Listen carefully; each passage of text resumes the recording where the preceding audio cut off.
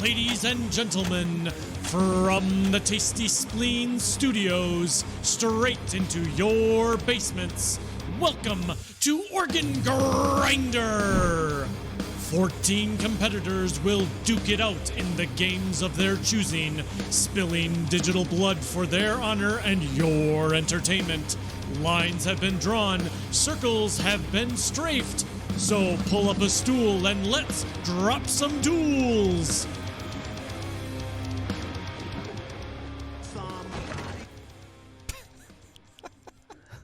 That kind of landed. Welcome, everybody. That was perfect. welcome to Tastyspleen TV. This is your friendly neighborhood Jehar, joined once again by FREECXE. Fortunately, I don't get to actually reach out and touch him this time around. But there's no tricks, unfortunately, this time. Sadly, just the downward spiral. That illusions, is my 40 illusions. Yeah. Right. Welcome, everybody, to Organ Grinder 5th edition. There were like 3 of you who said we couldn't do it, so yeah, we Mom. did it. We did it. We're here. Oh, I made her pay. And we're doing things a little bit differently this time. As you can see, the menu is a little shorter, but that means that it's a more upper class joint this time around, not just McDonald's fare this time. But we've got some team games. We've got the 2v2 Doombringer finals. Technically, this is the grand finals from a tournament that elapsed over last week, and we figured we would smush the things together because, yeah, we wanted to see some team games on Organ Grinder. But also, out of the woodwork, the last thing I expected to see was Action Quake 2 people step up. Most of you will be like, what's that? Nayshun has poisoned my brain forever. And some of you will be really excited. Some of you will have no idea what's going on, but that's okay. You're going to find out here. I'm pretty sure everything's going to work okay. And 40, you're here as well, alive and well and awake and definitely Somehow. not hungover. Not at all. And not drinking, because that's bad. But yeah, Action Quake 2, I mean, it's Counter-Strike, but better. You said it yourself, so I'm looking forward to that specifically. But a lot of Doombringer, too. I mean, yeah. I love that game. The game of games, if you will. A little bit of Quakeworld as well. So like you said, a little bit of a condensed menu, but definitely girthier, a lot more protein, I would say. I don't know if we're allowed to say that about the first 2 guys we got coming up, or out, or in, or one of those directions. It's going to be Quakeworld up first. SPEKTRAL and BERKNAOCH, BERKNAOCH. Not entirely. They're French. It's weird. Something's burning. They need to see a doctor. They're French. They're young. They're from Half-Life Deathmatch. And Bern has been playing Quakeworld a little bit longer. SPEKTRAL is just now getting into it, but Bern was saying that SPEKTRAL's definitely going to rage quit. I can't wait to see what comes out of these guys. Damn it. We've already gone off the deep end. There's plenty of time for that. So, bottoms up, everybody. People are saying we should just let them play Half-Life DM. This is our house. This is our house. We write the rules. I do... Sorry. We try to be as transparent as possible with everybody, but ultimately, you do what we tell you. That's how this shit works. It's true. Because we love Doom, we love Quake. These communities have been so strong for such a long time, and even things like we saw last month with Chex Quest, it's just another fragment of this marvelous, crazy thing that's existed for over 25 years. And it all kind of, for me, it all kind of culminates in this show. We've been really happy to see the amount of people participating, the number of different games we're getting in there, and even for games that don't get a whole lot of organized competition, like Action Quake 2, like Chex Quest, this is the place for you. This is the place you can call home, and right here on Tastyspleen TV, which has been my home for a very long time, which extends back to the Tastyspleen.net forums. I'm sure a lot of people know where I'm going with this. Over the last couple of weeks, we've lost the founder of Tastyspleen.net, Quads. A lot of people, I understand, who are part of the TSTV community may not be fully aware of who he is, and that's partly because he liked working behind the scenes so much. He never really put himself out there too much. In fact, he usually played under aliases. The sneaky guy. He liked some enigma, but he quietly and humbly put together the servers, the forums, the community. He started up the Tastyspleen servers back in 2002 or something, taking over from a previous person who was running a server farm at the time. And he just wanted to have a place where he could play Quake 2 anytime he wanted, and mission accomplished. In the process of that, he made a place for all of us to exist. It's how I got into the Quake scene, because Quake 2 had a healthy mapping community where competitions would actually be held for mapping, and games would get played on them, which is more than I could say for a lot of Quakeworld and Quake 3 stuff. And it was a lot of healthy mods. Like, every major Quake 2 mod had a Tastyspleen.net server, so you could just bum around one night with your friends and go play AQ2 or D-Day or anything crazy, you know, Quake Pong. Yeah, there were always events going on, a lot of people involved, a lot of clans had their home on Tastyspleen.net, and I think that will continue in the future. Efforts are being made to preserve the legacy and keep the lights on and keep the ball rolling. But quads will be sincerely and deeply missed. I know there's a lot of people in the chat now who I haven't seen in a few years, some of you, but everybody's heard of the news by now, and everybody's coming out of the woodwork, and it's very gratifying to see everybody, you know, come back to something that we all highly value. And then we have kids like SPEKTRAL and BERKNAOCH who have no idea what the fuck is going on. They're like, Quakeworld. Where's I don't even know what the Half-Life DM weapons are. I have no idea. I should call up Garpy. Always a good call. But no, I'm ready to get into it. These guys are here. We're going to be hearing from Andeh in a little bit. 40, we have some shit talk videos. First one. My favorite part of the show. Is coming up from SPEKTRAL. Or the worst part of the show. I don't know. It depends. Well, I got bad news for you because the team games I didn't get videos from because it's something new that we're doing. We may make more effort to get content from those players in the future, but I'm sure like half of the team players like were just told a time to show up and they have no idea like what the show actually is. So we're trying to keep the bar low. And he works here. So yeah. Shit. But SPEKTRAL had some words. And again, I bear in mind these guys are French. The videos are going to be weird. Man, I have no idea for that video. I have no inspiration. Oh, I see that friends are on Discord here. Ah, maybe I could join them and ask them. Let's see. Yo yo. Salut. Ça allait bien? Ça va, ça va? Ouais, bah on attend pour faire un 2v2 quand même. 2v2 avec qui? On attend Berne. Vous attendez qui? Ah, Berne. Ouais. Bah justement, en parlant de Berne, je voulais vous demander, qu'est-ce que vous pensez de lui, genre... Pourquoi il est en retard, c'est tout? Qu'est-ce qu'il y a Bah, comme d'hab, de toute façon. Comme d'hab. Jamais à l'heure, lui. Ouais, il doit être en train de perdre sur Dark Souls. C'est pareil avec le quad, il est jamais à l'heure. Jamais à l'heure. Ah, ça pour dire ah vas-y au quad et puis après il y est pas, hein, ça. Non. Et quand tu le prends, qu'est-ce qu'il fait? Il te TK. Voilà. Ouais, puis après il rage. Ah, c'est forward boy quoi. Ouais, quand tu vas le jouer là, de toute façon, tu vas voir. Ouais, bah justement, en fait. Il est comme le shaft dans DM2, il va pas. Justement, Bah, je dois faire DM2, en parlant de DM2, tiens, tu vois. Laisse tomber DM2. Je dois le jouer sur Organ Grinder et je dois faire la vidéo de Trash Talk et j'ai pas d'idée pour... Ah non, bah ça... De toute façon, tu vas gagner à l'aise là, c'est no brain, Berne. Ouais, bah ouais, c'est ce que je me dis aussi. No brain Kaok. Ouais, donc... Il est un peu dans l'ombre de Speedball. Bah, c'est ça. C'est le sparring partner, mais son Speedball, c'est plus pareil. Et donc, bah du coup, il est où? Je sais pas, il pourrait débarquer d'un moment à l'autre, là. Bah, mais on l'attend, ça fait 20 minutes qu'on l'attend pour faire notre vidéo. En train de se bourrer, hein, c'est ça? Bah ouais. Ça, les gens de la Bretagne. Hein. Toujours à laisser les gens derrière, hein, lui. Hein. Puis il va nous envoyer une photo de son super steak haché après. Et regardez mon entrecôte, c'était trop bon, et bande de merde. C'est ça les Bretons. Faut pas leur faire confiance. C'est ça. Ouais, il va manger un petit pas la man. Hey, salut les boys. Alors, ça fait plaisir. Bah, ouais, j'ai plus trop envie. Non, moi, je dois y aller, j'ai piscine en fait. Salut. Ah, sérieux? Mais putain. BERKNAOCH. It was a lot of effort for doing no effort, which is a theme here on Organ Grinder. It was interesting.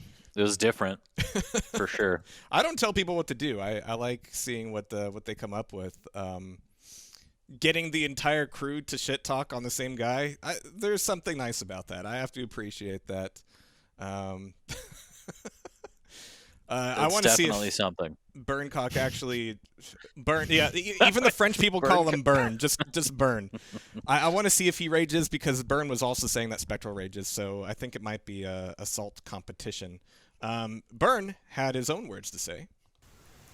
Hey, this is Ben here for Organ Grinder. I just got home from an evening run and I kept thinking about this little fucker who challenged me on Quakeworld. To be honest, he's been running away from me for so long now, I'm kind of surprised he did that challenge. I had to teach him how to play Half-Life Deathmatch 13 years ago, so he needs to pay some respect to the Duke, or in French, le DEEKAY. Comes out this DEEKAY is my neighbor, so I'll just go knock at his door to see if he's around. It's just a few meters away, so let's burn him up there. He's even slow in real life.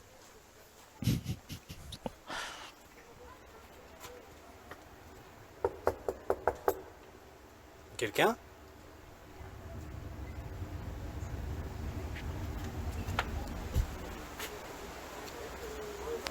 I think I finally found him.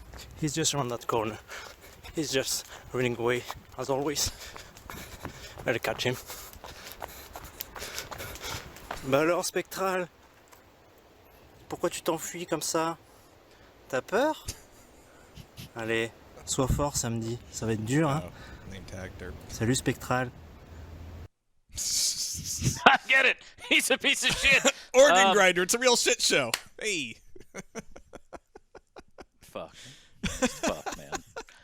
I feel bad because I thought he was knocking on an elevator. Yeah, it did look like it's that. Downhill from here. Bathrooms in France have really shiny toilets. Oh. Last thing I would have Way brighter expected. than my future, for sure.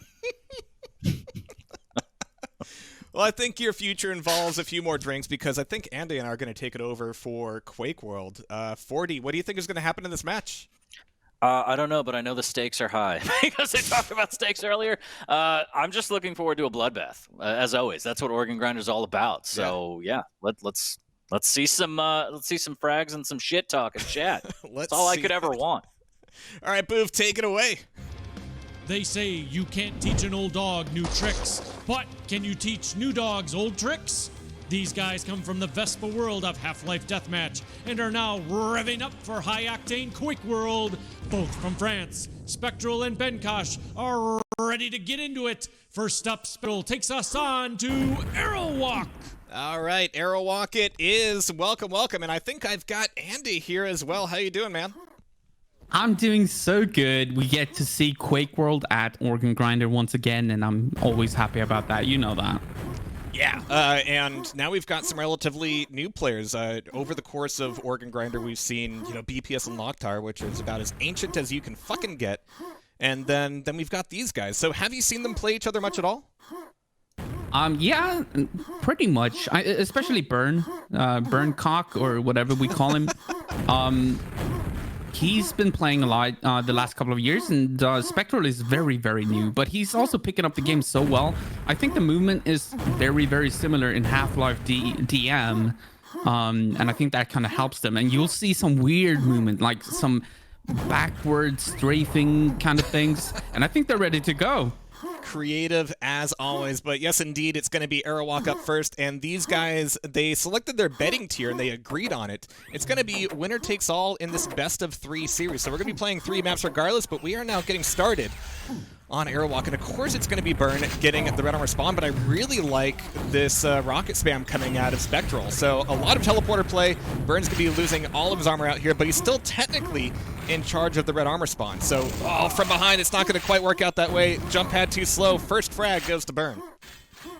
Yeah, Spectral was being so aggressive considering, well, he did get the Mega and the Yellow, but he was rocket jumping and just trying to challenge Burn off the bat, which is kind of setting the tone for this game. I feel like we're going to have a way more aggressive game than I was expecting. Yeah, and I want to see that here on Aerowalk for sure. It's going to come down to execution. This is a very tight map when it comes to the corners and being careful with your rocket placement. Seen some self-damage already, but now Burn stuck in the middle. Let me make sure I've got my auto track on. All right, I guess the camera just wants to stay on Burn. I thought, okay, for sure. We're going to want to watch Spectral there, but no, Burn's still up by 1, or rather tied. I can read the HUD, it's fine. But Spectral finally getting in charge of the red armor area. He's a little bit light on health and armor. He's got plenty of ammo here. Nice shot coming out of the TP. Yeah, Spectral taking an early lead here, which actually surprises me because Burn is more experienced and he's very good on these, not necessarily the DM maps, the old maps that the old fuckers play. It's more about the new maps. And Aerowalk kind of goes into that category of very played maps for these guys. And Burn is a real beast on this map, but Spectral taking the lead early on, and well, Burn is gonna tie it up, which is what I kind of have Burn winning the first game, but you know, you never know with these French dudes. Especially with suicides like that, but to your earlier point, I completely agree. Aerowalk has been played in everything. I'm sure these guys were playing Aerowalk in Roblox not too long ago. So now they get to see where it all came from. But yeah, Burn still maintaining a 2-frag lead here. And taking away YA, bit of Mega. It's going to be a fight over that red. Spectral took it, but he also ate a rocket here. Right back out of the top TP. Good spam knocking Burn back down into mid, halting his attack. But he's looking for another way back in. He's a little bit early on this red, but he's going to get it for free anyway. Yeah, just good positioning from BERKNAOCH. Like he's eating a lot of spam, but he's controlling the items, and that's what it's all about, and that's why he wins that fight. Even though Spectral is doing a good job just spamming away, Burn has just too much stack to be able to be killed. Yeah, and it's gonna take some better spam than that, I'm afraid. So the 3-frag lead, Burn. Drop him down. Oh, finishing with the long-range shotgun. I dig it. Very classy. That shows some great understanding of how low the Spectral was.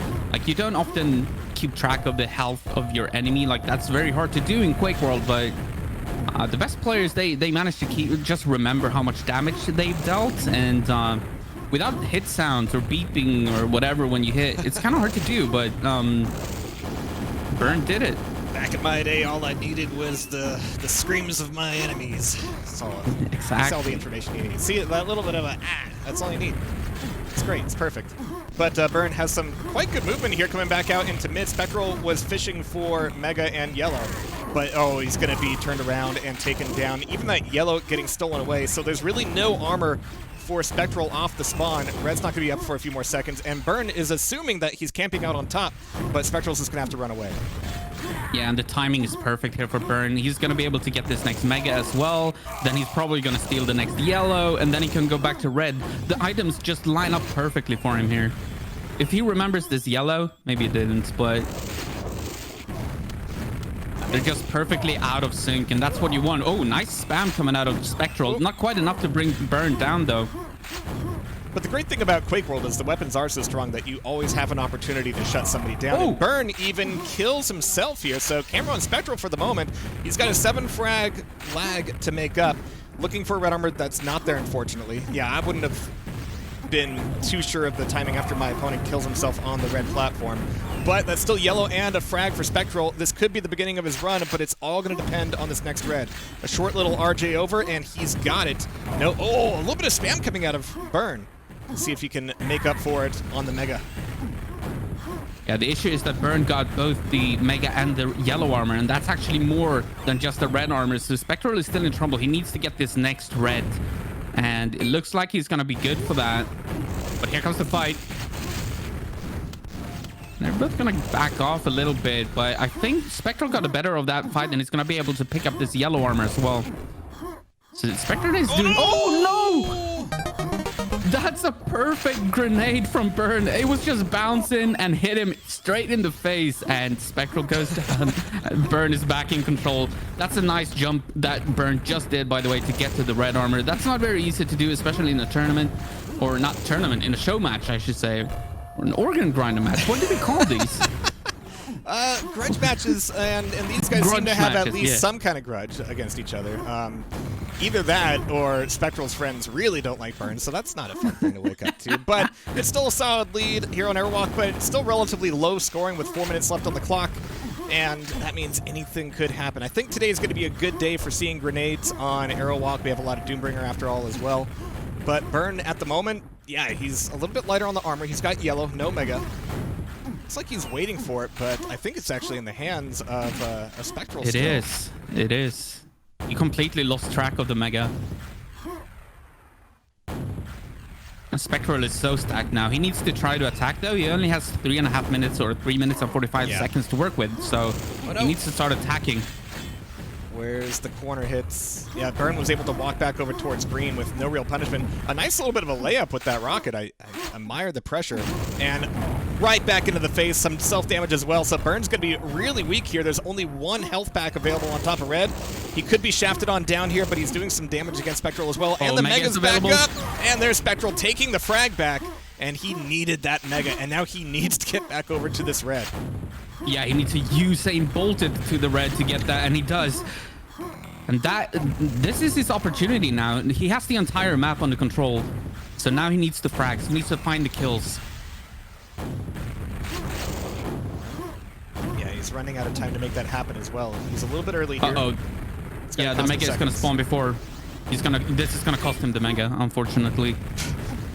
Nice little bit of a pop there, too. It took half of that red armor away. But, yeah, he's got to just go +4 at this point. But no, he's just walking right back into rockets. Don't go chasing rocket launchers. Stick with the shaft and the nails that you're used to. He doesn't have any rockets himself, so he can't spam back. That's the issue. He has no ammo. Maybe just die. Maybe that's the real answer.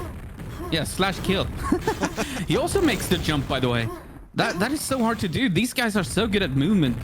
That's just stemming from their time in Half-Life. That sentence makes no sense to me.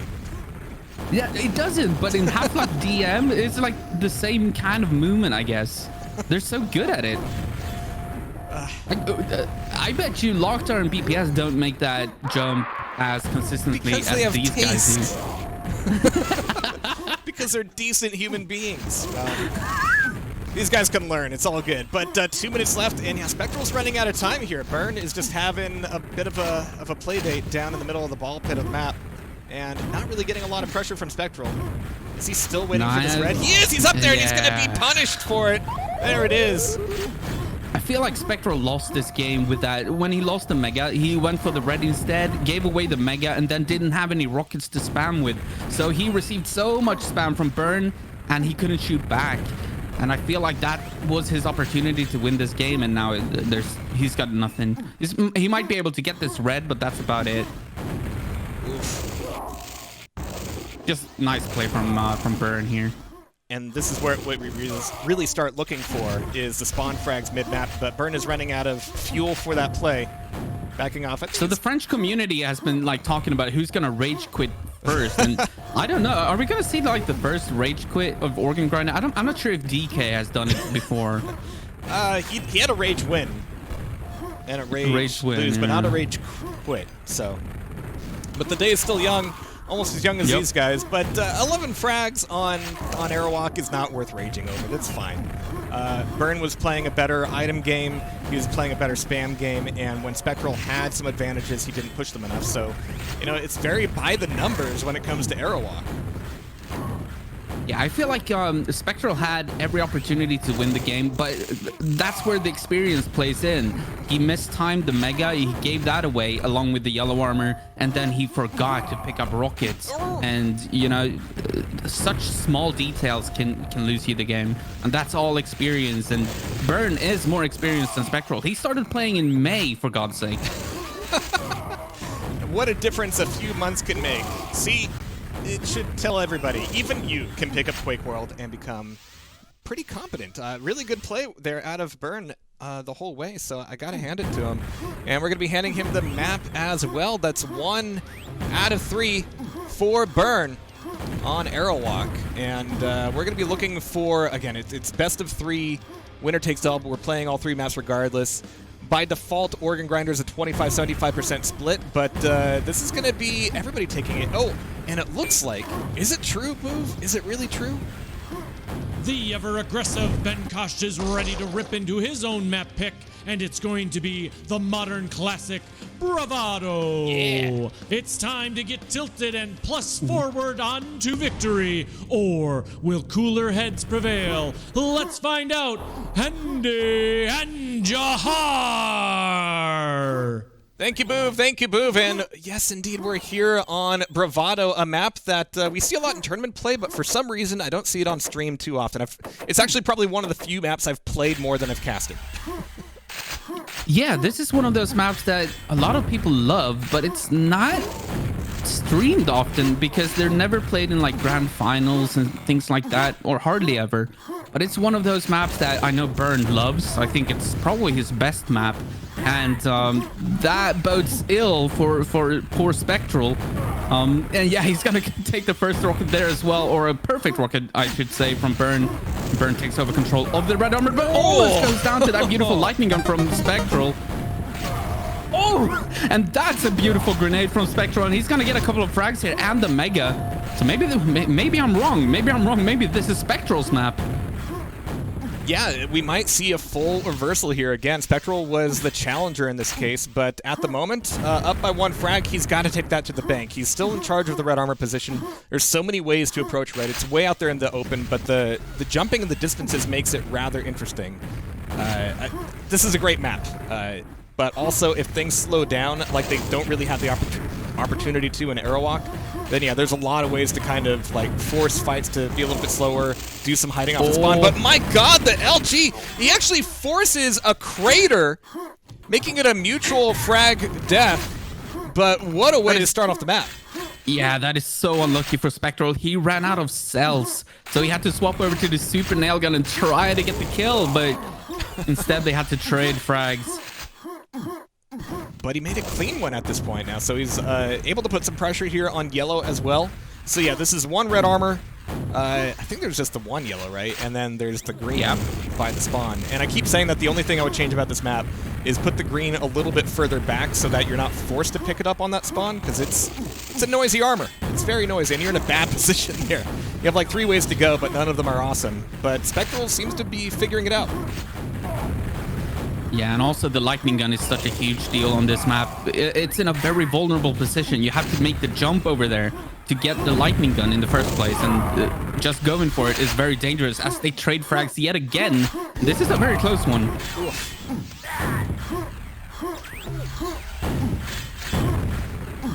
Rocket jump coming out of Burn. He wants to challenge for this yellow, which I think is so smart. He understands it. He's down to 7 HP though, so he needs to be careful. Dan Burns playing this fairly defensively. He wants this red though. He's making some noise, telling Spectral that he's in his base, taking his armor. Here comes a little bit of spam. Wait, where was the pickup? He didn't pick it up. Nice jump though, out of the TP. All right. Yeah.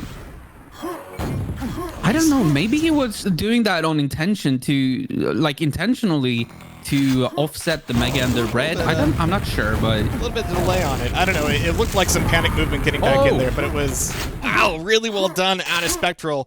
16 health. How did he win that fight? How did he win that? He was against a 200 enemy, and somehow he came out victorious. That was insane. It's the beauty of Quakeworld, actually balanced, despite everybody in chat saying LG looks OP as fuck. Everything's OP, which is why it's fair. Yeah, it balances out. Yeah, exactly. Just make everything super strong, and everything is balanced. Exactly. Burn that is exactly why you can win. Direct hit with the rocket, enough to shut down Spectral. And now Burn is moving into the lead, and this is where the experience is really going to play into it. You can learn the map, you can learn the spawns, you can learn the routes to the items, but what you really need to learn is where to be when you make a frag, and where to start firing to maximize your chance of getting a spawn frag. And Burn has had that edge so far. Yeah. They both lost track of the Mega, so it went to Spectral this time. Burn got the red, so they're still on pretty even footing, but Spectral is going to be caught off guard with his pants down, and he goes down, and Burn is now starting to control this map. The yellow is available. Oh, Spectral is going to be able to pick that up, but Burn has timing on the both. He should have timing on both the Mega and the red at this point. This is tough, though. Even with the red armor pickup, it's a bit of a trek to get over to some health. Uh-oh. Spectral made a nice escape there from the Mega corner, but oh, the perfect track coming up the stairs. The rockets in return are just as strong. So you know what I love about this map is the fact that you can find so many weird angles to shoot people through those bars. Like, you can find crazy angles, which is kind of unique to this map. It doesn't exist on many maps.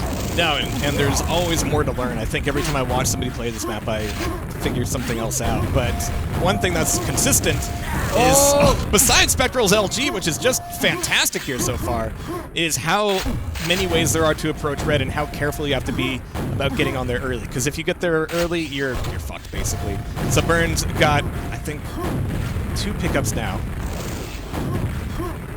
And he's even shooting through the grate, standing up on the ledge. Nice, but a direct rocket. Spectral just dances around him, gets perfect shots.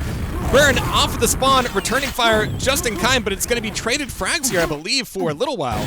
It's only a 4-frag lead for Burn at the moment.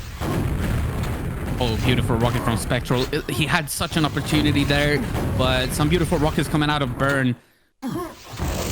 And now Spectral is in trouble. He should never win this fight. He almost does, though. Can he hit the rocket? He does. A trade. And yeah, it's going to be a trade, but that is a fight that Spectral should never, ever win. Okay, that was nice. Yeah. Nicely done, Burn. That was very classy. Using the boomstick to get the kill, and but he did get the luckier spawn there, which I kind of feel bad for Spectral. He did such a good job to trade that previous frag, only to get a bad spawn. Oh, nice movement from Burn. Did you see how he just adjusted mid-air to get to the red instead of down to the lower level? It's beautiful. I certainly have it figured out. And Burn's got to start thinking about the 6-frag lead, like how aggressive do I want to stay on the reds if Spectral is pulling some of these fights and frags out of seemingly thin air. But Spectral doesn't even show up for this red. He's got to have yellow at the very least and have some good spam coming out. But just like Arrowwalk, like Spectral is awesome when it's a direct head-to-head fight, but Burn generally sets up the fight beforehand with a couple spam rockets, and that's giving him such an edge here. Still only 5 frags to make up. He's early on this red. Don't like it. It's so dangerous, but there's the pickup right into the Mega. He's ready for this fight. Can he find Burn? There it is. Oh, this is going to be close. If Spectral keeps control of that red armor now, he's going to be able to pick up the yellow if he wants to and then make it over to the back over to the red. He looks like he's going to do it. Look, I can see a little bit of nerves. Missing the pickup. But yeah, Spectral has a great opportunity here. He knows that Burn doesn't have anything apart from a rocket launcher and a bunch of spam and some more experience. Like 4 months more experience. But you can see the edge it's given him. But Spectral, I gotta hand it to him. His LG is just on point here. They found a pretty good server for themselves, 27 and 12, Spectral's favor. So, you know, LG is gonna be all right. But this platform play especially is just gonna be spam city. And Spectral didn't take any damage at that point. Oh, but there's 2 rockets to make up for it. Gonna take that yellow and say, see, a great rocket jump right back over the top. And the 3 rockets down. I can't believe he didn't win that fight. But Burn just had the stack and the defensive shots, and he's maintaining this 4-frag lead. Yeah, he was so unfortunate. Had he been like 1 second sooner, the red armor wouldn't have been picked up by Burn. So Burn was actually on 200, which allowed him to win that fight. That was so close. And Spectral, I feel like he's missing out on like the small, that last inch. Oh no! Oh, Spectral, no. Just like an Arrowwalk, managed to kill himself. I mean, this is going to be such a shame if he doesn't bring it back in a little bit tighter, but I think even with like a 7-frag lead, this is a very strong showing for Spectral. If this were an older school matchup where it was like 15, 20 minutes, things would get very interesting indeed. But this final minute, I think Burn is on a good run here. Yeah, I feel like Spectral is like, he's winning the aim battles, right? But yeah. Burn never loses track of the timings.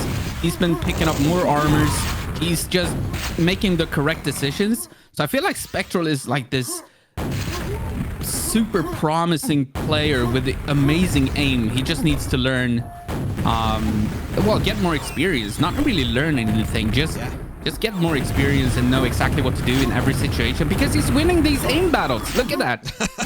Fantastic stuff. And yeah, that means in a couple months for the September edition of Organ Grinder, come back. And we'll see how much more scary you are at that point. But I think Burn is going to take 2 maps under his belt, which technically gives him the series, but we're going to have potentially a victory lap for him here. We'll see what happens.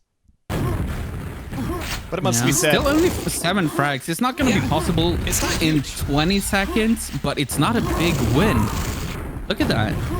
6 frags now. He's gonna make this close the last couple of seconds. Oh, down to 1 HP. Maybe not, but he's still in crater. Oh, there's the grenade. Well, you gotta love the highlight frag in the end, and Spectral calls GG. That's a good game. That's a good bravado, I gotta say. Yeah, I have to completely agree, and I love seeing bravado. Burn, you know, I think you had the right call there. Oh, that's the wrong match, man. All right. Bravado was in there, probably. Yeah, let's do one from Doombringer. But no, I love seeing Bravado, even if it's not the right graphic. And we're going to be going over to a 3rd map. Do I not have techno on this machine? Oh no! All right, let me get that real quick. Where's my technical difficulty screen? I need that. True, that would be amazing, actually. Just because I never fuck up my shit, right? That's how it all works. Where's techno? Is this with a K? Yeah, it is. With a K. Techno WPSP. All right. Thank you, maps.quakeworld.nu. This would be a good time to shout out that GMT is going to be running his own event on the 30th of July, not too long from now. A whole 24 hours at GMT. He's got a crazy schedule and even crazier donation goals. Some of them I'm kind of raising an eyebrow at.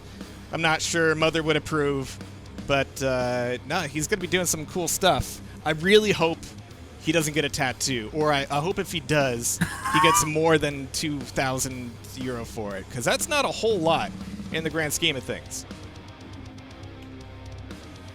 Yeah, that looks amazing. GMT is crazy. Yeah, I'm actually starting to get a little bit worried about him. Like, for him. Yeah. Maybe of him. And here I was thinking we only need to worry about 40. Well, 40's fine. Basically fine. Okay, so this is going to be fun. This is going to be a map that I've not seen, but let's do this thing. Let's do the honor of, oh, what map is it going to be? It could be any of these maps on the wheel. I wonder what it's going to be. Techno. Okay, all right, here we go. Here we go. So this is a map created in this year by Alice, and it's a pretty fast-paced map. It's pretty much a mix between Aerowalk and Bravado, I would say. It has a couple of really cool jumps that you can do. The one big difference from other maps is that there are 2 megas. So that creates a different dynamic where you have to track 2 megas, and that's not easy. And also, you can get a crazy 200 and 250 stack if you're lucky. 2 megas and no light. Holy crap. It's pretty though, but yeah, like there aren't a whole lot of maps I can think of that have 2 megas. There's DM2, of course, but that's a very different map, and this is not DM2. We've got like tiny rooms and shit like that, but now there's going to be a lot of, similar to Bravado, catching people as they're jumping over gaps and making that punish. Just so happens that you're below them, but so far so good for Burn, and Spectral's on the run. Speaking of, Burn did start out this game having both megas, so he was on 250 HP, which is the maximum that you can get to unless you pick up the pentagram of protection, of course, which is not enabled in 1 versus 1. I was about to ask. I was like, oh, we're going way, Kenya, at this point. Okay, we're in another planet now. What are we playing? But 4 frags up and kind of taking them at a slower pace. I think neither of these players is going to be super well versed in it. So the way Organ Grinder works is both players elect 2 maps that go into a random pool, and then the tiebreaker is drawn from that. And this one was actually elected by SPEKTRAL. So, you know, choosing a map to put in the pool that your opponent might have never played before, cool. And then I tell them like 2 days before the event like what it is so that they get to have some practice, but this should be an edge for SPEKTRAL. I love that, because that gives like, this is a place where you can see basically any Quakeworld map. Like this map is not played in QuakeCon or QH lands or anything, as they trade out a couple of frags, but Burn does have the lead 7-0. But I feel like that start was kind of what boosted this lead. It's absolutely possible for SPEKTRAL to do the exact same thing back. Yeah, I completely agree, but as it stands, Burn is still pulling off some really good movement and seems to know exactly where he needs to be spamming in order to catch SPEKTRAL moving from one side to the other. And look how many holes like mid-map has too. A lot of angles to play with, very similar to Bravado in that sense. And SPEKTRAL is looking for a direct fight once again, but I don't think he actually got that much LG damage off that time. This could be nasty. Burn has control of both megas. One ran out, so he knows that the other one is about to spawn. So he could potentially get both here if he realizes. But SPEKTRAL, oh, I thought he was going to get that kill, actually. Burn was down to 50 HP, and there you go. He's back at a 0. Yeah, that's a start. It's better than -1. But Burn just seems to be gifted red armor right off the spawn. And so he's still going to be contending here, even if he can't quite make the jump to Mega off the stairs. But there's yellow form at least. A couple 25s mid-map. Like, what's down at the bottom? Like, what exists down there? Well, you have the red, which is very exposed, kind of like on Bravado, but SPEKTRAL just picked it up there. And there's a rocket launcher. And, well, it's basically 2 sides to this map, and it's a 3-level map, which brings some verticality to it all as well. And there you go, SPEKTRAL on the board now with 1 frag. Hopefully he can turn this into a couple of megas, because a map with 2 megas kind of forces the game to be all about the megas, and Burn has picked up all of them but 1, and he picks up another one here. SPEKTRAL needs to get on top of the megas. I have no idea why, but the shape of the map is kind of giving me some like Warsaw vibes. Because I'm that old. But yeah, SPEKTRAL only the 1 frag so far. Both of these players were accusing each other of being rage prone. Being Half-Life kids, I'm not too surprised by that, but no, it's been a really clean game so far. I haven't seen it, and of course right now I'm trying to jinx it by causing some potential salt here at SPEKTRAL, but I think these guys are just going to play it out and say GG and then go on with their days. Yeah, I'm kind of hoping for some insults in French or something at the end of the game. I'm hoping for something. At least show us some of that emotion. And look at that Burn now on 200, 250. This is the most stacked you can be in Quakeworld. And how is SPEKTRAL even ever gonna kill him at this point? Who needs attitude when you have stack, you know? It's just the way it goes. All right, it's a nice red pickup for SPEKTRAL. He's still down, though, stack-wise, because of those 2 megas and the yellow armor.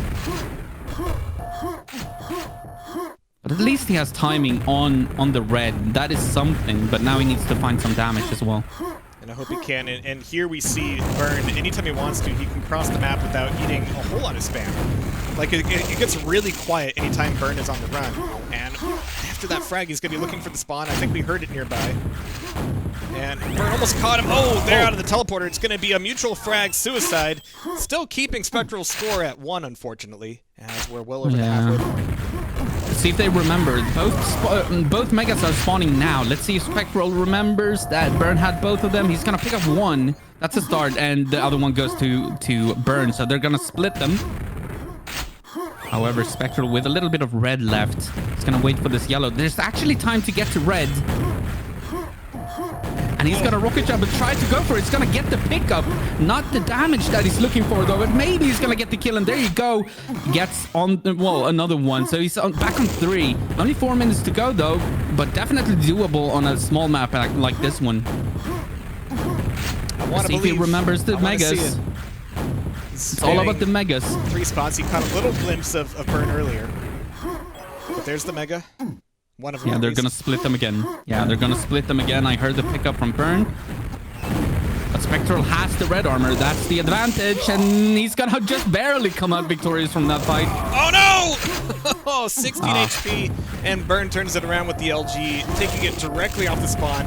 And he's still in this, and he still takes down Spectral. Finally, it's a grenade to nail him down. But if they just start trading frags here, then that just burns more time. But they're both reset stack-wise. Oh. So we do get a ... from Spectral, so maybe a little bit of rage building up. The deadly ... I love it. The oh no, ambiguous MySpace post ...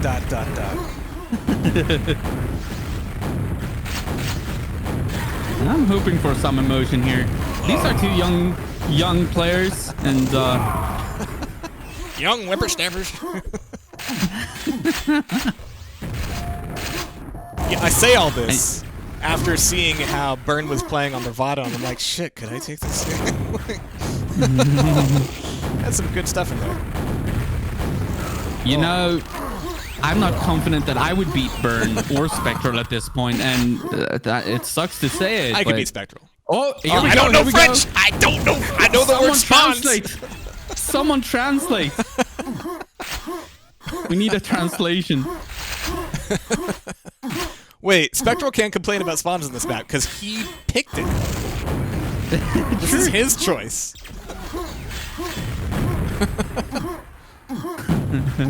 You love seeing it, though. You love seeing it. I like the pressure on the corner with the LG. I just think he's playing some other game.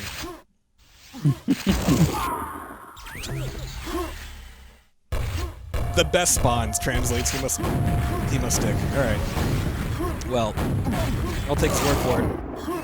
And yes, Quakeworld actually does have just about the best spawn system possible. Just random spawns forever. That's it. That's the super scientific system that just works. Didn't start that way, but it became that way after years of development. After so many other things were tried, it was like, you know what? Actually, no. Everything else breaks down eventually, and randoms don't. And there was a point in time where you couldn't telefrag people. So so what happened was that you wouldn't spawn. So in Forum Force, you could potentially block a lot of spawns and force the entire enemy team to spawn at one location. And of course, that had to be changed. And that's some Quake Champions bullshit. Yeah, and eventually we ended up with random spawns. Yeah, proved to be the best. Oh yeah. Yeah, Doombringer iterated it just like one extra little step, which is random with no repeats, but still essentially the same thing. Yeah, 30 seconds left of this Quakeworld segment, and Burn has shown that experience does beat raw talent in many cases, and this is one of them. Yeah, and I gotta say, Burn has been even playing Techno a little bit better.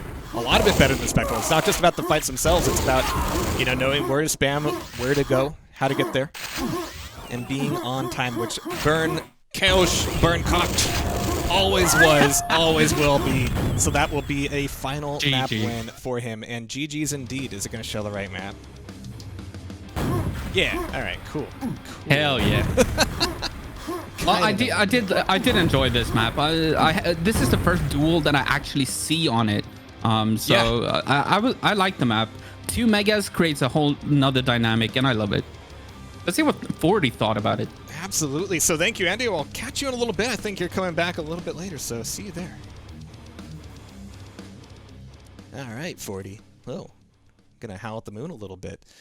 So we saw some Quakeworld. Oh, you're muted, buddy. I don't think I did that. Did I do that? I don't think I'm muted. Now you're not. But I thought, okay. Yeah. Any production. Yeah, I do great things. I can't see. No, yeah, I mean, something about some sort of burn unit. I don't know. No, it was a great display.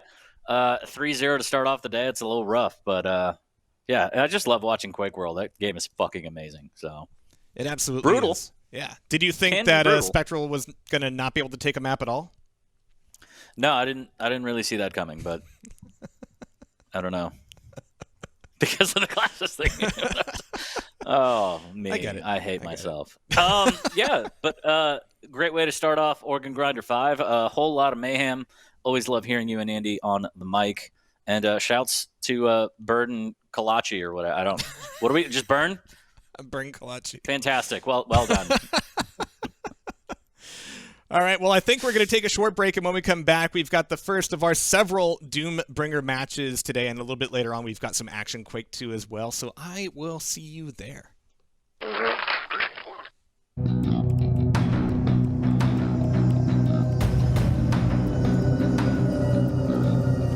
Welcome to Doombringer.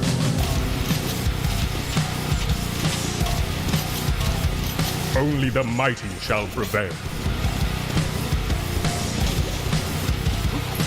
Battle foes through different arenas.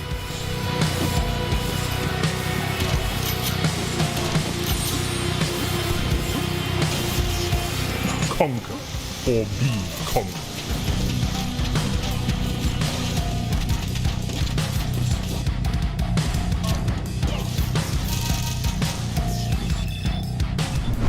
Doombringer, a high-octane FPS cavalcade for the distinguished gamer.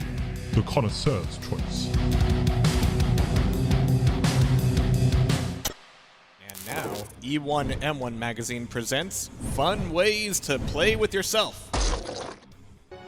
Witchhaven 1 and 2, originally developed and released in the 90s by Capstone, has been recently re-released on GOG and Steam. They come with the original and enhanced versions of both, the latter of which features remapped controls and various patches and fixes made by the community. They're both melee-centric fantasy-themed titles with character progression, an inventory system, and some deviously designed dungeons. Omen Alarm is an RGM shooter with a very unique look. Inspired by stop-motion animation, the textures, enemies, and weapons are made up of digitized still shots of claymation moldings. In it, you'll have to blast literal hordes of terrorists and save all the civilians at each level. Bag it for free on itch. Boom goes the Dawnamite. Angerfoot is all about booting down doors and booting down foes in lovely little residential estates. It kicked its way onto itch during 2020's 7-day FPS jam, but Angerfoot has since had a massive overhaul and is now a step above its past incarnation. Check out the 0.5 prototype on itch today. FREECXE, the second invasion, flips Turok on its head and lets you become the dinosaur. A Doom 2 total conversion, you control the titular FREECXE as you fight back an alien invasion, swipe and bite your enemies, and eventually learn to channel their energy and blast them out of existence. This mod is gorgeous and really shows off the power of GC Doom.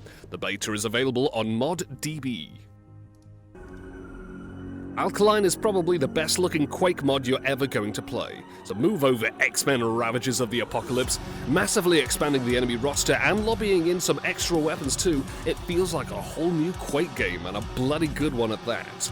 Nothing quite compares to slaughtering monsters with an Alex with a K soundtrack backing you up. It's available now on Quadicted. Commit genocide as a cyborg chick in an underground lab in Robo Oni. Excellent visuals, a simple but intriguing plot, and some challenging combat encounters are all guaranteed here. Best of all, it won't cost you a penny on itch. This has been Jake the Voice Par with E1M1 Magazine. Now go play with yourself.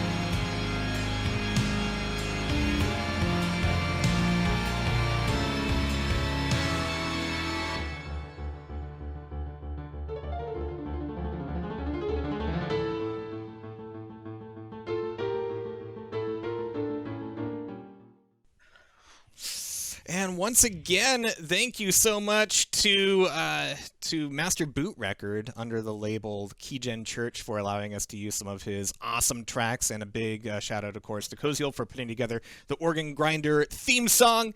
But most of all, thank you, Forty, for being here. And we're going to see some Doombringer today. Lots of it.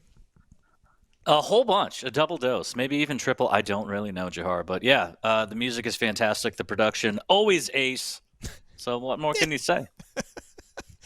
Didn't have the map. It's all fine. It's good. It's fine. We try our best. We do try our best. But also, we have the most gracious, understanding, and patient audience out there. So, mwah. It's all about you. Yeah. Join our Patreon, and we'll give you more verbal fellatio. Fellatio. Oh yeah. I can't pronounce it with my mouth. I like fellatio. Yeah.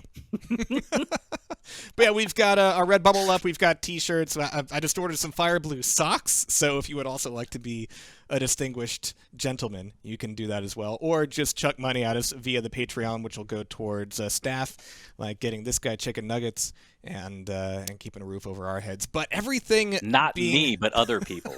I like to order people chicken nuggets. They know who they are. And they're not watching. They're too busy scarfing down nugs. Probably. Also, all of the donations for the prize pool today, the donation button actually down below, way down there, goes directly into the prize pool itself. So we're starting things off at $300. And BERKNAOCH just got his chunk of that. And very soon we're going to find out in another best of 3 winner takes all situation whether DEEKAY or GMT takes it.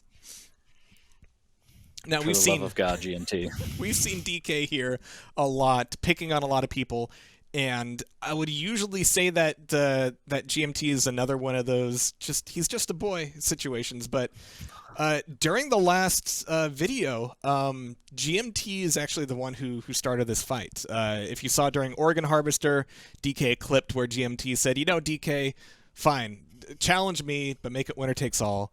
And I don't know why GMT did that. So I messaged him and said, "You have to win. You have to win."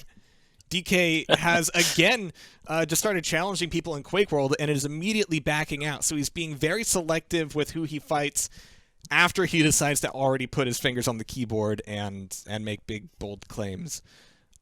So I don't have any money in this, but I have some feelings into it. DEEKAY, let's hear what he had to say. That guy of a wuss. Yeah, he's a penny wuss. Get a haircut, hippie.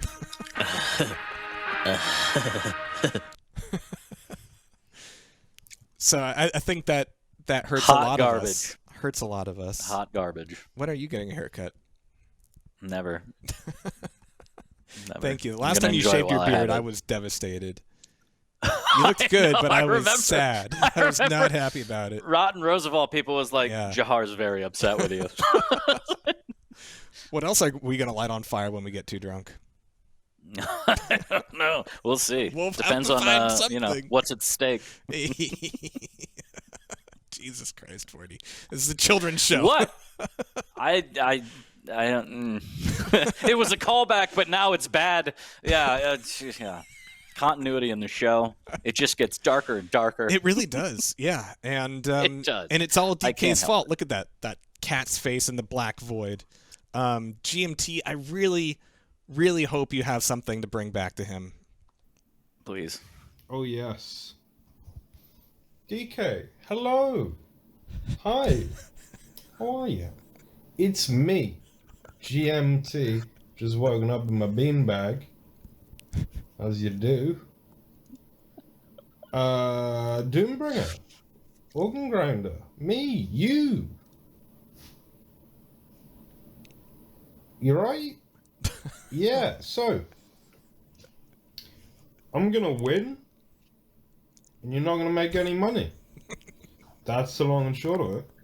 Or. You're gonna win. And everybody's gonna be really sad. These are the 2 options. So, I'm just gonna ask you to please don't win, maybe? I don't know. Consider it. Anyway, hi Jehar, hi 40, How are you? I hope you're well. And, all right, thanks. 3, 2, 1, fight! I'm the announcer. I think GMT's on muscle relaxers. I love it. Yeah, definitely. Definitely something going on, but maybe too many blueberries. But either way, should be good. I wanted to say that GMT was going to take this match lying down, but it looks like that's literally what he's doing. That's exactly what he's doing, as I desperately try and figure out what server they're in. Yeah, we did do a bit of a server swap. We've done a naughty thing, Yeah, I hate and we've you done so you dirty. much. Yeah, it's all our fault. I can't deal with this. But now it's Doombringer time, and I hope everybody likes Doombringer because there's gonna be a lot of Doombringer today. But also Action Quake 2. I'm gonna keep saying it because it's really happening, and I can't believe it. I also can't believe Bouv keeps working with us. Bouv, what do you got? Fan favorite DK is back, but this time the fight has been brought to his doorstep. GMT may regret his words or walk away with all the cash. Has 1 month been long enough to turn DK into a Doombringer monster? Well, he certainly doesn't want to leave the comfort of toxicity.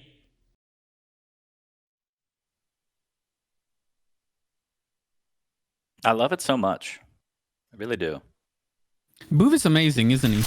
He's fantastic. And you know who else is fantastic? Andeh, how are you? Welcome back. Yeah, I'm here again. And this time it's for Doombringer and with my favorite person. You don't have to lie in front of these people, but yes, back again. We're really putting you to work today. There's no other way out of it, and I'm looking forward to seeing exactly if DK or GMT is going to be the one putting their opponent to work and to task today. Starting off on the worst map in the world. Chat, I don't care how you feel about it, toxicity. Andeh, I mean, how do you see this one playing out? This is GMT's best map. He loves this map, so you know we gotta root for GMT. I mean, it's DK. What can we do? What can we say? But you never know. DK is a very good player, no matter how he acts. So we'll have to see how this goes. He's definitely a player. A lot of LG right off the bat here. GMT with a good nade right to the face. Big ol' eggs and a rocket too. Oh, buddy! GMT on the board first. That's what we want to see, baby. GMT takes an early 2-0 lead, and I'm gonna try not to hate on DK too much. But yeah, this is obviously the map pick of GMT. He's very good on toxicity, and for some reason you don't like it. But I think it's pretty good in Doombringer. The map is fantastic. I'm just terrible at it, and I put my own biases into the show. And the rail to finish, fantastic 3-0 for GMT. Already showing off the skills with the rockets, the Tesla coil. He's got everything, Andeh. Strong start. Yes, but he's going to give up the Mega, and that's going to allow DK to get on the board, and he's going to get a quick spawn frag as well. And GMT needs to be careful here, because once DK gets going, got to look out. Big rocket here. And yeah, I think it could snowball to either person's advantage here on toxicity. Oh, the brutal parts of that map. What a shot by GMT. And right off the spawn, more pressure. There's the Tesla coil to grab another one. Mega's about to spawn as well. Let's hope that GMT remembers. He does, or at least he sees the Mega, so he's going to go for it.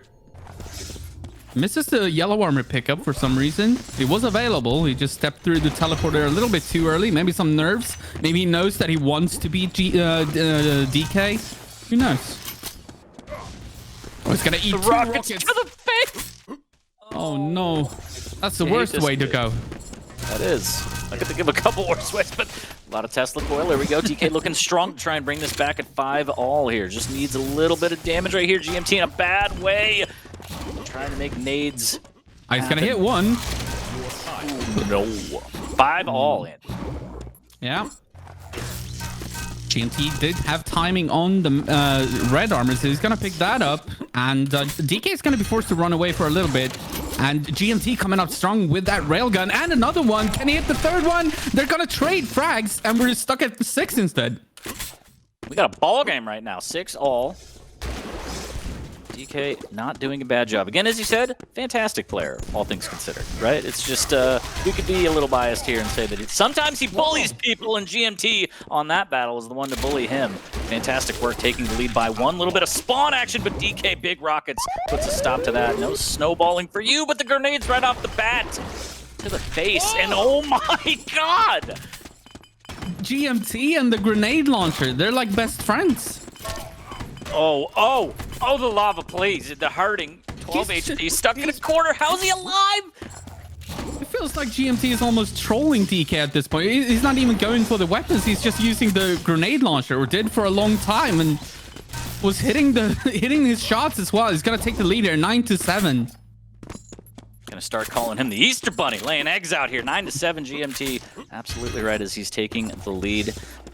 More importantly, a little bit of map control here. Spots out the Mega, makes the jump, secures it. Yeah, this has been a very chaotic start to this game when it comes to the item control. It's not like watching Zorak, you know? He's a 1, 2, 3 player, ABC player, whatever you want to call it. He's going to control all the items. These guys have been all over the place, just duking it out. And that's what we want to see. We don't want calculated play here. This is Oregon Grinder.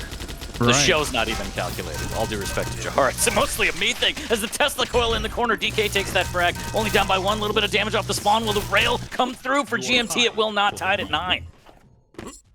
Yeah. DK is very low on HP though, down to 9 HP. So maybe GMT can find a kill here. He needs to hit that rocket. He misses the first one. So ballsy. So ballsy from DK there, knowing that he was going to run into GMT. 9 HP, stays alive and should get this frag, and he does. GMT now on the back foot. Uh-oh. Big rocket. Yeah, good spam coming out here from GMT. He needs to hit those because DK is taking control of this game right now. And that's not what GMT wants. He's going to pick up a yellow. They're going to take 1 yellow each. The Mega is about to spawn. This is a big fight. And DK is going to come out victorious, which wins him the Mega. And the red is about to spawn as well. DK could get very beefy here. He needs to find the kill first, though, before it spawns. And he does. GMT goes down, and DK is going to be on both Mega and red now. This is not good. Not like this, GMT. Not like this. This is your map, GMT. You need this. Oh, beautiful first rocket and a second one. Now DK needs to run for his life for a little bit, and the Mega is nowhere near spawning, so maybe, but GMT needs to attack now. 3 seconds left until it spawns. Nobody really going for it, but there we go. Yeah. DK makes that one look like a formality here as he catches GMT out by the red after the pickup, though. But still, 6 frags down. Time ticking away. GMT needs to get some semblance of control here to try and fight back as DK getting stronger and stronger. And look at that pushback by the Tesla coil. I love the knockback in this game. Just insanely brutal. Yeah, the knockback is what makes this game so amazing. Along with the netcode, of course, credit to REKI. And yeah, if you hold tab, you can see the item control is just better from DK. He's picked up 10 red armors as compared to 3. More yellow armors, more megas, more everything, and that's why he's winning this game. At least, we still have 4 minutes to go. Let's hope for GMT to show something here. Something. Just anything. Decent rocket for sure. Needs more, though. As, yeah, still 4 minutes, a little under remain, but that could be a nightmare for GMT. As it's going to feel like an eternity. 21-9. This has spiraled out of control. And if you're a GMT fan, you might start worrying about this one here. Big rocket. Opportunity, but DK wisely makes his way back to the red, keeping that map control that you spoke of earlier.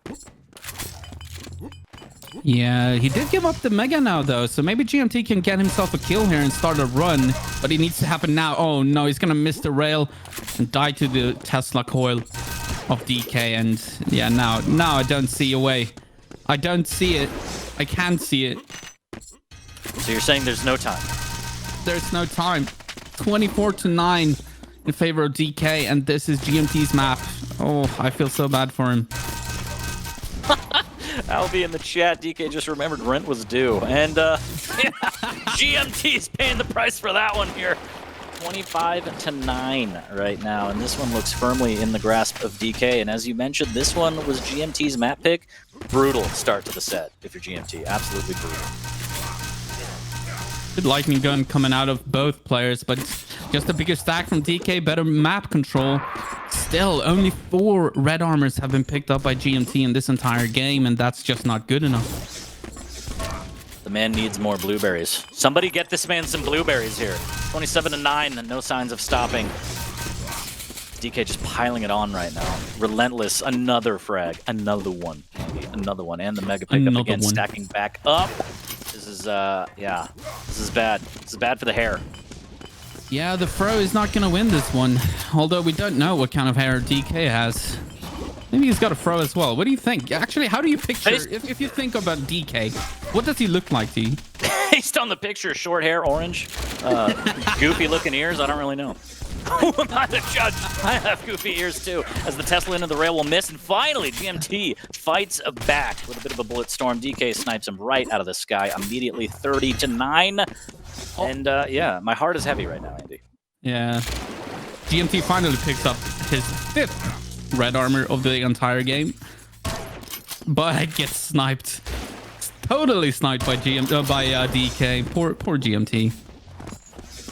31-9. Last minute about to start, and yeah, this is painful.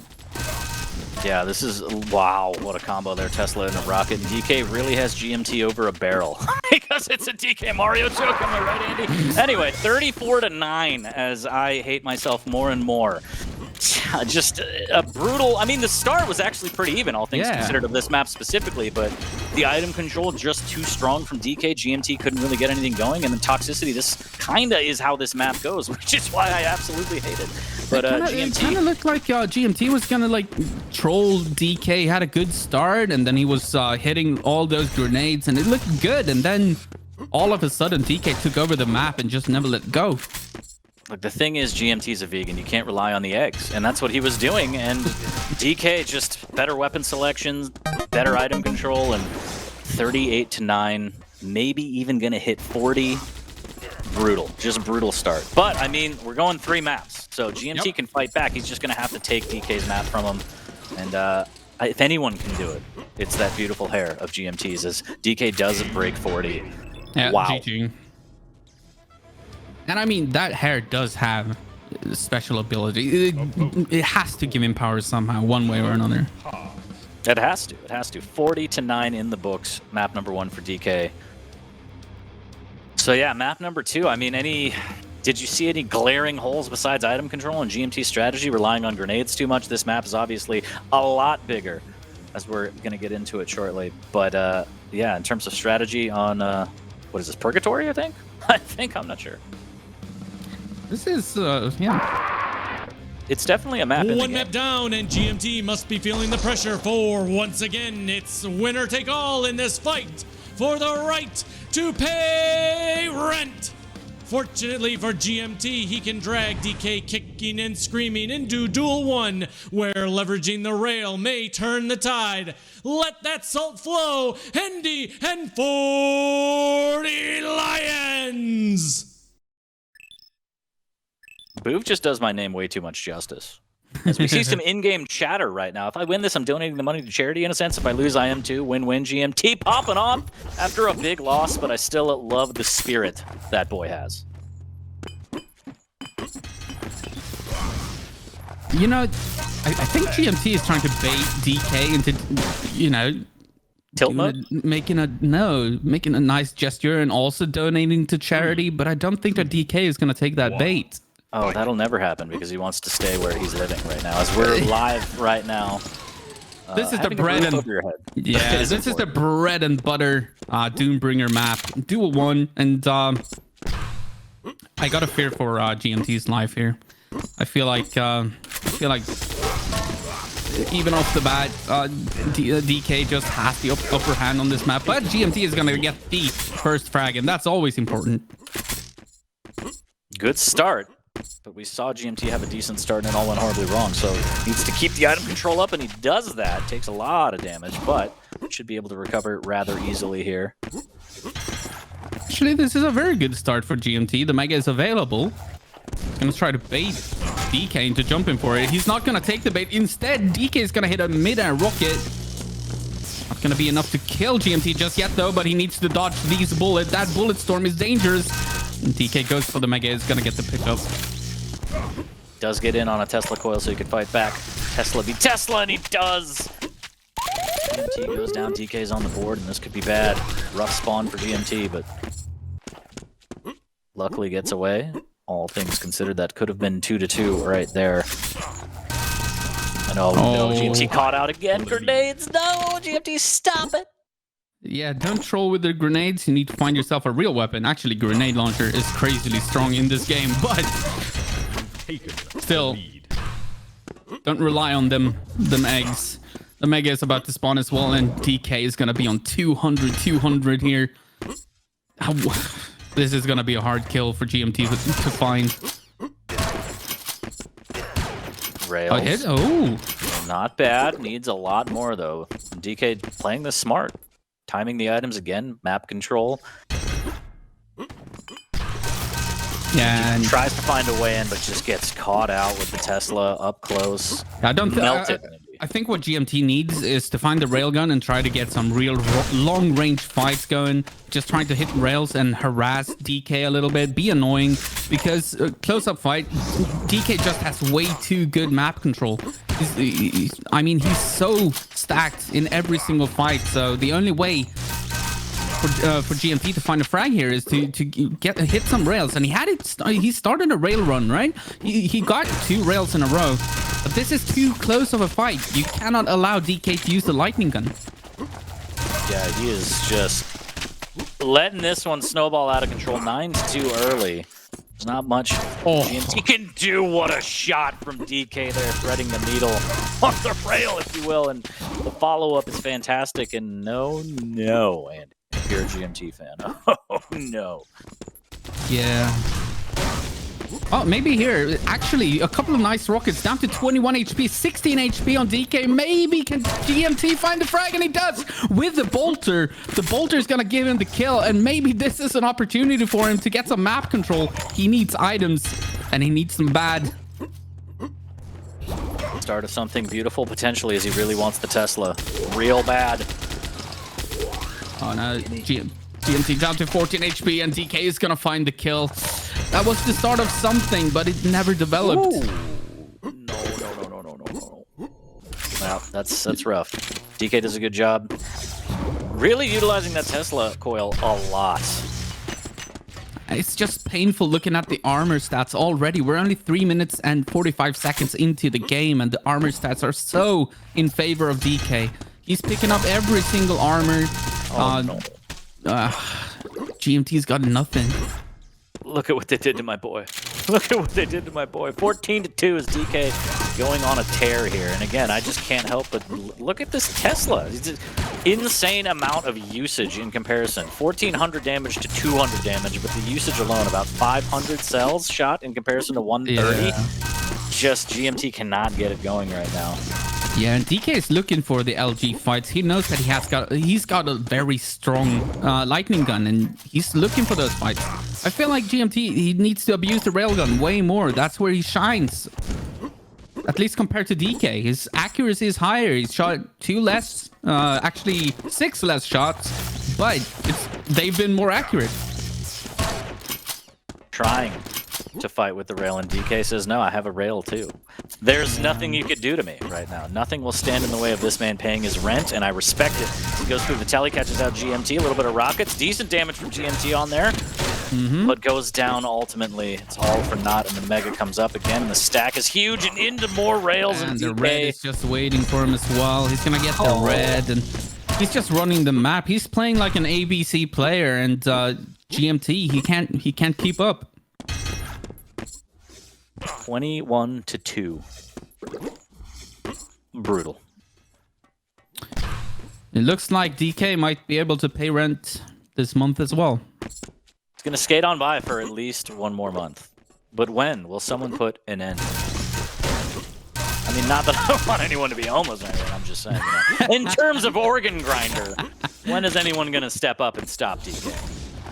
Well, he's been stopped twice, I believe, and he's won twice, if I'm not mistaken. Maybe it's 3-1, actually. But I'm not sure if this is going to make it 3-2 or if it's going to make it 4-1. Maybe Jehar can confirm that afterwards. But, yeah, he's making a living off of organ grinder. And, you know, you gotta respect that.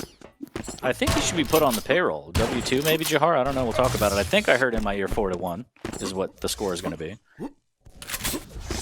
Yeah. The only one who was it that he lost to? I vividly remember FREECXE. I don't remember who it was, though. I don't think. Right. Yeah, that was very one-sided. Oh yeah, he Ramagan. Right, Ramadan. That really starved him out. Yeah, that was. Yeah, exactly. Yeah, I mean, we're do the plug, Andy. Do the plug. Yeah. Go to tastyspleen.net. Look at all the organgrinder.tastyspleen.net and check out the rankings. We can see everything there. We're just oblivious, me and 40. For all the stats and all of the information you want, don't be like us. Be well versed in the world of Organ Grinder. Check out the website and download all the data that you want to your brains. As GMT looks like he's been downloaded. This is only map number 2. There's one more spanking potentially, but hopefully GMT can bring it back and at least put a map on the board. 26-1. This one is just not going to stop GMT. It's not. More Tesla coil action. 27-1. It's more likely that DK gets 40 than that GMT gets 2, which is painful to see. Don't you bring me into this? How dare you? 27-1. Yeah, that's a scoreline that you never want to see. Absolutely brutal. And GMT just taking more to the face. Nice little combo there. Rocket to rail from DK. Fantastic map control. But GMT is having a good time spamming some Doombringer. Why not?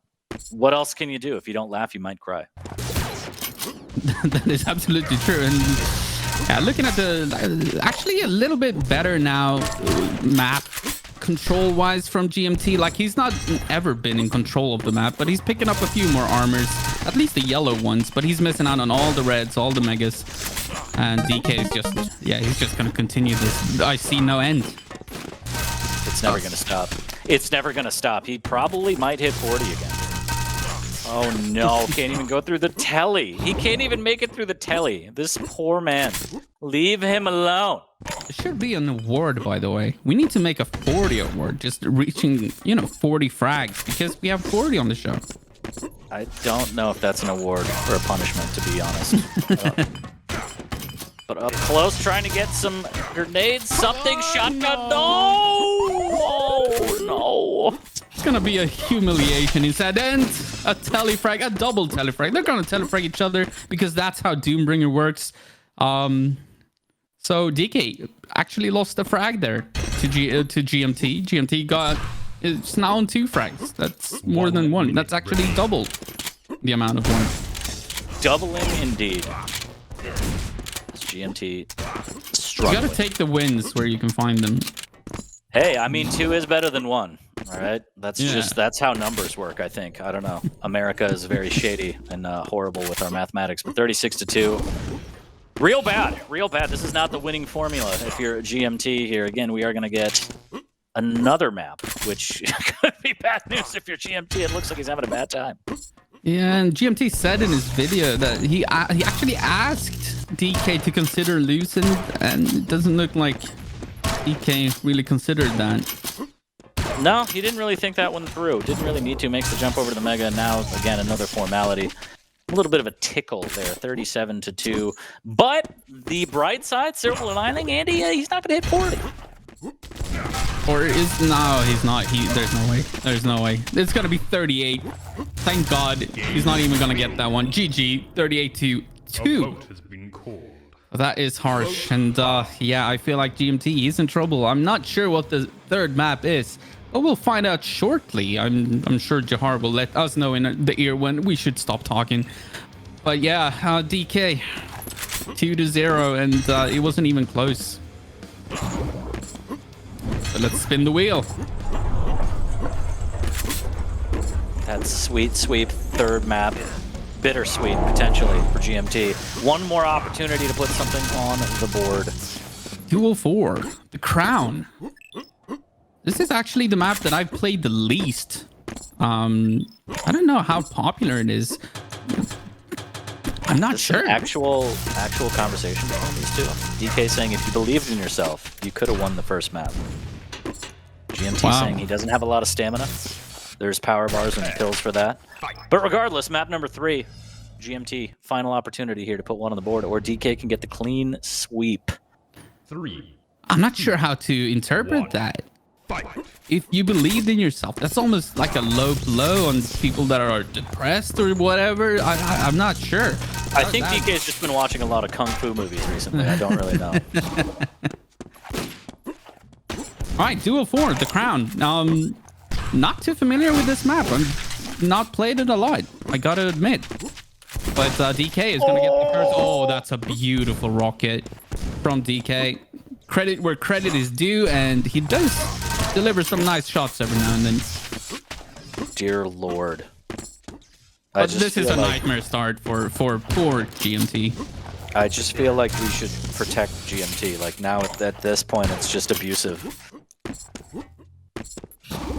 Should we just not allow GMT to play in Organ Grinder anymore because it's just...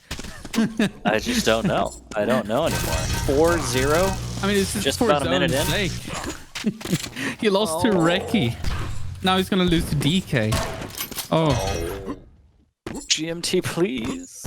But we do have 9 minutes left of this Duel 4, but it's not looking good for Mr. DK. Oh, for Mr. GMT, sorry. Just hug the ropes, GMT, at this point. It's less than 9 minutes of just hugging the ropes, bobbing and weaving. He's not doing any of that here. The movement from DK is fantastic. Just flying around the map, constantly punishing GMT at every turn. Yeah, that's a great display of the air acceleration in Doombringer and what you can do with the physics of this game. Using that jump pad and then air strafing to get to the yellow armor, and he's just... Well, he knows this map way better than I do, obviously. And from the looks of things, better than GMT does. Misses with that rocket, almost gets one. And, I mean, 11-0, brutal. But looking at, okay, make it 12-0, even more brutal. Maybe 13 now? But I see chat talking about, tourney 4, and this does absolutely have the tourney 4 vibes. But the big difference, there was no LG in that map. This one much more punishing. Oh, there it is. More Tesla coil, 14-0, and this seems like maybe 40 territory. Yeah, I'm feeling the 40 territory here because, well, this map doesn't have a red armor, right? And if you're only controlling yellows, that means you're always going to be on a low stack. And GMT finally gets a frag because he picked up, I should say, his first yellow armor of the game. This is it. This is the comeback. This is where the miracle starts. Okay. And that is why you shouldn't believe in anything ever. Sometimes the villain just wins as GMT gets chased around the corner with the Tesla coil. 17-1. Just... They usually make for the best movies, though, when the villain wins. I tend to like those movies. They're few, but they're good. And, yeah, this is certainly one where the villain will win because GMT has nothing. He's picked up 3 yellow armors now, which is more than the first 3 minutes of the game, or 2 minutes of the game. Yeah. Where he hadn't picked up a single one. Just so brutal. So much pain. 4 yellow armors for GMT. Doing great. There's the second frag on the board. With the eggs, somehow. Somehow. Making it work. Oh no. Ooh, decent rocket there. Closing in. Nice conversion there from GMT. Okay. I like what I'm seeing now. Now he needs the armors. Or 2 yellows. Go get them. GMT back in the game here.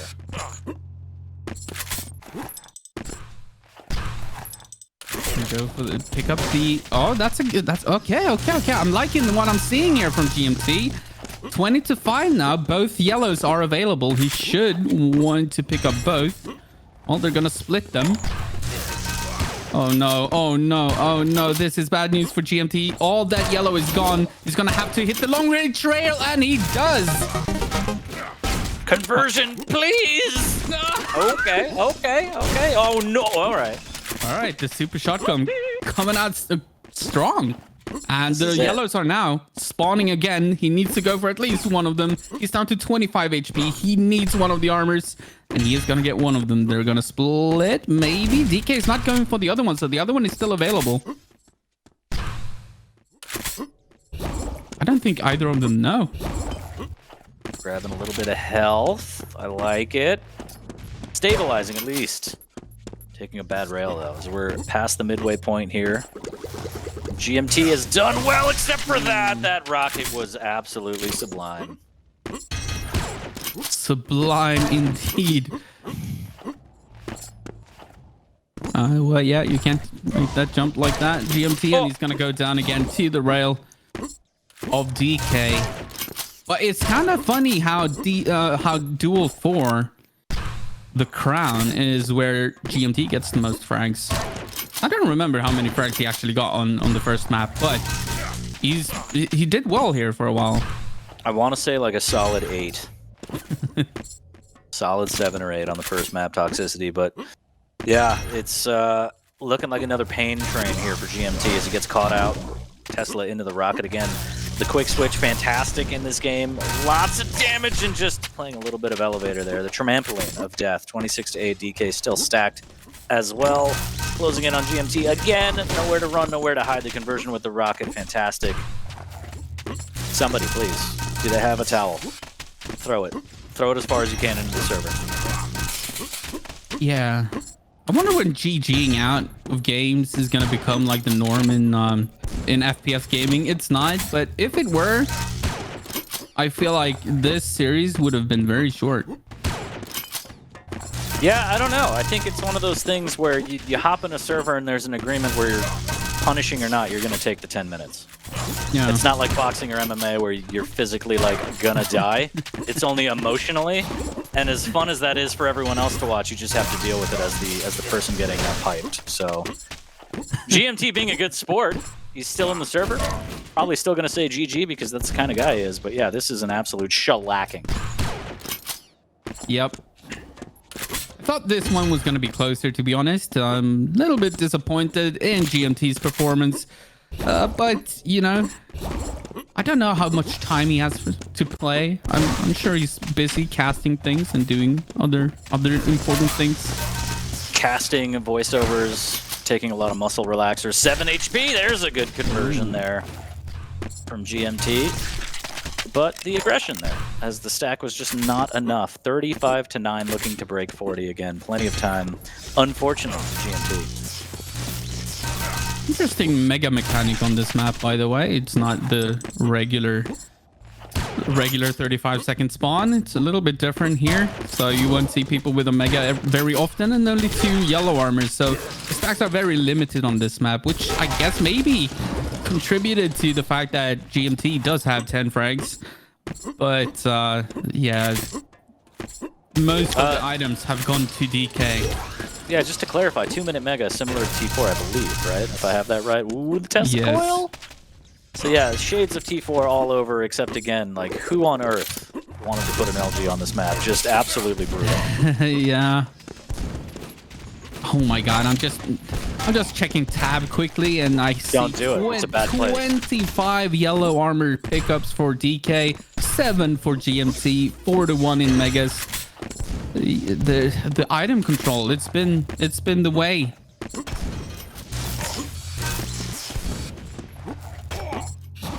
Beautiful rails coming out of DK too, as we enter the last minute of this painful series. Painful indeed. The last 60 seconds, 41 to 11. Oh no, to the heavens, don't drop on the Tesla. The knockback again, absolutely bonkers in this game. Very satisfying though. But not if you're on the receiving end as GMT. What a sport, you know? He's never gonna complain, I don't think. He's like the best sportsman in the world, as in like sportsmanship wise. Rude. I don't think you realize how badly you just desecrated his sacred grove. Absolutely merciless. The boy is already just lying in a pool of his own blood, and So you you just shit all over him. You see, I love it. I'm just saying it wasn't warranted. people don't understand, but we have Jehar laughing in our ears, which makes this so much harder. And it's amazing. But that's going to be it. This is going to be GG. 46. He went well beyond 40.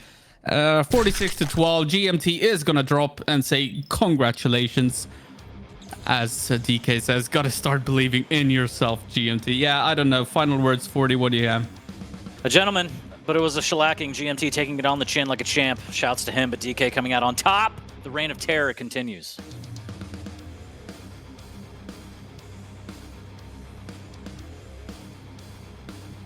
Oh, but yeah. Maybe Jehar has something to say. Yeah. I was supposed to throw. I didn't. Yeah, that was. I picked up on that. I was supposed to be like, let's go back to the desk, Jehar, and I fucking didn't. So I was still in shock of what we just saw. It was brutal. How do you feel about it, Jehar? It's not pretty, like me. Oh, you're gorgeous. What is it your mom always says to you, 40? GMT, I'm not. Why, I'm not you mad. were a mistake? I'm not. Oh. I'm not mad. I'm just. Okay, I'm a little mad. Yeah, I'm a little mad. Go to your room. I was like ready for Duel 1 to be like, yeah, he's got it. He's and then no. I wish it was closer. It wasn't. Like Toxicity, like the first 3 minutes, you were like, oh, we got a game. And then it was just like, it wasn't even little mistakes, big consequences, which is coincidentally what my mom always says about me. Oh. But it was just like DK, just unbelievable. Like, I don't know. Oh man. Well, we've got I think a better Doombringer match coming up. GMT donating his money to charity. It is winner takes all. It has to be said, DK from even the get-go last month with his getting his feet wet with Doombringer, very competent, but now we're seeing like pistol jumps. We're seeing all the things that are very specific to Doombringer. Really good work there. And if you saw some Doombringer and you want to be a DK and you don't want to be a GMT, then I know where to send you. But we're going to send everybody to break for just a second. And when we come back, we've got REKI and Prodigy coming up next. And now, E1M1 Magazine presents Fun Ways to Play with Yourself. Witchhaven 1 and 2, originally developed and released in the 90s by Capstone, has been recently re-released on GOG and Steam. They come with the original and enhanced versions of both, the latter of which features remapped controls and various patches and fixes made by the community. They're both melee-centric fantasy-themed titles with character progression, an inventory system, and some deviously designed dungeons. Omen Alarm is an RGM shooter with a very unique look. Inspired by stop-motion animation, the textures, enemies, and weapons are made up of digitized still shots of claymation moldings.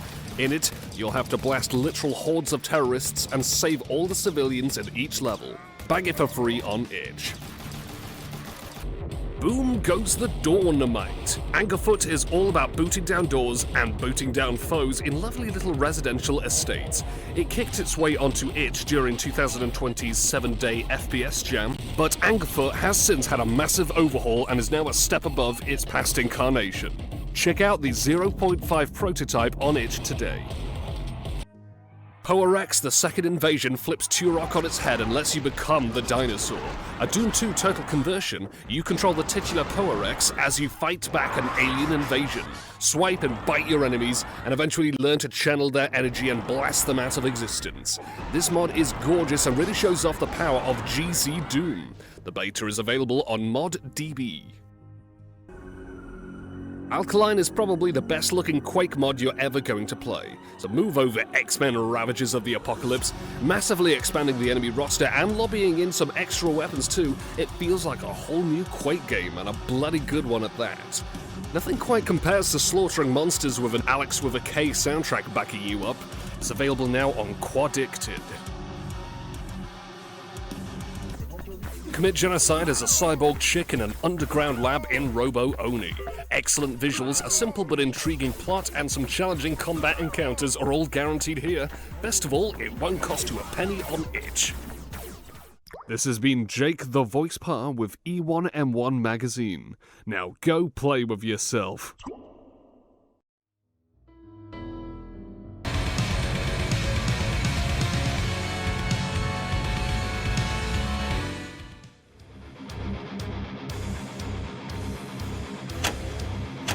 Ladies and gentlemen, from the Tastyspleen studios, straight into your basements, welcome to Organ Grinder!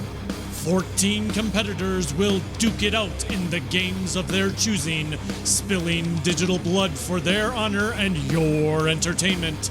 Lines have been drawn, circles have been strafed, so pull up a stool and let's drop some duels! I'm still so mad. I think I figured it out, 40. I think we're all severely depressed in the Quake scene, and we're seeing it play out here on Organ Grinder. That's the only explanation I have. I was going to say, why limited to the Quake scene? I mean, that's just me. I mean, we wanted to emulate the WWE, and now we're all washed up and old and sad with our lives. So mission accomplished. We're doing it. That's true. Yeah. You nailed it. I really don't have anything to add. No, again, if you're just tuning in, I mean, we just saw GMT, unfortunately. Yeah, welcome to Organ Grinder. We're all sad together. But also GMT just, I believed. I did. And that's twice now where he's fucked me. Once against Y2 Jake in Diabolical, but this was just catastrophic. Unfortunate. Unfortunate and unforgivable, but fortunately I think we get to wash our sorrows away, because next up we've got REKI, we've got the other guy, Prodigy, in here, ready to go. Yeah, and both of these guys have won their matches before. REKI played against GMT last time, so he's beaten GMT, but then again, who hasn't? And Prodigy, who did he play earlier? Oh yeah, Sixy Woofy, and he took the challenge to Sixy Woofy because Sixy Woofy called him a noob. So I think both of these guys are full of piss and vinegar and whatever the hell else Doombringer developers are full of.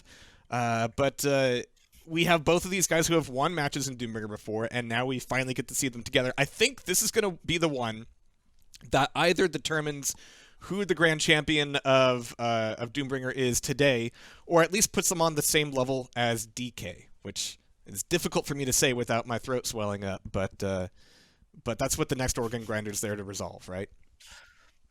Yeah. Oh, yeah. If we resolve issues is what we do here. Yes. We like to start them. It should be a lot closer of a game. Again, unfortunately, GMT just didn't really bring the heat, so to speak. I'm trying not to harp on the dude, but this one should be a real close set between these. I think in this matchup between REKI and Prodigy, we're just going to keep referring back to GMT is what we're going to do. REKI, remember all the things GMT didn't do? Yeah. REKI, please get us back on topic, please.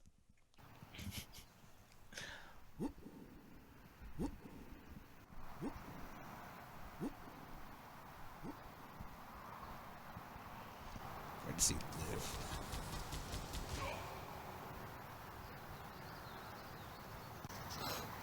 Jesus Christ. Prodigy, I respect you. I think we'll have some good close games today. You're a strong opponent for sure. At least when you have Respite carrying your ass. Too bad we're playing duel, noob. So to contextualize that a little bit, both REKI and Prodigy are also playing in the 2v2 finals at the end of Organ Grinder today. So if you like that face, then you're going to be seeing a lot of it. Let's see what Prodigy had to bring to the table. Oh, yeah, there we go. What does REKI even mean? As some kind of weep skater? I already got the wolf hanging off my wall, and you look fox-like enough to be good company for him. So get in and play, you wanna be Gilly. Wanna be Gilly. Is that a compliment, though? I don't know. So he looks fox-like? I like that he's stuck Fox enough? shit in his hair. I appreciate that. It's pretty cool. I like that freeze frame, though. I think I need to keep that. If he should be upset or not. He just called him Foxy. I would be like, oh, I would kill for a compliment like that. That's fantastic. We'll put you on script writing duties for next month, okay, 40? Oh, it's going to get dark. Yeah, all right. That'll be the last show. Well, it can't get any darker than DEEKAY and GMT. What do you say, 40? Do we get into this? Yeah, let's do it again. Once more into the breach, Bouv. Finally, two players who don't look like they belong in a police lineup. That may all change after today's carnage, however, as Prodigy has once again been called a noob. This time it's REKI putting on the gauntlet, and he's ready to put down some pain.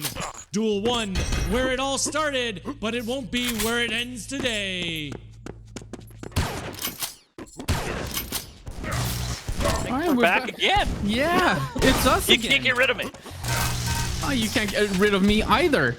But this time, I think we're gonna have a very, very different game. This is gonna be REKI versus Prodigy. They both won an organ grinder.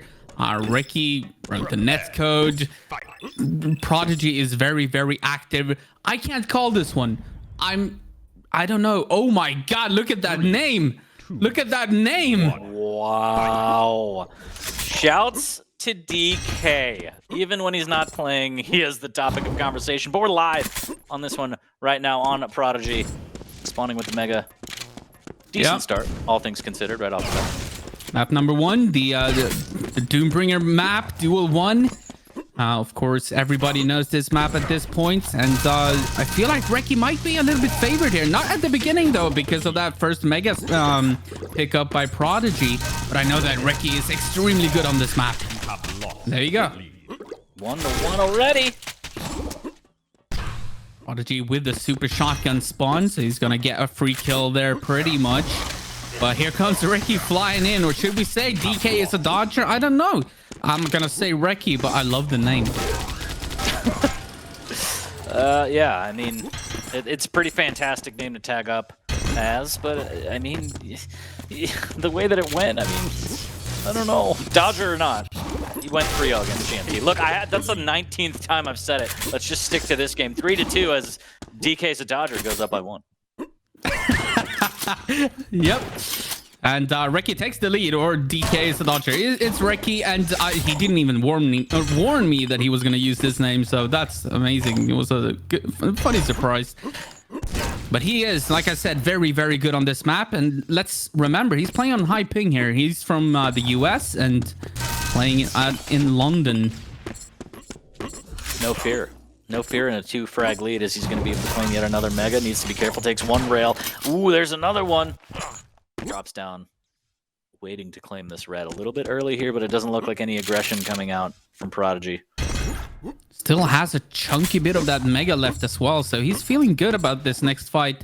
It should be around the Mega area, or even sooner, as here we go, and he's gonna hit the pretty good lightning gun. Prodigy's gonna fall down and not hit the ledge.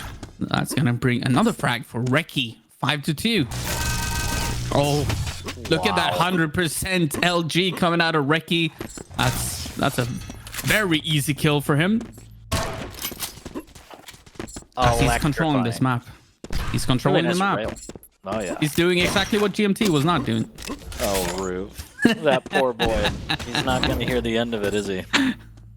Nor should he. It should haunt his dreams. 6-2 in favor of REKI here as the drop down rail will miss, but he should be able to close in on this good defensive rail from Prodigy. Make that 2. Nope. Almost converts again on another one. Smart play here by REKI. He's just backing off when he knows that he's in trouble, and then he goes to collect all the armors, and now he's fit for fight again. I love that play. He's playing the map instead of just trying to fight all the time.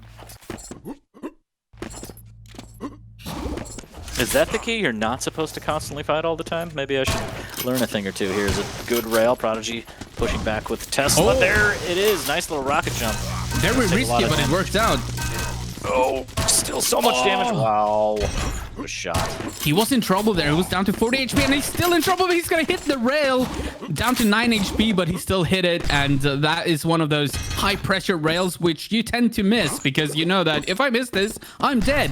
And that usually makes you miss them. But not REKI. He's calm as ever. I was going to say, is he a giant robot? Because that was clutch. I hate myself. 8-2. DK, again, as you mentioned before, just items firmly in REKI's hands here. Does take a rail, though. A little bit of chip might be exactly what he needs. Oh, Prodigy has an opportunity. There's the jump over for the Mega. But he needs to be very careful with his next steps here. Oh my God, how did that even happen? Nice rail coming out of Prodigy. I thought he was in trouble there when he got nailed by that shaft, and but no. He got the frag, but then REKI comes back and steals the red, and he says, well, actually Prodigy says get wrecked. For whatever reason, because he was the one getting wrecked. I think he meant get REKI. REKI'd. He's in the lead right now. You get REKI'd right now. 9-3. Okay. Prodigy just looking for that tickle. Good swap. 9 HP though. Oh, and he went for it and he paid the price. That was a gamble. A gamble that did not work out, and that's gonna give a couple of frags for Prodigy. It's also gonna give him the red armor, and now REKI needs to be careful here. He's gonna give away one more frag. He needs to slow down the game, or Prodigy is out for blood.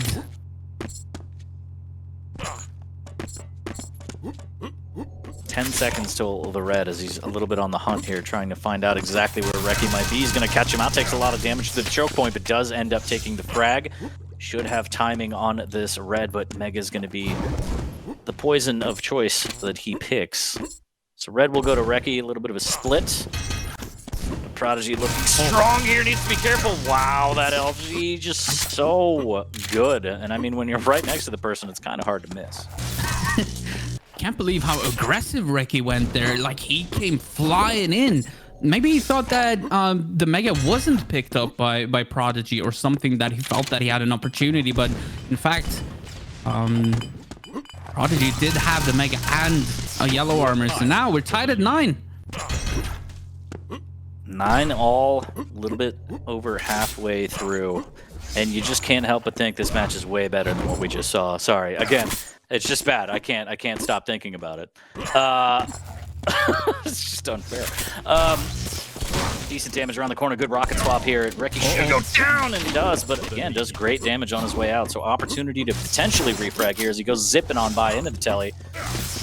Red is available. Let's see. There it is. Okay, and the red is still available. Let's see if REKI is going to drop for it. They both know that it's there, and REKI is going to drop for it. He's going to pick it up, but he's still in trouble from that. all that bullet storm. But he is going to get the kill. And oh no! Prodigy craters! You missed the armor, REKI says.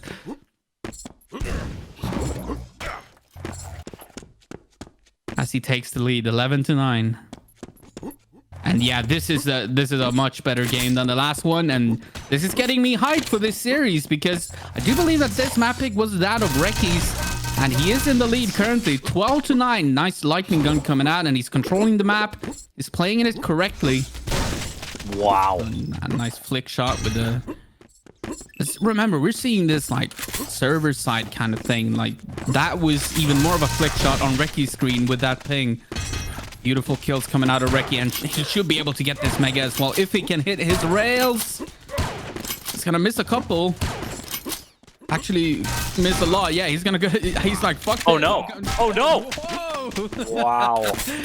But that actually wins him the Mega. Prodigy, after all that, is able to spawn back in and steal the items. What a beast. Some frustration coming out of REKI. He was waving his mouse around, not happy with all the rails that he missed. But still, in the lead, 15-9, so he's still okay, but he did give up the Mega like you said, and now he's gonna have to play defensively for a while. And what a concept, winning on your own map. Prodigy, 10-15 now. Fighting back, does have time. 2 minutes to try and get 6 frags to put himself over the edge here. Ooh, nice swap. Big damage, though. Mega is available, however. Yeah.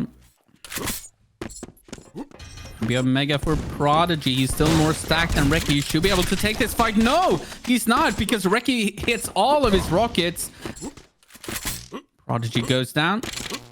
Red is about to spawn. Uh-oh, Prodigy almost forgot about it. Yeah, he realizes and turns around and picks it up. I pick up the lightning, sorry, the railgun as well. I am a Quakeworld player. Give me a slack. Cut me, you know. What? What was that rocket? That was gorgeous. That was beautiful. After all that chaos, trading a couple of frags, 12-17. REKI did pick up the Mega, but it's instantly gone to the bullet storm of Prodigy. 1 minute remaining. And with 1 minute remaining, only 4 frags. Prodigy gets the kill, and this one could get very, very close. Gotta act fast here. Missing with that rail. Oh, going through. There's the chase. Good defensive rocket. Oh, but Prodigy comes out on top, but he dives down for the red instead of the mega. Is this going to be risky? He's going to have no HP, and he actually almost doubles back. Is it going to cost him? REKI actually goes down in the lava. 14 to 16, 30 seconds left. REKI is going to pick up the mega. That's so important for REKI. This is going to be a nail biter in the end here. 20 seconds left now. He needs 2 kills. He might find it here. No, he's wow!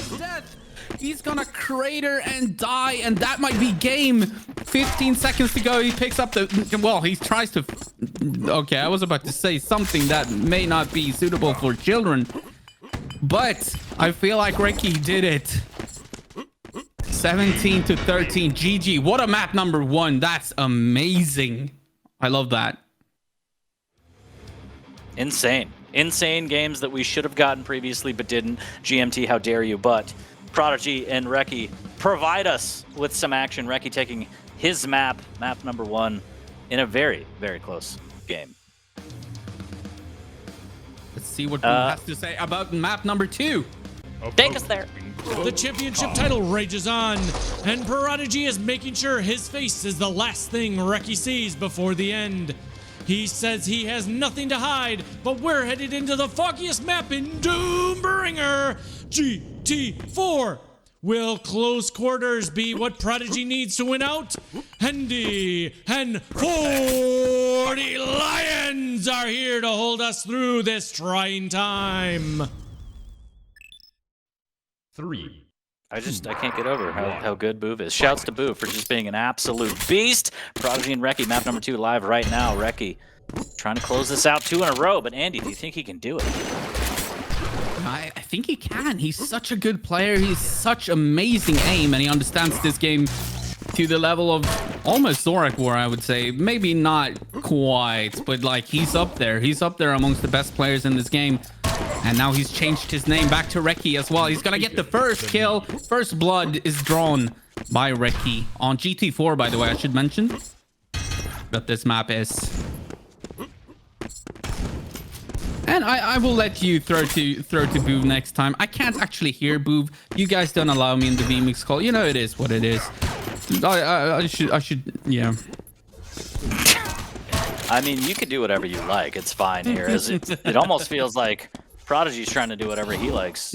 Quick rail shots there as he's going to claim another red. Trailing by 1, but still early days, Andeh. Yeah, and a little bit slow start here in this game on GT4. Of course, it kind of plays out that way. It's split in 2, the map is, and you don't really want to be the one to eat the first couple of rockets and running straight at your opponent, but that is exactly what Prodigy is going to do with that 200-200 stack. And REKI is now in trouble. He's going to have to try and run away. Definitely going to go down here and make that a 2-1 lead for Prodigy. He's also going to pick up the red armor and get another frag on REKI, as the slow start turned into a very chaotic game. Chaotic's the way we like it here on Organ Grinder. 4-1. Oh, that's big damage. 5-1 here as REKI just takes a wrong turn straight into a whole bunch of Tesla. Unfortunate for REKI, didn't get the spawn on the other side of the map because the Mega and the Red were spawning at the same time. So they could have potentially split the items, but instead, every single item is going to go to Prodigy. And that's going to allow him to take a 7-1 lead early on in this game.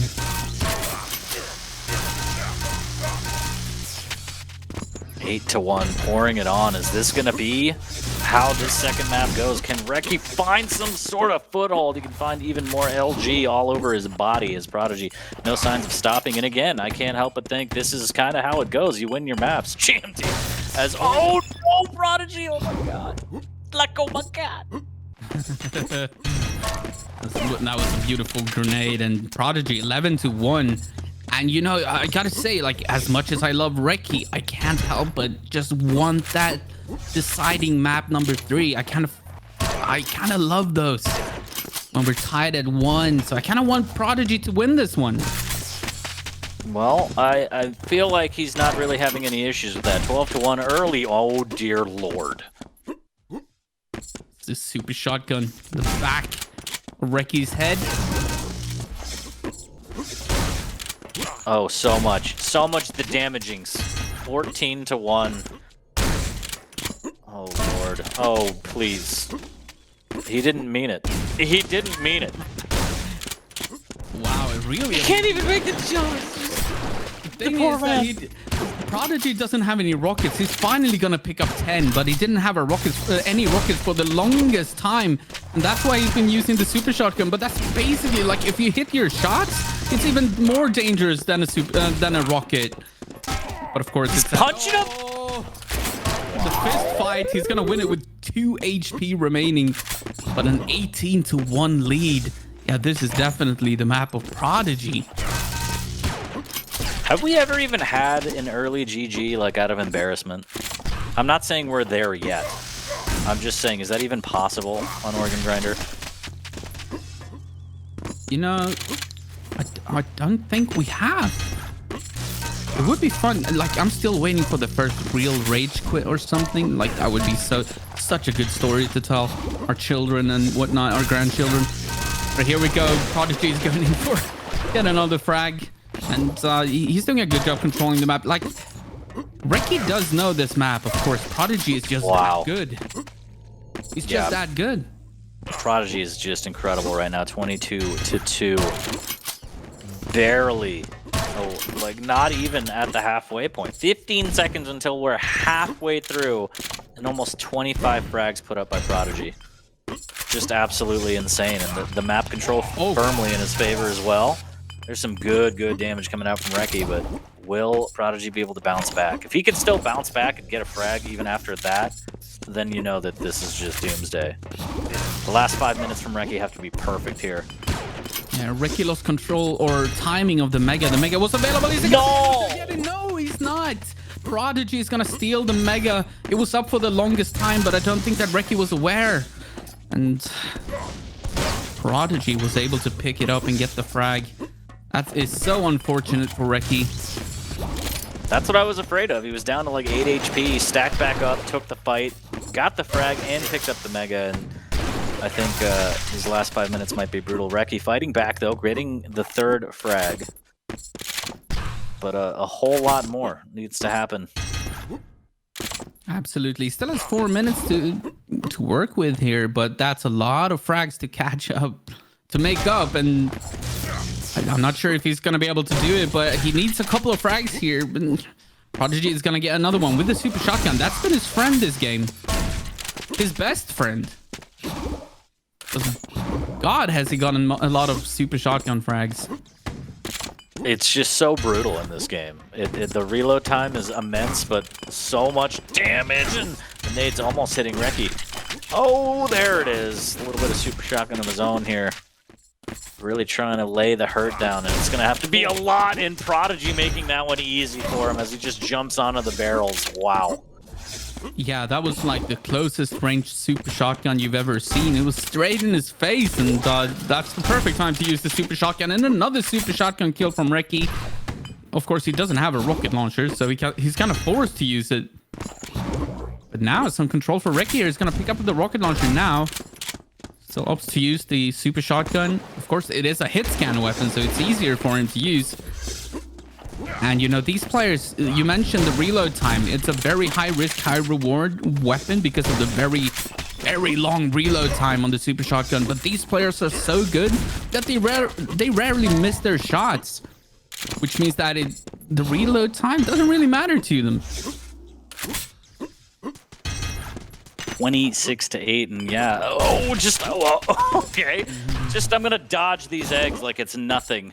Super shotgun to the face, 26 to 9, but still he has got to pick up the pace if he wants to try and make this an even game here. I just think the task is a little bit out of REKI's hands at this point. Might be too many frags to make up, but he's doing a good job. Like, this is gonna give him a good feeling going into map number 3, and especially if he keeps this up, he can make this a close game. 2 minutes, 16 frags, probably not gonna happen, but if he can make it close, that's gonna put some ghosts into the Prodigy's head.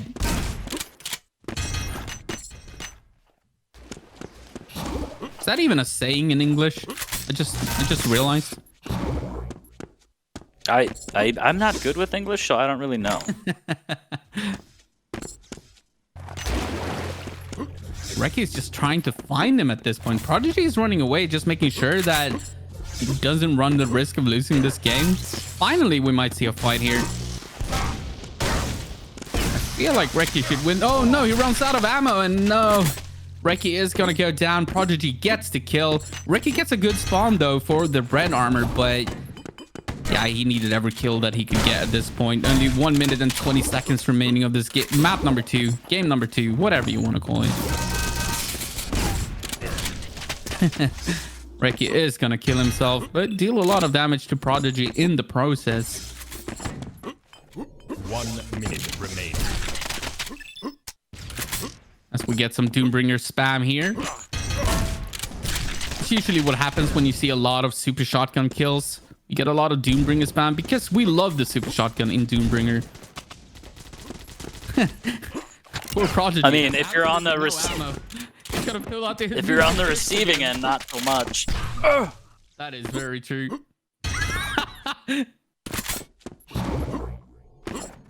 Well, Prodigy did it. Won his map. We're gonna get our dream, Andy. We're gonna go to a decider for the 3rd. We will find out shortly what that is. Yeah, real set. GMT, how's it feel? All right, I'm sorry. Last one. I swear to God, that's the last one. I love him. I love him. That's the thing. He's the sweetest person ever. Like, I'm just a bully. It's terrible. I don't condone it. It's not good. But the shotgun work from REKI is pretty good, but it's just too little too late, as we will hit time 29-14 for map number 2. Prodigy picks up his map. And Andy, we're going to the decider. What could it be, though? I think Bouv may have a little bit, I don't know.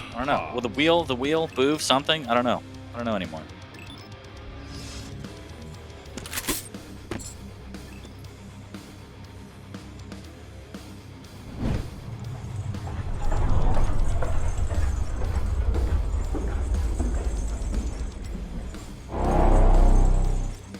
It's gonna be Aggressor as map number 3, and they're already ready to go.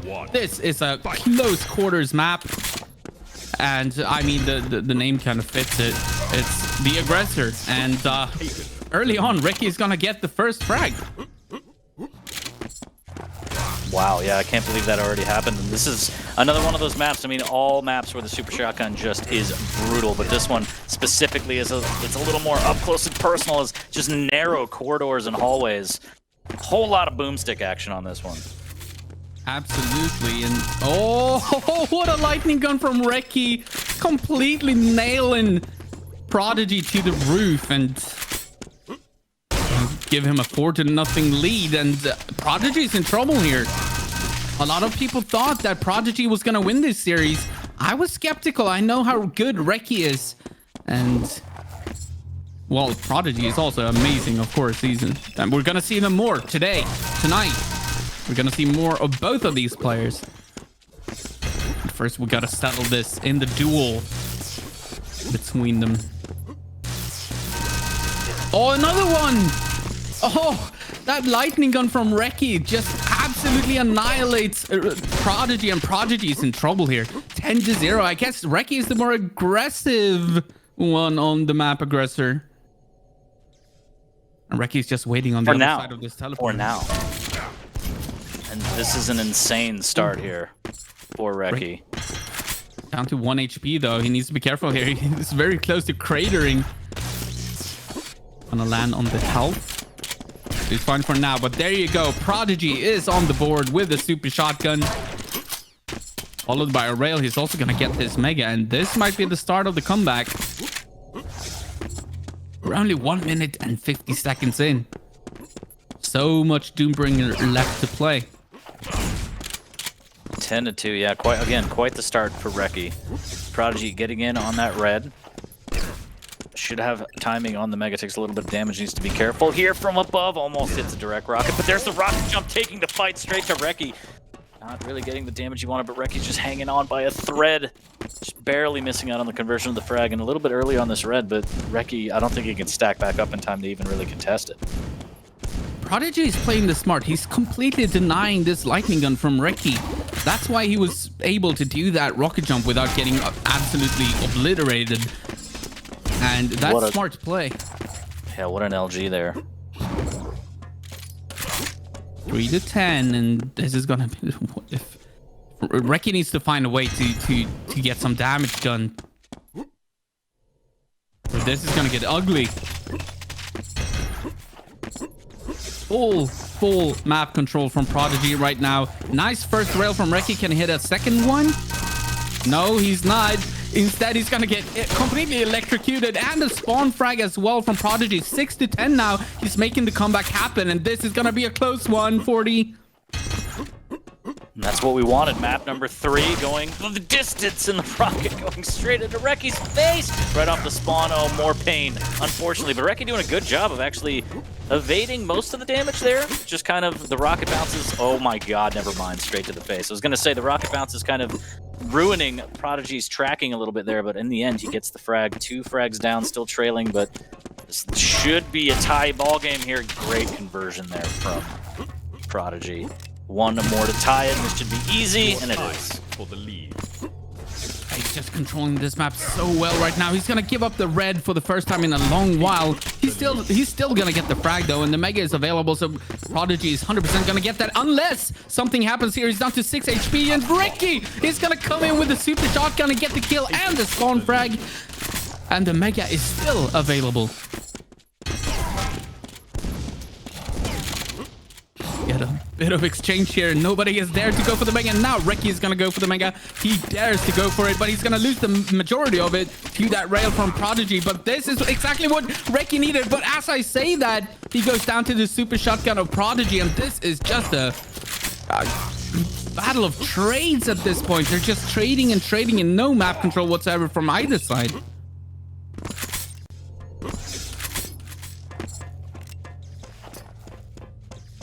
Prodigy waiting for that mega. Oh my god, REKI's gonna find him.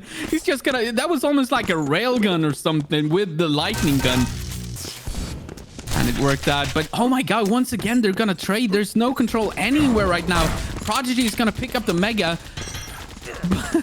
But the red is gonna go to REKI. They're just trading items, trading frags, and REKI's still in the lead. And he's gonna get another one. 15 to 13 now, and he might get a second one. Yes, he will. Still 5 minutes to go in this crazy game on Aggressor. And I feel like the name of the map just fits perfectly. 17 to 14, and I mean, yeah, Aggressor is the way to play this map. Be the aggressor and hunt down and Prodigy again. Super shotgun still trailing by 2, decent damage. Still trying to track down REKI right now, and Andy, this is exactly as close as we wanted it. Map number 3, a real close one, and the mega is gonna go to Prodigy. He's gonna grab another one, only 1 frag away. Oh my god, but they just keep trading these items. So they keep, which means they keep trading frags as well. None of them can seem to, like in the beginning of the game, REKI had control, and then it completely flipped over to Prodigy, and now they're just trading and trading. REKI getting the better of the trades right now. 16 to 20. 20 plus 20 is 40. I don't know why I said that. I just wanted to say 40. Really? Because I hate hearing my own name. I hate hearing my own voice too. And REKI, wow. Prodigy hates getting electrocuted by REKI. 6 frag lead here as he claims yet another mega. And REKI, this could be potential for him to run away with it, as he has a massive stack right now. Finally, we see some map control, and it's in the hands of REKI. Very, very stacked here. I don't really see a way for Prodigy to get the next frag. He's probably going to try to deal as much damage as he can, and then hope for a good spawn. And REKI, with the aggression, is going to rocket jump and try to get the kill. He's not going to find it just yet, though. He's going to wait for the red armor. And, oh, he almost gave it away to Prodigy. That was so, so close. 3 minutes remaining in this map number 3. Wow. Big shotgun blast. Wow, okay. All right. What do you think? Do you think Prodigy has what he needs? to try and come back on this. He needs the map control now. He needs to get this kill first, but REKI is going to survive with 3 HP. That is so close. He is going to go down now. This is the last opportunity for Prodigy. I feel like he needs to get the next couple of items, but no. REKI is going to respond with a lightning gun and get a kill. And now I feel like REKI's got this in the bag. Maybe 2.5 minutes to go. It's still doable, of course, for Prodigy. It's only 10 frags on Aggressor. That's nothing. But REKI is getting the items and the spawn frags. He's also going to pick up. Yeah, that's a point blank super shotgun spawn frag. That hurts. It hurts deep down. 13 frags up now. 2 minutes, and poor Prodigy. Does have the super shotgun, now has the rail as well. REKI just lying in wait on this red. 5 seconds. Here's the trap, and wow! The super shotgun from Prodigy is just on point, but still 12 frags. All right, 11 frags now. This is the pace that he needs. Good frags. This is the run. This is Doombringer. Andy, this could be magic right now. 9 frags. Make that maybe 8 frags. No, it's all gone horribly wrong. That could have been the game-winning frag because at the pace that Prodigy was good at, like, he could have gotten all those frags that he needed. But REKI with a return kill and now a spawn frag as well. He's gonna pick up the red armor. That might be it, but I was getting nervous for a second there. Prodigy was just getting kills after kills, and that was what a game! What a game! 1 minute remaining. So we entered the last minute, and we get to hear that beautiful voice of GMT say 1 minute remaining. I don't even want to hear GMT. I'm just kidding. You are a bully. Or GMT. No, I expect more from my boy, that's all. Again, he's burned me twice. I've lost a lot of money, Andy, okay? You keep betting on the hair, and it just keeps coming up short. Wow, that rocket was so good! This might be too little too late, but he did get 2 frags in a row here. Prodigy is also probably gonna get this red armor. Yes, he is. The mega is available as well. It's gonna take the fight against REKI, but REKI with a super shotgun. It's so strong, especially on this map. And oh no, poor Prodigy. Lightning gun is on point from REKI, and they're calling the GGs. Well played to both players, and what a series. This has been the best game thus far of the evening, if you ask me. Well played by both, and yeah, last words. 40. Incredible set from these two. Incredible set, and congrats to REKI really putting in the work and pulling away for map number 3, the decider, but fantastic display from both players. Absolutely. Look at that lightning gun percentage from the players. So good. 43% on REKI. That was the difference. And let's bring Jehar back, as this time I actually pick up on the throw. Jehar, quite the set. Why don't you tell me a little something about that Doombringer set? Oh my god, dude. I love Aggressor. I love playing Aggressor. I love watching Aggressor. It's the most aptly named map in Doombringer, and that goes back to other games as well. Lots of good shotgun usage, showing off what makes Doombringer so special. And like you called out earlier today, we're going to be seeing REKI and Prodigy playing each other again, this time backed up by the likes of Respa and the other guy, Dobster. Yeah, that guy. It's going to be some 2v2. At this point, we are shifting from the dual portion of Organ Grinder, and for the very first time, bringing in some team games. But one last word on REKI and Prodigy. REKI called out DEEKAY during that first map I saw, so I think that has to happen in September. Again, there won't be an August event. Tastyspleen Studios will be moving to Denmark for a little bit for Realms Deep 2021. If you saw that last year, good on you. If you haven't seen it, then watch it this year. It'll be good stuff. But yeah, 40. I think it's time for something that's happening just to please me. And I don't mean somebody's bacon boner. Thank you, bacon boner, for that $50 donation. And again, all the prizes today are going directly into the players' hands. That match was a standard 25-75 split.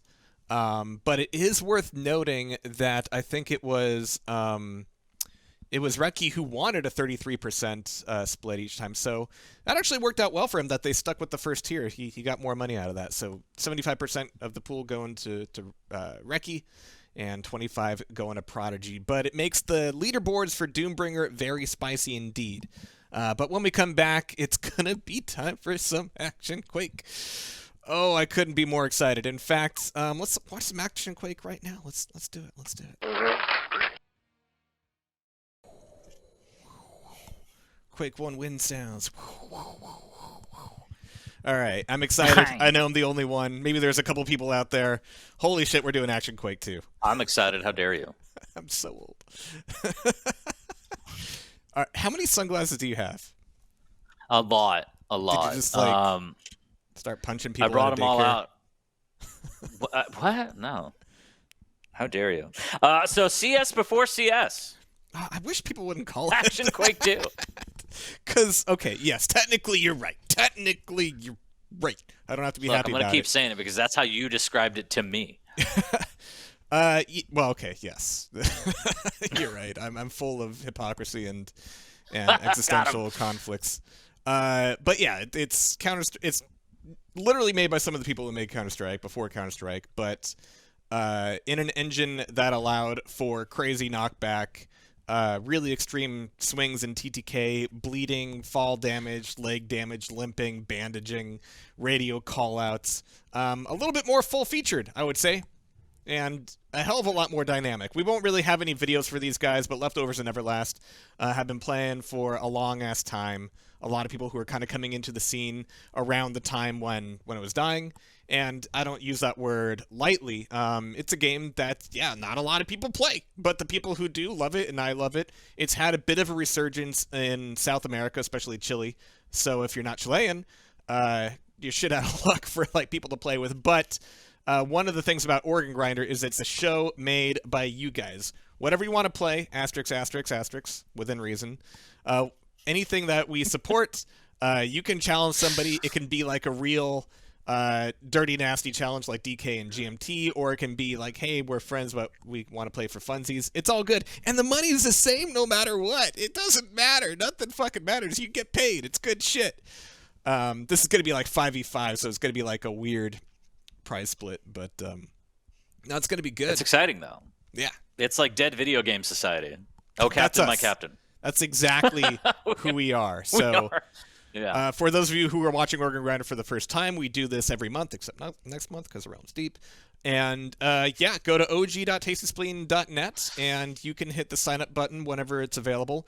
We'll keep the dates posted. We'll keep rankings posted. And this is a way for you to play whatever your favorite game is that you don't get to play very often because not a lot of people play it. And there might not be organized competition for it. This is the place for that. If there's somebody who's always picking on you in brackets or ladders, this is the place for that. If you just want to milk us for cash, this is the place for that. Because we're full of it. Milk, that is. Yeah. No comment. Not going there for once. I'm leaving that on the table. What's his face's table? Who is the guy that played Boo? Fuck. Ahab. Ha! Nailed it. All right. Keep it rolling. Not his table, like his uncle's card table or something. Yeah. It's a 50-year-old man. Yeah. I don't know how old Ahab is. I just look at him and assume. But yeah, Leftovers and EVERLAST. 40, this is where I turn it into like my egotistical trip, but I think we got Nayshun joining in here. I don't have any videos for you, I'm sorry, so you get to sit back and watch. I'm excited. It's my favorite. And Organ Grinder first, the debut of Action Quake 2. It's going to be a 4v4 bullet fest across 3 maps. The diehard Leftovers face off against the stalwart EVERLAST. Cliff 2 is up first, and it's a sniper's paradise. Lights, camera, action! All right, I think we got Nayshun in here as well, I hope. Am I muted? No, I'm not muted. Oh, we got Nayshun. How you doing, dude? What is this game? This is Action Quake 2. And, yeah, you have M4s, you have MP5s, you have all the stuff you're used to seeing. What might be different is movement for you and crazy knockback and bleeding, and it's more of a game. It's more of a game. Nothing like jumping off the roof and busting your leg, and then you got to stand there and press E or whatever your bind is for bandage, See, and then real game for real. And then Jehar people. kills you. I think we had a couple swap outs here. Let's see. I had Chaos Mizzy, Strick, Tazzy, and Matic over on Leftovers, Nevi, Shag, Alito, Alskin, Delta, and Royce on EVERLAST, but I think DMC is swapping out one of those players. So, yeah, I think we're just about ready to go. Clan tags look good. I might need to tell... Really? Untag full damage, please. Because this game doesn't actually have a good, like, spectator HUD. So I'm doing, like, nasty things to show people what the scores are. Imagine that. And it depends on clan tags, and it's very fragile, just like me emotionally. Oh. Fair enough. I mean, look, it's nothing wrong with fucking human men, man. And by the way, I don't want to hear anything about this game. You played fucking TransQuest last month. You a fucking bitch. And I will tell you, after that game, like, 40 was just in pieces. He was not the same person after that game. You know, I'll tell you, that game, there's a lot more depth than we realized. And there's like this power-up that spawns at the very beginning, not to get on a tangent as we're getting these clan tags right, but you pick up that thing, and it gives you a quad damage, and it puts you to full, but if you die, you lose 10 frags, or the other person gains 10 frags. So by getting it in the beginning of every map, I literally lost the game for myself. Because I'd have to get at least a 10 frag lead, otherwise you just lose. And I don't know why that's in the game. Okay, that might have explained like a few of the things that were going on, because yeah, we were all lost of a sudden too. There's like 20 frags, and you're like, what happened? And I know that there's probably like someone out there who's like, oh my god, these fucking noobs, they don't appreciate how competitive TransQuest is played. It was fucked up, dude. I wasn't mad. I wasn't upset, and it was either that or Doom 3, and I loaded up Doom 3, and then I remember how dark it was, and I was like, yeah, I'm not playing this. Good. Oh, so you saved me from that. Thank you. I appreciate it. Thank you so much. OD's telling me the shotgun's great in this game, and I shoot it once, and I'm like, I don't. I'm like, they have wigglier models than Quake 2. Like, I'd rather play this. And we could just both get hand cannons and ninja slippers, and we'll be fine. Exactly. So the real answer here, and this is part of why we're playing this today, what game is AQ2 like? It's not really like anything else. It's a tactical shooter that has never been cloned or properly followed up to. There have been spiritual successors in the vein of, you know, Counter-Strike and Urban Terror and Reaction Quake, which never really got off the ground. Yeah. There have been other mods, but as far as like the actual feel of AQ2 goes, nothing comes close. So janky as it is, we are going to put lipstick on this pig, and we are going to play it. So I'm going to let them know that we're all set here. Jehar threw me his nice config here, so I get to see what he's seeing. But I tell you, I don't know how to follow people with your config. So well, you can't do it right now because the match isn't started yet. Oh, okay. Yeah. Well, I'm just a fucking idiot. Once it starts, you can start right-clicking like a madman, and you'll be good to go. Oh, okay. The chances of us ever seeing the same person at the same time, yeah, good luck. But we're gonna do what we can. This is gonna be something. I'm trying to think of this map reminds me of, man. It's like, it's so uncanny. It's got a moving tram. It's got waterfalls, like stacked waterfalls, like a pool, and then a little tunnel, and then another pool, and then it goes down. That. And then there's just, like, just dry bits. There's a little GoldenEye base in here. But here we go. Oh my god. This is exciting. Alright, so I'm going to be following the leftovers at the beginning of this round. I'm on Chaos at the moment, rocking the M4 and Kevlar, so not a lot of laser sight at the moment, which is good for letting the M4 work across the map, but you run out of ammo on that thing so quickly, so you're kind of relying on picking up weapons from other people or switching to your pistol. So that's going to be one player left alive on the leftovers, and it's going to be Matic, half health. I'll see what you get. Ooh. Oh, that's a very familiar sound, the dink. I wonder where they got it. Such a good one. For me, it always sounds like a cabbage being split open, like a wet, juicy, moist cabbage. A little cabbage going here. So Nevi, getting that last shot, last round, you know, hanging back a little bit more with the sniper rifle. And with the spawns on this map, there are many places where if you spawn sniper, it's going to be a little bit rough for you. Like, coming over the top of this crest is super, like, look for the whites of their eyes territory. But what a shot coming out of Nevi and just wiping out leftovers and making this 2-0. Dude, as soon as he zooms in, I'm like, what am I looking at? You're looking at the same thing, only zoomed in a little bit. Yeah, well, I mean, like, the crosshair, it's just like, holy shit. You can No, that's customize a that, scope. too. You can make it as ugly as you want. That's tactical. All right, DMC, I like this. Instead of running, he's just crouching down to the corner. He's like, all right, you guys go ahead. So whenever you see the yellow particles, that means it's hitting armor and not causing bleeding damage. But DMC is bleeding out here. He's going to need to bandage immediately down to 3 HP. He popped his hat out a little bit, but he's low on weapons. He's only got a pistol out. He's throwing that knife just to see if he can, I don't know what he was doing there, but...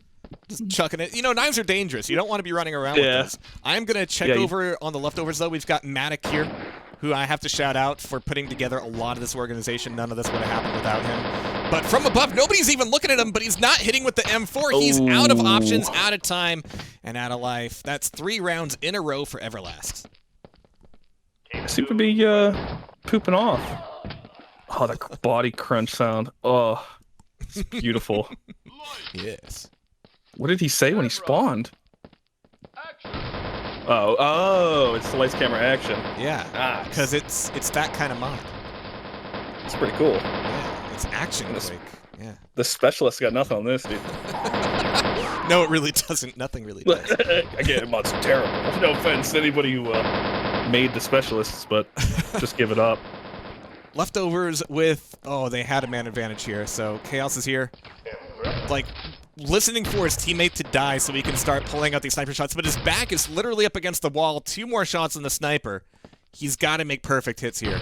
He's the only one left alive. 1 more to go, and yeah, over the top of the cliff. It's almost impossible. Ooh. Like, it's just not going to go well for you. That's a 4th round for EVERLAST. Jeez, man. Oh, see if you get him. Oh, close. Yeah, so it's fun because at the end of rounds, you can, like, kill your teammates and stuff. Oh, you kill your teammates? Yeah. That's how it should be. Sometimes you just feel that way. All right. Watching DMC again here before we saw him kind of crouching by the cliff. Playing the M4 game without a laser sight, sticking with the Kevlar, but still kind of holding back. Usually the M4s are going to be like your front line, but here he's waiting for people to jump over the top, and here they come. That leaves... Who's left alive on EVERLAST? Nobody! Leftovers finally getting their first round. Oh, there we go. Sky Stars. People want this... All right.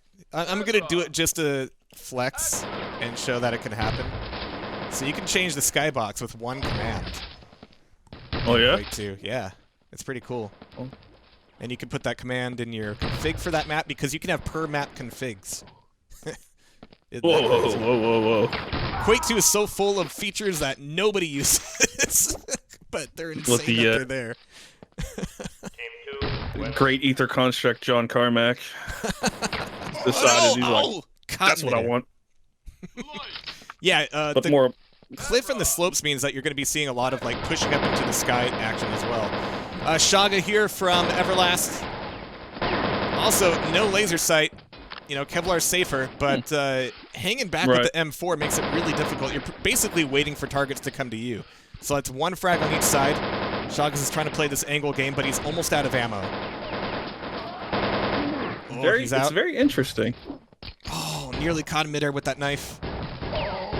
But unless he can get a headshot with the pistol, it's not going to go well for him. Is this going to be another round for the leftovers? EVERLAST got a boy bleeding here. Oh, I didn't see that last death. Oh, I guess he fell to death and didn't give a death message. Yeah.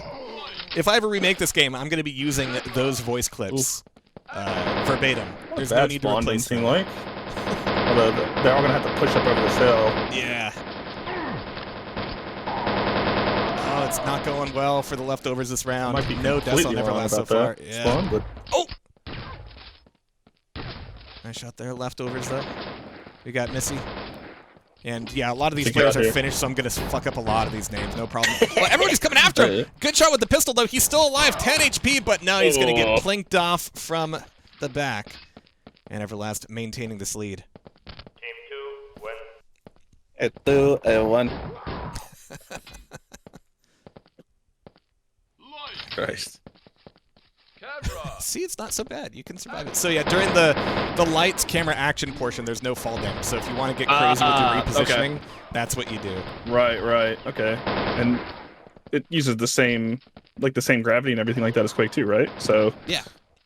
So you can yeah, like because slope jump and why affect perfection? Yeah. Yeah, perfection. Yeah.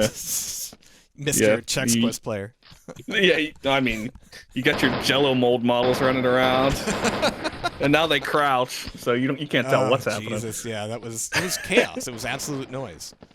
But I admired that the EVERLAST is largely playing the hang back with M4's game here. I'm not seeing too many snipers coming out of them. I do wish the HUD would show me loadouts per player, but the HUD also doesn't show score or players left alive. So we're working with what we got here. Yeah. This is an action movie. We're not the director. Was that a Gib? I think so. Yeah. Oh yeah. By the way, GL_part_style2 for additive blending is the way to do it. That way you get that nice hentai ejaculate blood effect. The Oni-chan special, dude. Exactly. That's what you want. Only 2 rounds for the leftovers so far. DMC hanging back. He's down to the 1 mag. And yeah, fortunately that glass is bulletproof. Oh, waiting around the corner! Looking to take down 2. He made a few good shots. I think he got 1 frag out of that, severely wounding the other. But now he's going to be out of ammo here. Hopefully he can stay alive. Oh, he's going to get pushed on down and thrown to the ground by the leftovers. It's only Tazzy left alive. A great headshot with the pistol, and he's still alive on the top of the hill. It's 1-1. Oh no, did he fall? I guess he fell. Or bled to death or something. I wasn't watching. I feel like I'm playing chess, trying to just follow the action. And yeah, for anybody in chat, yeah, this is basically just shoot the other guys and do it again. It's really basic. This is good, is all it is. All right, Nevi, he's bleeding out. All right, you got a bandage. Oh, but I think they're all dead. Yeah, leftovers are done. Yeah, that was a fixed one. Oh, is Delta's tag bag? Oh, he's missing a dash on it. That's why I'm like, does he keep falling? Yeah. Camera. Oh. I forgot how much knockback's in this game. Yeah, that's the deal. You get a lined up perfect shot, and just because you're on an incline, you just get sent flying. Yeah. All right. So tell me, some more information here in the background for the game. Yeah. So bullet drop's a thing, or is it just railguns everywhere? No, it's all hit scan. Yeah. But there's crazy spread is the thing. Like the M4 without a laser sight just has stupid spread. Your best automatic for long range play is going to be the MP5, but you really need headshots with that. Right. Otherwise, it just 9mm. Yeah. Oof. And I guess you can have the opportunity to take Kevlar helmet or vest, right? So yeah. And I guess Kevlar would be better for probably helmet. You would think might be better for this map if you had the top every time, but I guess you can't. I don't see it played that often. Like the vest is really the item du jour. Sometimes in other maps that have more indoor areas, you'll see stealth slippers and shotguns come out more. But larger outdoor maps like this, it's going to be snipers and M4s. Oh my god! Sniper. Great shot coming out of Nevi. He's going to need to reload here. And yeah, the sniper rifle is 1 bullet at a time kind of loading. But finally, the leftovers taking another round here. They need more of that. This puppet. Okay. That's computer patience right there, dude. Alright, so here's Delta from EVERLAST getting, bamfed off on the hill. Shaga's got to decide if he wants to play the same game. He's still at full health, but there's 2 players to deal with. He's missing just about everything. I don't think there's going to be any frags there. Tries to pull out the knife. It's not going to happen. Yep. And I think this is going to be a full team wipe for EVERLAST. Is anybody left alive? It's down to Nevi with the pistol under the tram, but now he's going to get the noose tightened around him. It was like he was running up he was rushing an MG nest in the beginning. And yeah, Nevi did tell me before the game started that he'd been drinking. So join the club. Yeah. It's the organ grinder way. He already understands the event at a very fundamental level. It's just how it is. All right, so Matic in the water. It's like, don't mind me. I will be the one to reverse sweep the match and take things back. But he's out of M4, yeah. He kind of rolled the dice with the spread. I wanted that knife to hit, man, so bad. That's what makes your frags videos. It's the crazy knives. Oh, he's got knives being thrown at him back from the water. But he's a bit of a sitting duck up top. You know, a little shout out to OD, but oh, who's left alive on Everlast? Nobody is. Oh, that was the last frag, and that's Leftovers starting to slowly take this thing back. One thing I didn't tell you, Nation, these maps are 20 minutes. What's up? Oh, hell yeah. Oh, hell yeah. So it's comeback time for Matic and crew. He's got a good position here, looking for anybody coming up the way, but is he going to bleed out before he can make another frag? He's hoping just to, like, use the rest of his life, yeah. So bandaging takes some time where you can't fire. Right. So it's like, do I bandage now or do I, like, try to make my life worth one more point? It's counting down for a single. That's very interesting. Yeah. What an interesting game. This is way better than Counter-Strike. It is. There you go. Now you're getting it. I mean, or you're just humoring me because I pay you. It's not hard to do. No. I'd rather play Xenotic. No, don't say the X word. I mean, Nexius. Nexius had fewer furry titties. True. Marginally fewer. I mean, it reminds me of Vor Tournament. Have you ever played it? Oh God, yeah. It's not surprisingly, played it, but I'm aware of it. Yeah. Surprisingly better than all the other bad games. There's some actual depth in that game. Oh my God. That's more of a Zanero type game, but shout out to Zanero and shout out to the Leftovers starting to bring this thing back. I'm gonna be watching hopefully Strick at the beginning of this next round. Yeah. Okay, cool. So M4 boy. Okay. I'm not seeing too many people on Leftovers with snipers. But yeah, you can see that Everlast is starting to take advantage of that. Like if you don't have a sniper in play, the long range plays up on the very top of the map are gonna be a thing, and Strick is looking for that last shot. I think he's got good damage, but he's gonna survive it. And that's gonna take Everlast down. Is this a tied game now, 9-9? Yes, it is. Dude, these chat spams are so good. What is, like, there's like, was that Unicode? It's a beautiful game. Yeah, oh God. Oh, Strick trying to hero with his knife. It's not gonna work out well for him. Is he running a Kimbo? Yes, so you can pick up double pistols. Yeah.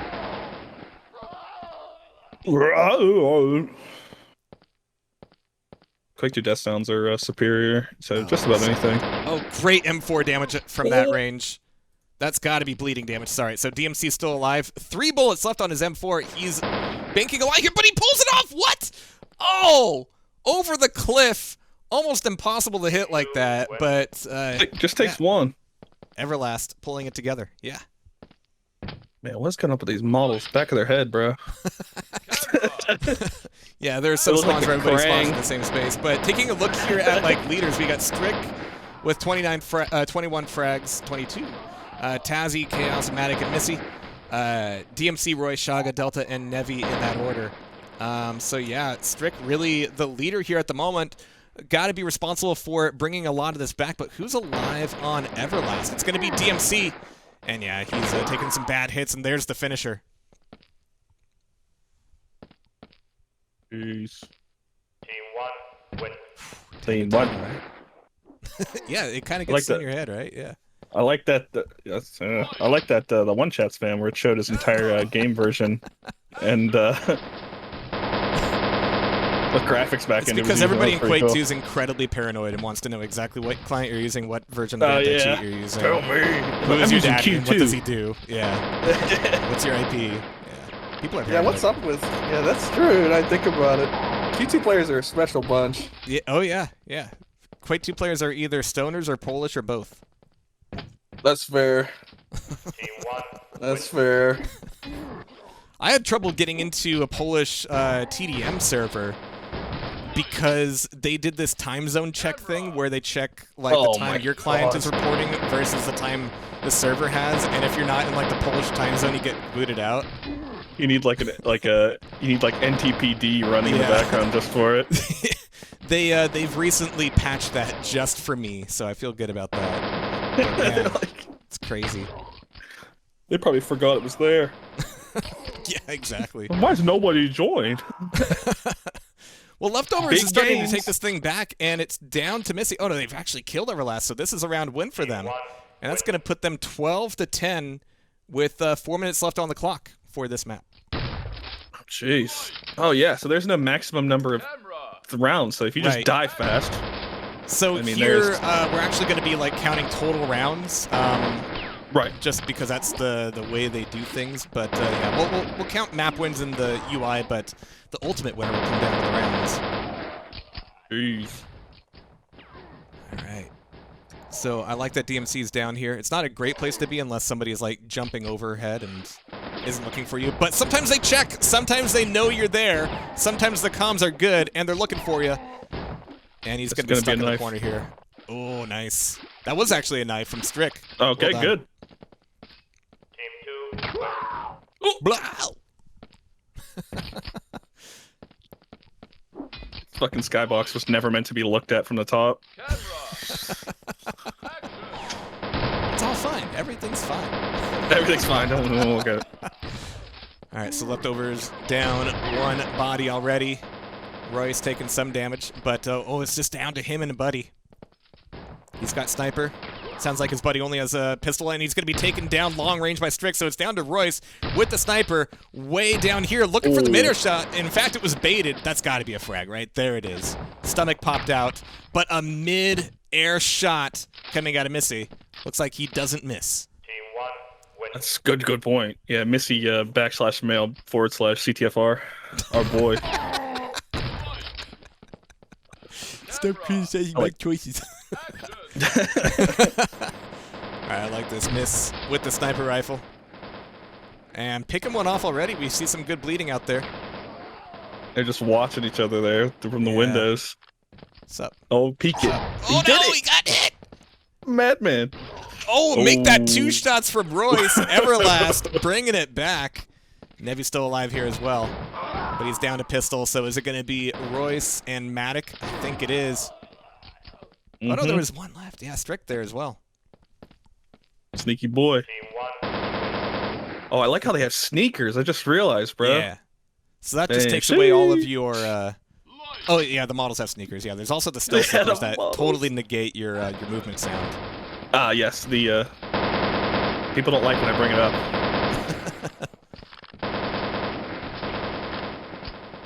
So you know, let have fun. All right, so 14 to 11. Leftovers doing well here. Okay. Bunch of drones popped out from up top. Yeah, that was like a 6-round deficit before, but they are waking up.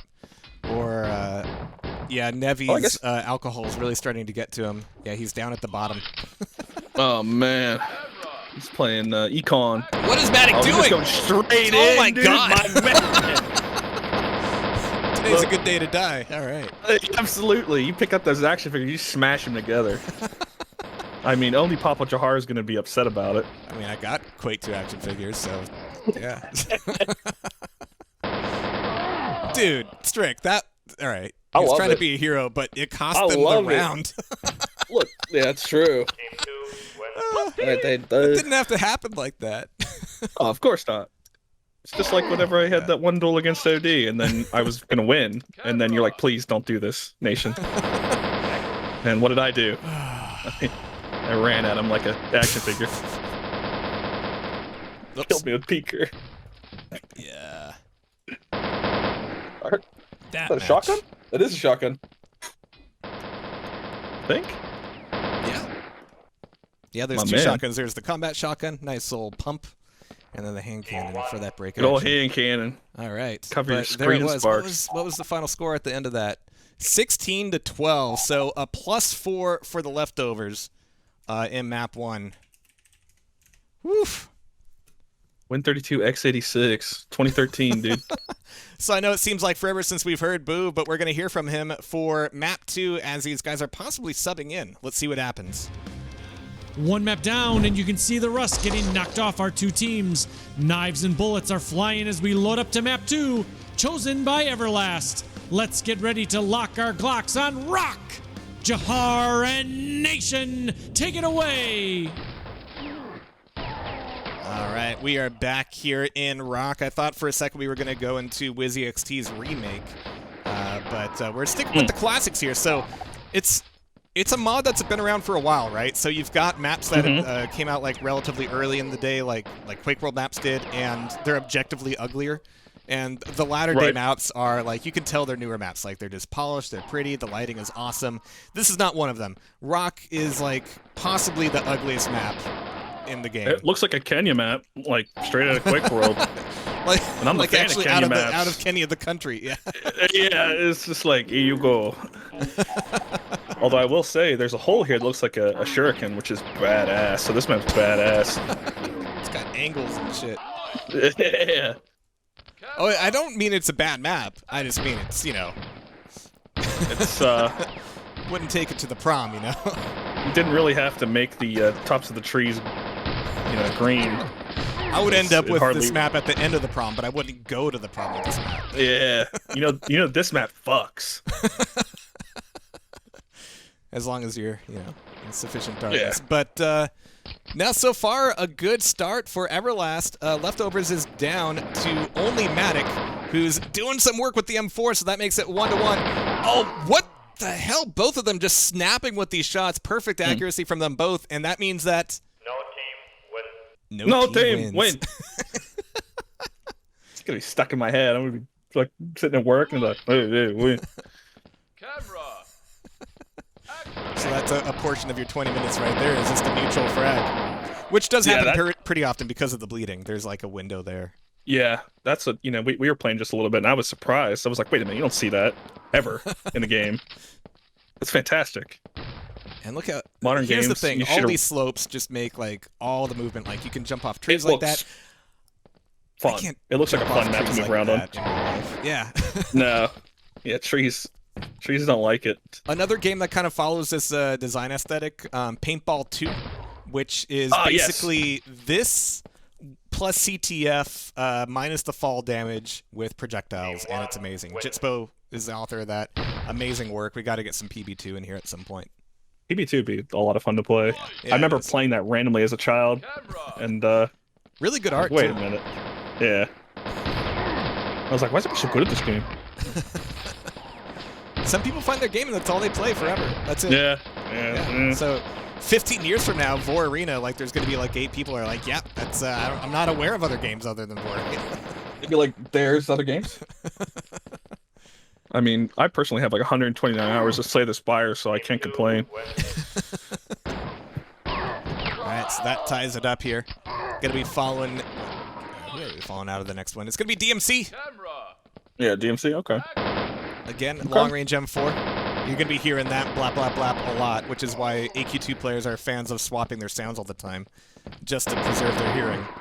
But nice shots coming out of DMC. He's bursting with these mags a little bit. He's not just spraying and praying. Ooh, mutual kill there. But Nevi, though, yeah, great shot from him. 7 HP, but he's going to get caught midair as he tries to ramp on up. That's going to make it 1 player left alive on EVERLAST. It's going to be Royce, just trying to snipe away. You can hear the scope sounds, too. But the M4, but from behind, and he's still alive? What? How did he fuck that up? Yo, dude, this is all your fault if you don't make this. Oh my god. Pistol. Because he's already been hit a little bit. There it is. Oh my god, Matic. You got behind him with the M4 and couldn't finish him. Was it like a reload situation? Did he only have like 4 bullets left? Looks like he got startled. Oh my god. I didn't know you could hear the scope. Like, yeah. This game is so in depth. So yeah, that was all Matic's fault, but great job from Royce. I think he was one of the players who was swapped in here. But good shit. So that'll put EVERLAST with a 1-round lead, but as we saw earlier, that doesn't mean shit. Missy's missing. Right. It's not good for him. Man, I gotta say, playing a sniper in this game is so much better than any other game, just because you can move. Yeah, so as long as you're and- scoped, you have that 100% accuracy as long as you're scoped. It's not like other games where if you're moving at all, like, you lose it all. So you're kind of Interesting. meant to be, like, scoped in a lot and still getting movement going. Just like real life. Yeah, of course. Get the drop on them. I didn't see that last frag, but that'll be leftovers taking it around and tying it up.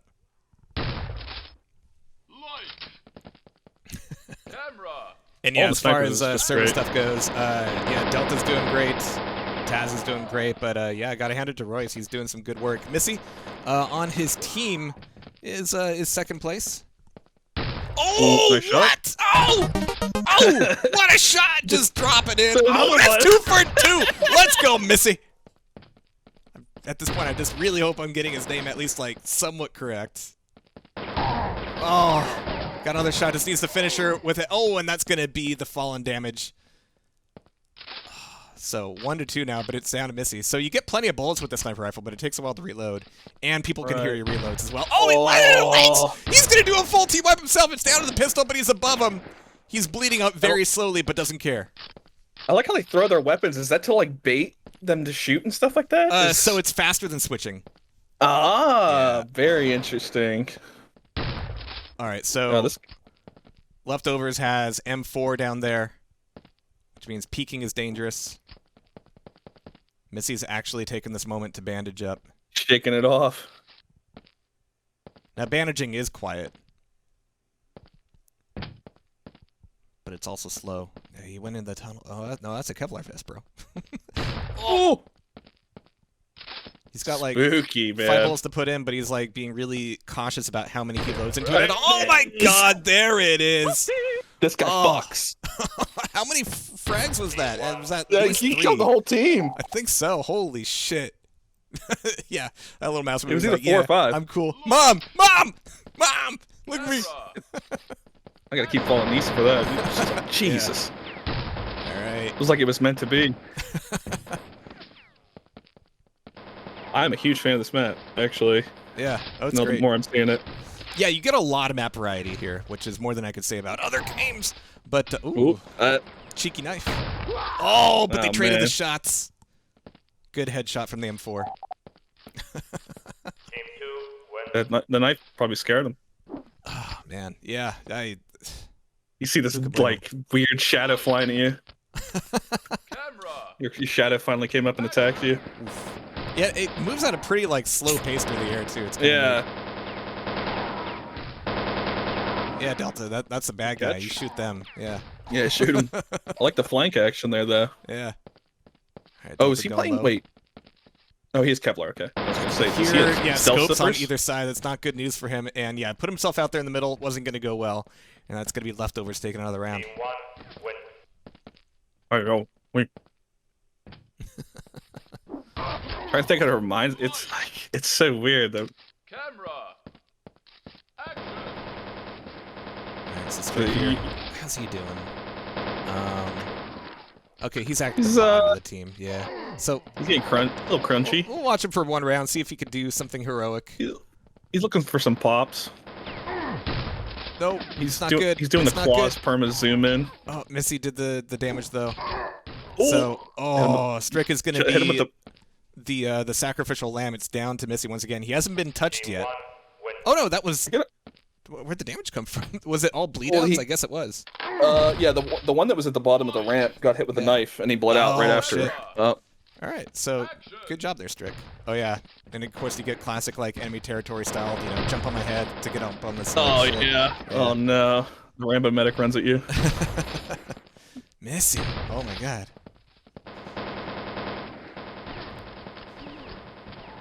A Some of funny these team game. tensors you can climb up. Yeah.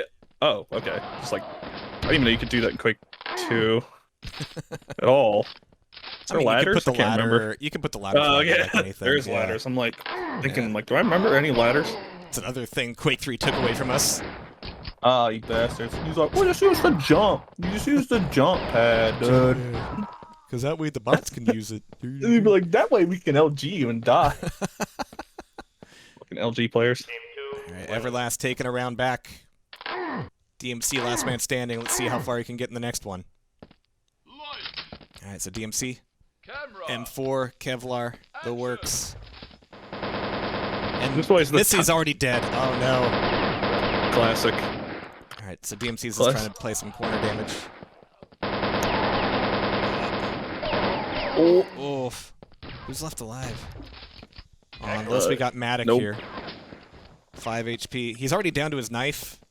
And and he's still got the M4 out. He's got a mag on it left. Okay, so this is fine. It's fine. Oh, and everything's good. Ooh. Oh, he got the headshot, but too little, too late. That leaves Royce left alive, and EVERLAST tying it back up 5-5. Team 2 win. And no win. As we hit about the halfway point of the map. So yeah, these two teams are giving us a great show today. Yeah, the tick rate on the clock in the UI is every 3 seconds. That is the weirdest. Well, I guess that makes sense though. 60 seconds. Don't worry about it. Don't worry about it, man. It's all good. Don't worry about your hacks. Let's make this work.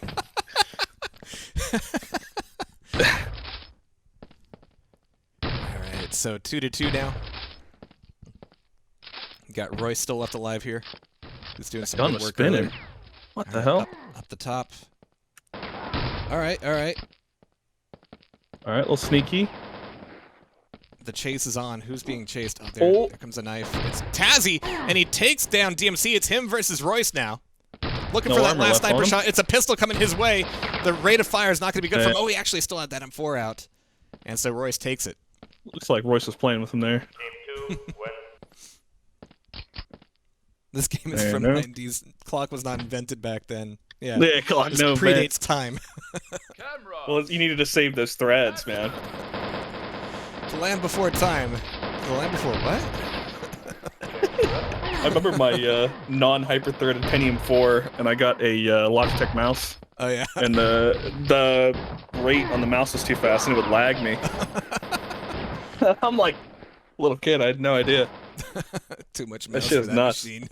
Yeah. It couldn't handle the 800 hertz. Alright, so keeping it nice and tight here. 6-6. Leftovers with a one-map advantage, but see what Tazzy can do here. As far as scores go, yeah, he's second under Missy right now, but being an M4 player means you're first to the front, first to die. It's just the way it goes.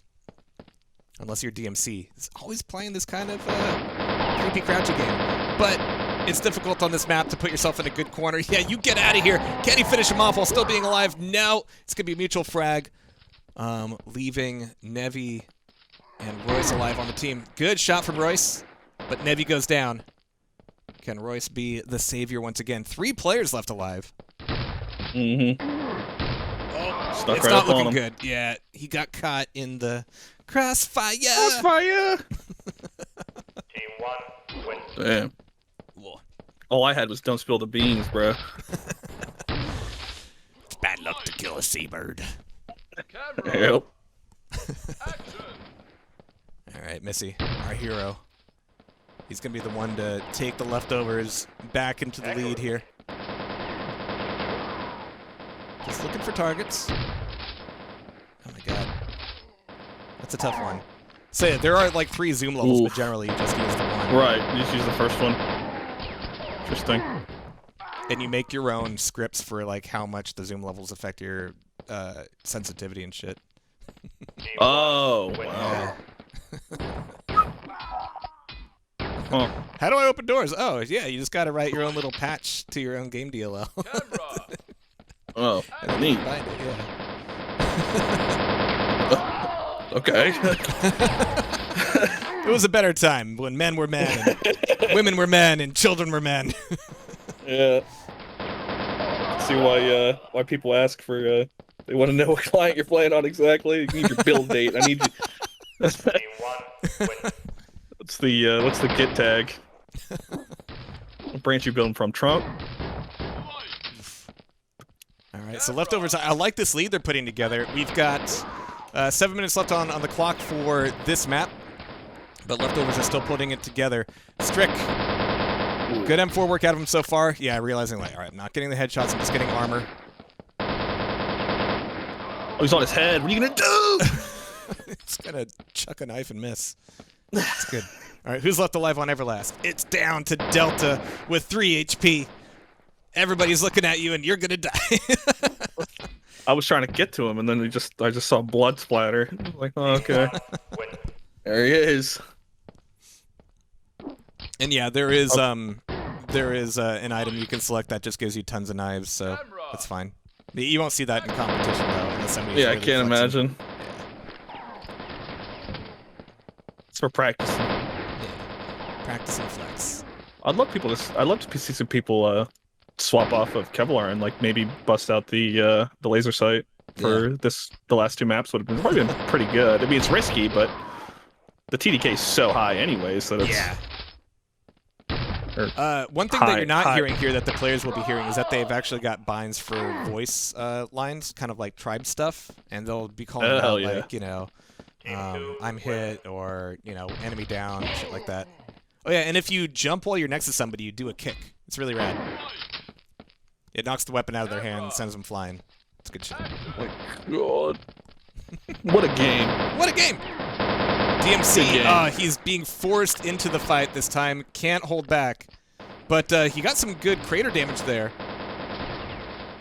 Cool guys don't look at their own work. But he's just waiting for somebody else to jump. Oh, hi. Hello. Okay. He didn't make it. Still doing the damage got here. Ooh. Alright, 1 player left alive on the leftovers. Is it Missy? Can he take down everybody else? Oh wait, nobody's alive. They're all Matic. dead. I think it was Matic he did.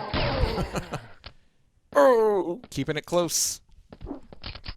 Yeah, this does. I mean, yeah, you could definitely get in some runs. Yeah, for sure. Nice calm game. EQ2. Really good little burst there out of DMC, but he's down 1 mag. Pushing on forward. Looking for the angle and not getting it. There it is. Nice shit out of DMC. Yeah. Oh, look at this little hidey hole. I'll tell you a hide hole. Yeah, that's cool.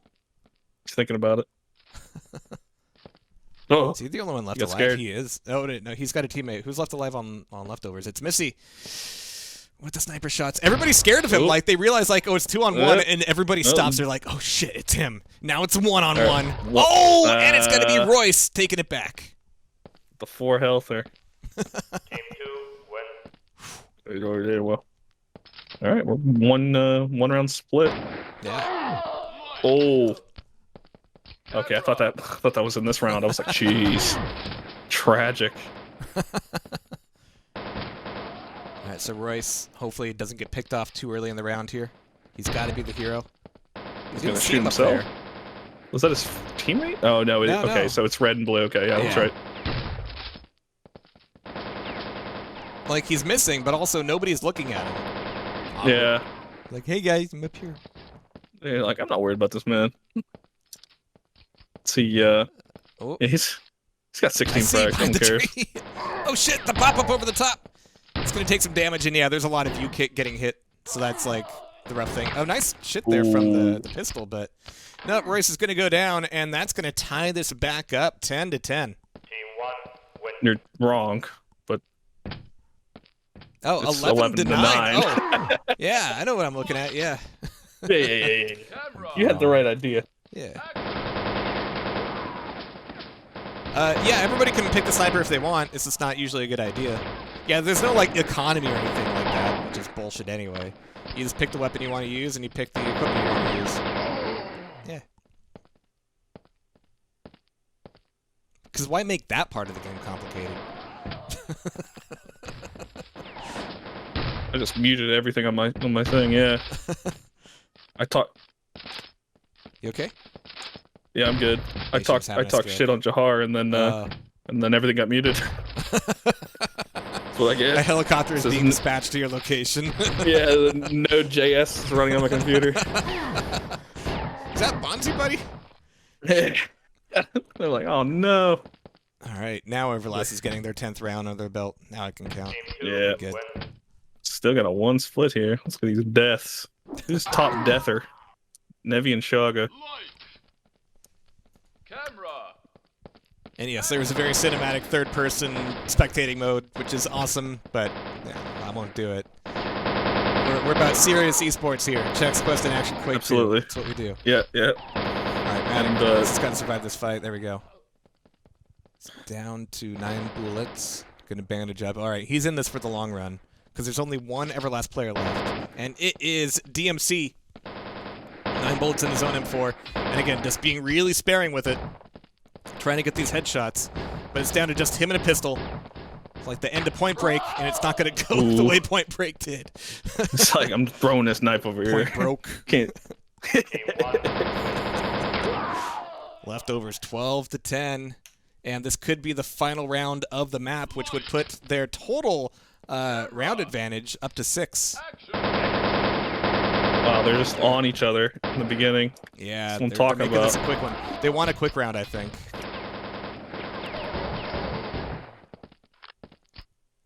It's not going to go that way, though. they got a quick round. It just didn't go the way they wanted. So now they need an extra quick one just to bring it back. They're guaranteeing that the map ended. All right, I'm going to find our buddy DMC. See what he can do. Again, I like his bullet control. What little control you can't have. No, he fell! Whoops. All right, it's fine. You patch him up real quick. Nobody's watching you, dude. It's all good. It's all good. You're off by yourself, hurting yourself. Yeah. Couldn't finish the round in time, so that is going to be 13-11. So another +2 for the leftovers. Everybody's like, we're out of here to get these people back in. One more map. It's 3 maps. We got you. I say GG's. GG's later. Is it map wins? I keep spamming your chat. You're like your binds. It's all right. I gave them to you, so I'm not going to make fun of you. 591. I'm like, C91. All right. So let me make sure that, yeah, leftovers. Good job, leftovers. You gotta catch them before they end up in the sauna.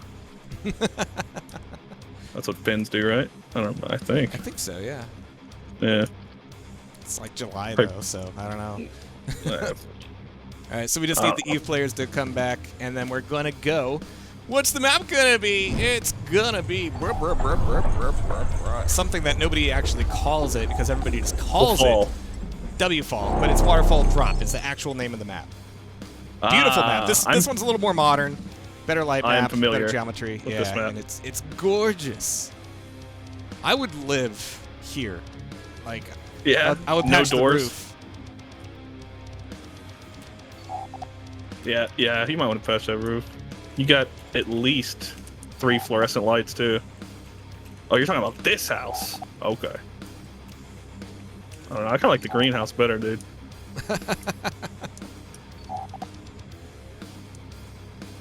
All right, so leftovers is currently up 6 rounds. Everlast could take it back, but they'll need at least a 6-round advantage here on W-Fall. So we're gonna get the rest of the Eve players in here.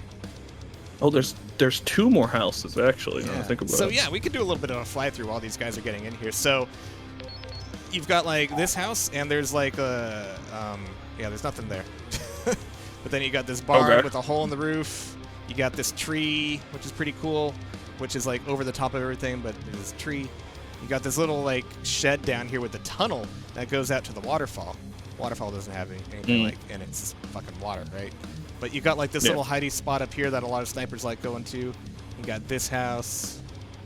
You got the big fuck you stairs in the middle of the map for no reason that go there. That's what OD's ancestors threw people down. And then you got this little fun little shop too, yeah. OD's ancestors. Yeah.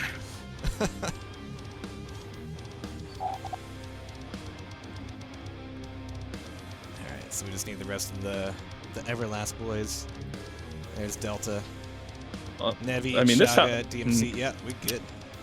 I think the house with the dirt roof is probably the best one. And you got a tree above it, dude. Yeah. And you got 2 doors into the same room. And again, thanks for the subs, everybody, today. Crazy stuff. Oh, Dark, dude, with the sub train. What the hell, dude? Nice. Thank you. And right now, the prize pool is currently sitting at $527.66. Go ahead and pump that up. Get some money in the players' hands today.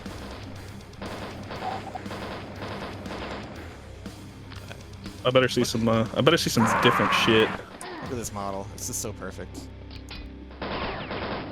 There's something like endlessly funny to me about the actual run cycle, like the way it kind of like bounces and goes hit, hit, hit, hit. Yeah, it's Quake 2, but everybody plays as a girl in Quake 2, so like you're not used to it. Some games have like run cycles that look like you run when you gotta poop. These guys all run like they just pooped and are just having the best time. Here we go. They RJ right off the toilet. All right, final map coming up here. Gonna be following our boy Royce. Leftovers currently up 6 rounds. EVERLAST needs at least that many to take the map or take the game back. It's gonna be good stuff. But right now, Leftovers down 2 players already. Royce bleeding out a little bit, but just playing the long game. He's assuming that nobody's gonna be like attacking him from the right. It's a big assumption. Oh. Saw someone up there. Hey, what's up? There we go. Nice shot. And yeah, that one gib you saw fall out is actually the stomach. So stomachs aren't covered by the Kevlar like like the chest is. You gotta hold on to your stomach. Yeah, so it's literally the stomach being popped out. You gotta get that samurai wrap so your organs don't fall out. Well, this is Organ Grinder, so I'm not sure I can condone that. But it's 1-to-1. Royce with only 3 HP. He's reloading while crossing the map. He's got big balls. Yeah. Action Quake 3.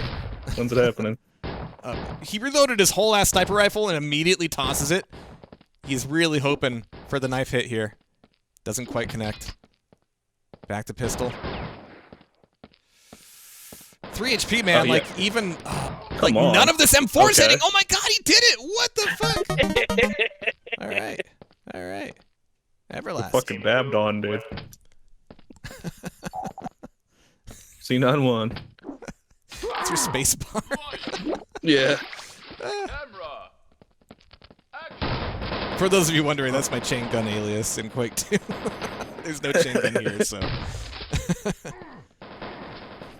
He overwrit my binds. I'm sorry that I messed up your pristine Quake 2 config. Chain gun's E for me.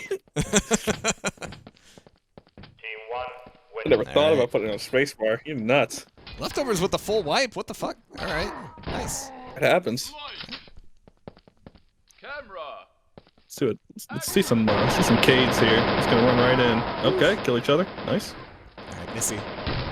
How's he doing at this map so far? He's only got the 1 frag at the moment, so hopefully he warms back up. There it is. Such satisfying blood particles. Yeah, they're like they're very heated. Very glowing. Like, turn down my I need to turn up the blue light filter. No. Give me that blue light. No blue, only red. Yes. To the point where you can't tell who's who. That was Missy. Shit! Okay. Nice kick. Mutual kick. Yeah. Just crossing the map, trying to get to the other side very, very quickly, looking for these sniper shots, but he's getting punished for it. 8 health, and he's bleeding. He's got to take care of at least 1 player before he can afford to bandage. What was that? He's had a teammate take care of him. 1 HP, and he can't do it in time. Missy bleeds out. So Leftovers down to Chaos, who's hiding in the barn. Gib. He's got a tunnel behind him. Okay. But he's also got a tunnel behind him, so, you know, he's not going to be able to hold this down very long. But he's able to headshot Royce. What is going on? He's out of ammo. They're both out of ammo, and there's the last of it. Is that an MP5 in a comp match? Yeah, all right. yeah, man. All right, DMC. Get some swaps. I like MP5. I'm a big fan. You chain together like 5 headshots. This is the best sound in the world. It's like blah, blah, blah. So good. All right, so DMC. And look at the MP5 model. It's a really good one. I don't know. He's dead. Just telling people what to do. yeah, just typing it out there. And yeah, for anybody confused by the kick, if you run up to somebody and you're like touching them and you jump, it'll play the kick sound and you'll knock the weapon out of their hands and do like big knockback. It's good shit. Because this is a game. It's a video game. Did they just run past each other? Hi. Yeah, they did. Strick, are you okay? All right. Looks like Nevi's not the only one hitting the sauce. Yeah. A little flippy. All right, so on leftovers, is that Missy? Yes, it is. He's going to need a reload. That was a hit, though. Yeah, the blood is so bright, you don't even need, like, hit sounds. You can just see when you hit somebody. I didn't know the color difference for... That's a big deal. I always like that. I kind of wish Quake never added the damage numbers in a lot of ways. Yeah, I mean, just to need them, you just had, like, good in-universe... Like, even Quake 4 had it, like, where it made a different tone. Quake 4 had the worst hit sounds ever. Like, worst hit sounds. Oh my god, they're so tinny and just... Yeah. I hate it. I hate them. The laptop speakers, bro. A lot of things I could say about Diabolical, but it has pretty good hit sounds. Yeah.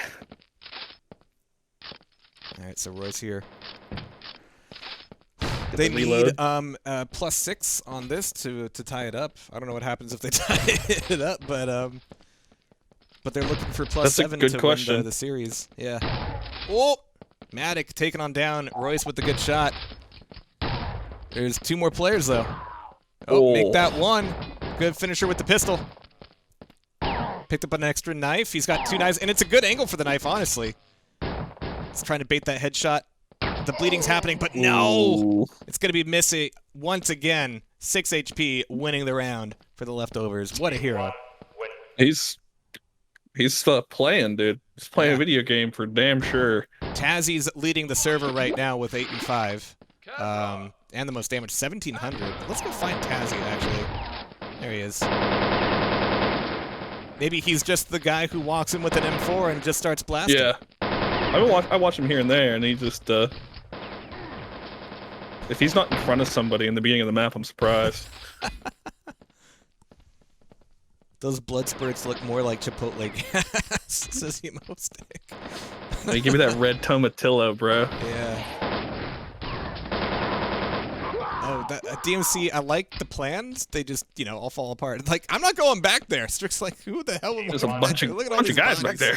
There's a couple enemy gamers over there. All right, 4-3. Oh. Yeah, there's 6. Okay. I was like, that's a lot of dudes just like jumping out into the map. It's a beautiful thing. Yeah, this isn't Counter-Strike where everybody like creeps up to one line and gasses it the whole time, Watch corners. You have to watch every corner in this game. Yeah, because you're given a few seconds to just like be anywhere. And it certainly is fuck, not like Valorant, which is worse than Counter-Strike somehow by putting walls in front of you. Fuck. Yeah. Oh, it's God. Shit tier. The only character I liked on release day was the one that could get on top of boxes, and I would just rocket jump onto people. The one and, like, I invented the shotgun meta. That's what it says on his resume. Chaos. Just got a freebie there. I get on boxes, bro. Master of logistics. Roy's doing some damage as well. Chaos. Just trying to play the smart mid game, but you got to know where everybody is before you can do that. Oh, it's just knives flying through the doorway. Trying to snipe, but it's not going to go well for him. DMC. Oh, the EVERLAST took this round, actually. They're done.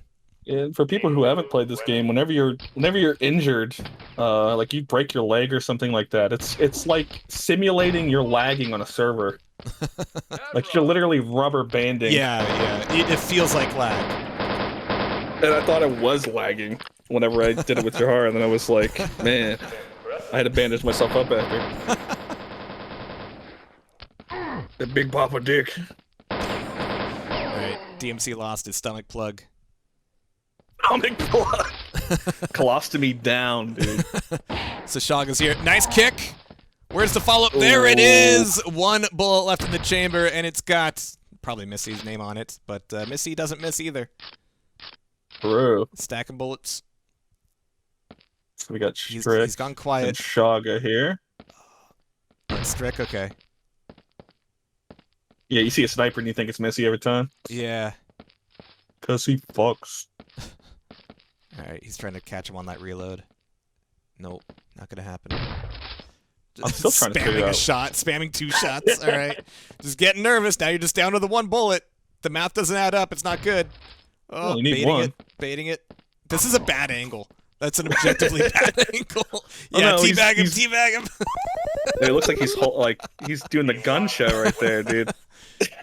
He had a good position, and he just did everything he could to just get rid of it. Look, sometimes there's not an answer. You could do the objectively correct thing, or you could just do the objectively worse thing, and you know, it's a 50-50. Either you do it or you don't. Oh, good shot from Strick. Here comes a knife. I'm feeling Yeah, it. he's going for. Okay. Say you Okay. jump when you're next to somebody if they have like that sniper rifle out because you just want to like take it away from them. But Missy's That's still alive true. here in the house. And he's a one-man killing machine. He is maintaining a 3-round lead, and I think we're halfway through this final match. So yeah, EVERLAST has to start taking some serious rounds here. Gotta listen to my advice. No one expect that. The slipper. You can see these models from third person. Yeah, it's so cool. Yeah. Yeah, they got the jeans on. They're like a Heirloom Wrangler card. Yeah. I like the denim looking jackets too. Whenever they jump and like there just becomes this. They have like the demon back of ass models. I can't drop it that low. Becomes an M. Rottenrose might. Can you drop it like Grunt does? Oh god. Oh, DMC, that's my stomach you got. And yeah, sometimes you bleed out so fast you just don't have time to react to it. Yeah. Nice shots from Shaga. Shaga's on his end. Oh no! Missy found him. Alright, then we got Royce too. So yeah, in Bleeding other out games fast. like these lanes across the map would be used just for like staring down. Here you use it to just like book it to the other side of the map as soon as the round starts. Try to mix it up. So good. Damn, well. I'm And still trying to figure out what your what you were thinking when you used this this crosshair for zoom. It's fine. All right, so this like white cross that I have on by default, that's just for the stream. I don't play with a white cross. Oh, okay, good. Okay. I'm a circle dot guy, but circle dots don't. All right, work as perfect. well. All right, perfect. So there's your Perfect. answer. Okay, I gotcha. I was like, please tell me Jehar doesn't play with this. I'm like, what? Like you Circle put dot this on squad. just to fuck with me? 'Cause I can't stop thinking about it. I'm like, what am I missing here? Am I that stupid? Missy, holy shit, dude. All right. Keeping things alive. All right, we got Missy staring at the wall. Yeah, thinking. so- and DMC 7 HP and that M4. Again, he's got like some of the best bullet control, but he is asking for a lot for these long-range shots. Missy, he's got a sniper rifle. This is not a good setup. And he's got all the ammo in the world. And Missy's even got like Kevlar and full health, so this is a bad fight for Royce. Or DMC, rather. Royce is dead. Oh, what? What? Oh! Oh my god! From across the map! Oh! Oh, shit! Our boy died. Oh! Yo! That was Alright. disgusting. I didn't even realize he died. Ladies, we can DM you DMC's address for tonight if you like. Jesus Christ. Oh, dude. The stars aligned. Maybe laser sight sucks. And we're just bad. Wow. Like I said, best bullet control in the rounds, but here we got Matic. Again, huge shout out to him for organizing all this, and because of him, I think we're going to be seeing some more AQ2 in September as well, so get excited. Drag I hope Nation to, kicking and screaming into it. Oh, hell yeah. I'm hooked. I'd love to see more team games like this, like with longer rounds, and you know, maybe we'll get Organ Grinder Quake Wars. Yeah, yes. In that 30 hertz glory. Ah, yes. that id Tech 4 somehow impossible to like effectively set your frame rate. Something that's easy in every other Quake. Our Matt looks at you and he's like, "But I made the mega texture. What do you want?" Mega texture's nice. It's all right. Thanks, John. You want 60 hertz character animations? No. How about mega texture? I think that was actually a mistake. That's always a huge mistake. I think he's an ideas guy. I think that was like they had the full keyframes and then they like had them for like dev, and I think they just forgot to flip the switch before shipping it.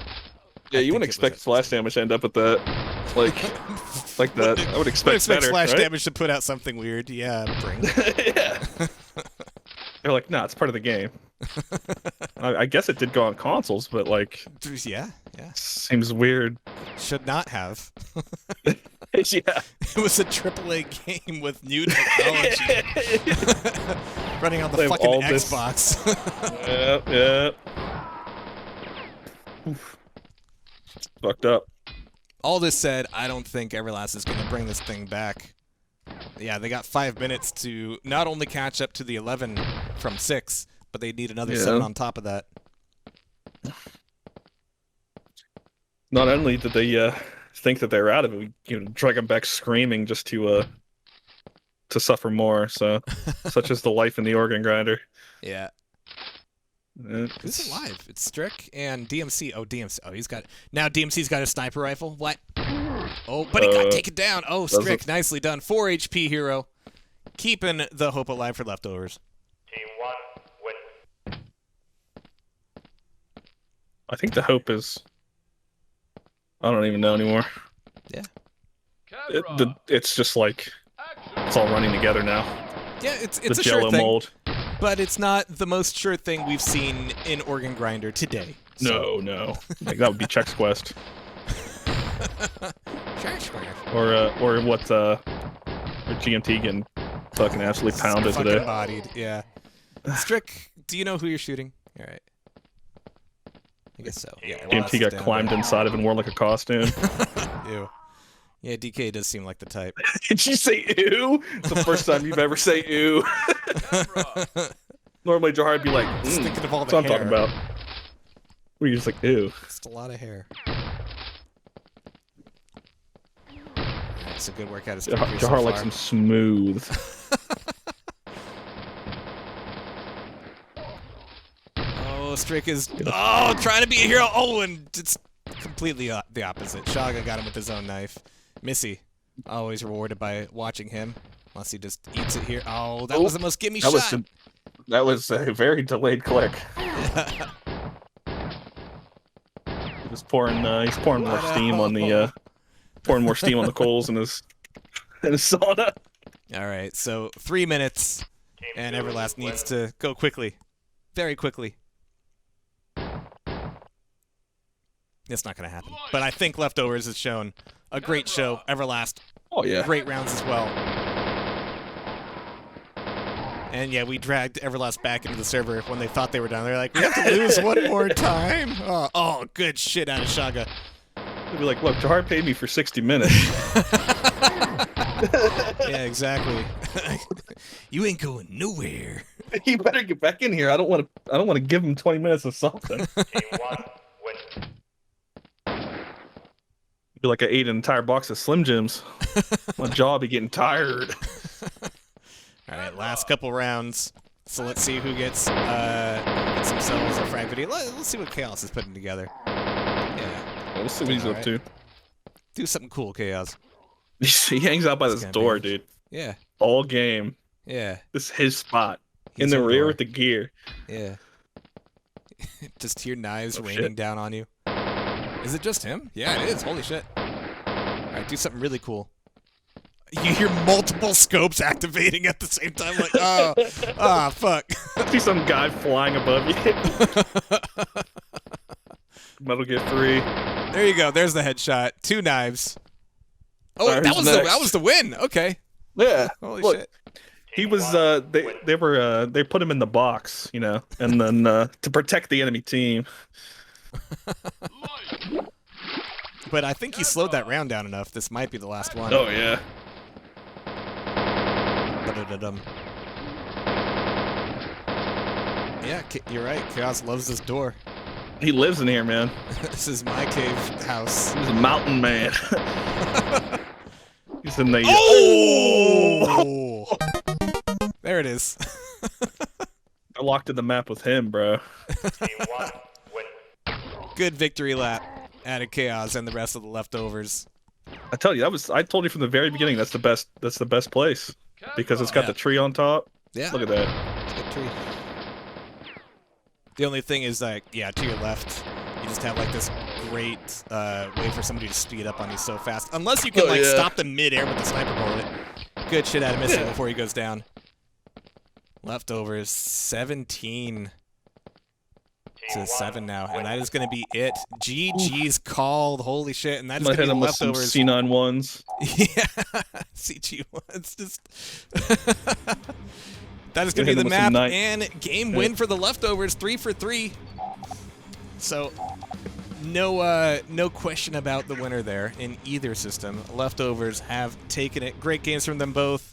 And thank you, Nayshun, for being here. I'll stop torturing you for now because I love playing games I have little to no idea about. Obviously. That's funny. Cash Crash. Yeah. All right, catch you in a little bit. Cash Crash. All right, let him in. All right. That was AQ2.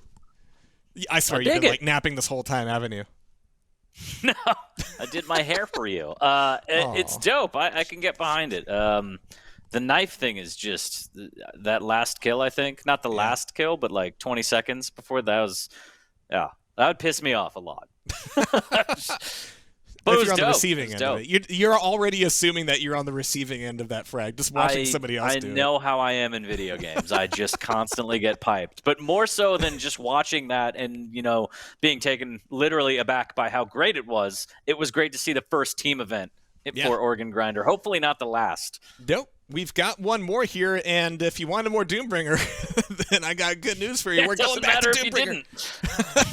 We're going back to Doombringer. It's going to be the 2v2 final coming up here in just a little bit. But once again, huge shout out to everybody on the Leftovers and EVERLAST for making this happen. A lot of fun. Love seeing the game. Saw some comments, and they're like, this is what it's supposed to look like, which is totally fine because I know this for a fact. Everybody's config looks wildly different. And... kind of skewed for visibility, but we can get more creative in the future. Point is, we're going to be doing more of it. That's the most important thing. But we'll be back here in a little bit, everybody, as we get ready for some Doombringer. And now, E1M1 Magazine presents Fun Ways to Play with Yourself. Something in the Water was the winning entry to the E1M1 Magazine RGM Game Jam. This horror-themed title has it all. An intriguing plot, some very well-designed levels, impressive texture work, an unsettling atmosphere, ludicrous amounts of gore, and some bloody damn good combat. It's free to download from itch. Suffer 2 is an extreme, anarchistic, crusty horror-punk FPS with an emphasis on movement and revolution. Blast your way through plenty of bite-sized levels, taking out totalitarian forces and fighting for your freedom. The beta version is now available on itch. If you love Wolfenstein 3D-esque shooters, then Templar might intrigue you. You need to purge a haunted chapel filled with evil creatures. The sound design, atmosphere, visuals, and combat are bloody good stuff for an RGM game. You can find it for free on itch. Terra Atlantis is a calming, trial-based shooter in which you battle against evil enemies such as the Tab and the File in a serene, Olympius-esque world. This is the most relaxed you will ever be while fighting for your life, unless you're sedated on an operating table. Out now on Steam. The long road back is sure to brown the back of your pants. Turn a corner, browned. Go through a door, browned. Run out of bullets while being chased by a ghoul, double browned. The long road back is a horror title injected with retro FPS DNA, making it quite the unique take. It's not every day a horror title gives you a combat shotgun. Out now on itch. Terrorists have captured a research facility in the RGM title Operation Lockdown. There are spacious levels, a cool soundtrack, and enemies aplenty to take down. It all looks spick and span, and it certainly feels like it as well. Itch is the place to go if you want to download it. Dino Era Jurassic Blood is a love letter to Turok 2 and features a healthy mix of dino hunting and platforming, tied together with some pretty neat weapons. It's a little rough around the edges, but sure to provide you with an afternoon of fun should you download this game on itch. This has been Jake the Voice Par with E1M1 Magazine. Now go play with yourself.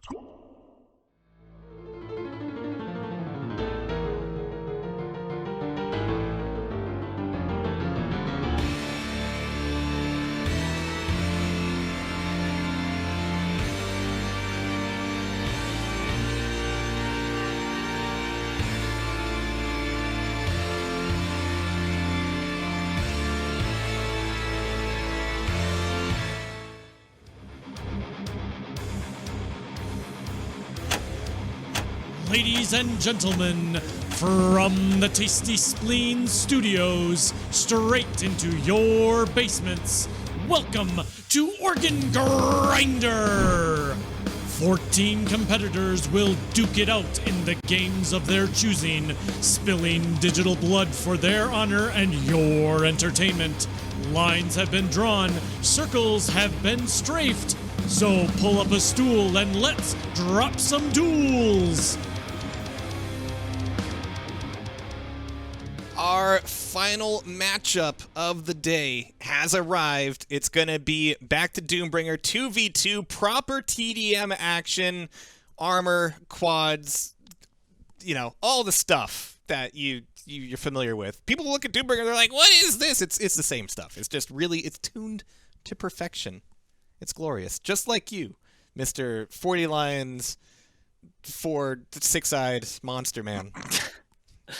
I'm excited for this. I don't know if you have a peek at the brackets because this is the culmination of kind of a tournament that was running previously, but right. I mean, more Doombringer is always good. So I totally didn't think that far ahead. Fortunately, GMT was running that tournament, so when we get in game, I think we're going to be okay.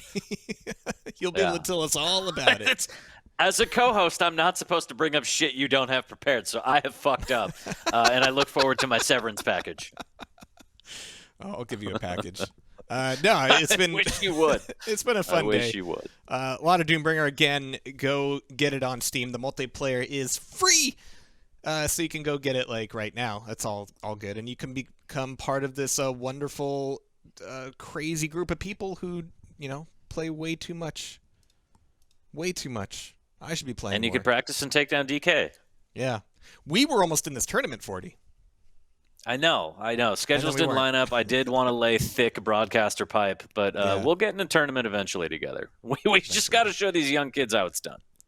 I don't know. Some of the competition we've seen today is kind of scary, and I think that may end up being the case for these two teams as well. The Distinguished Gamers and FREECXE, two definitely not made-up team names, but that's what we got today. It's going to be REKI and Dobster versus Prodigy and Respa. Not in that order, other way around. You'll see it. It's fine. Strike that, reverse it. Exactly. Oh, things are about to get Gene Wilder around here than they already were.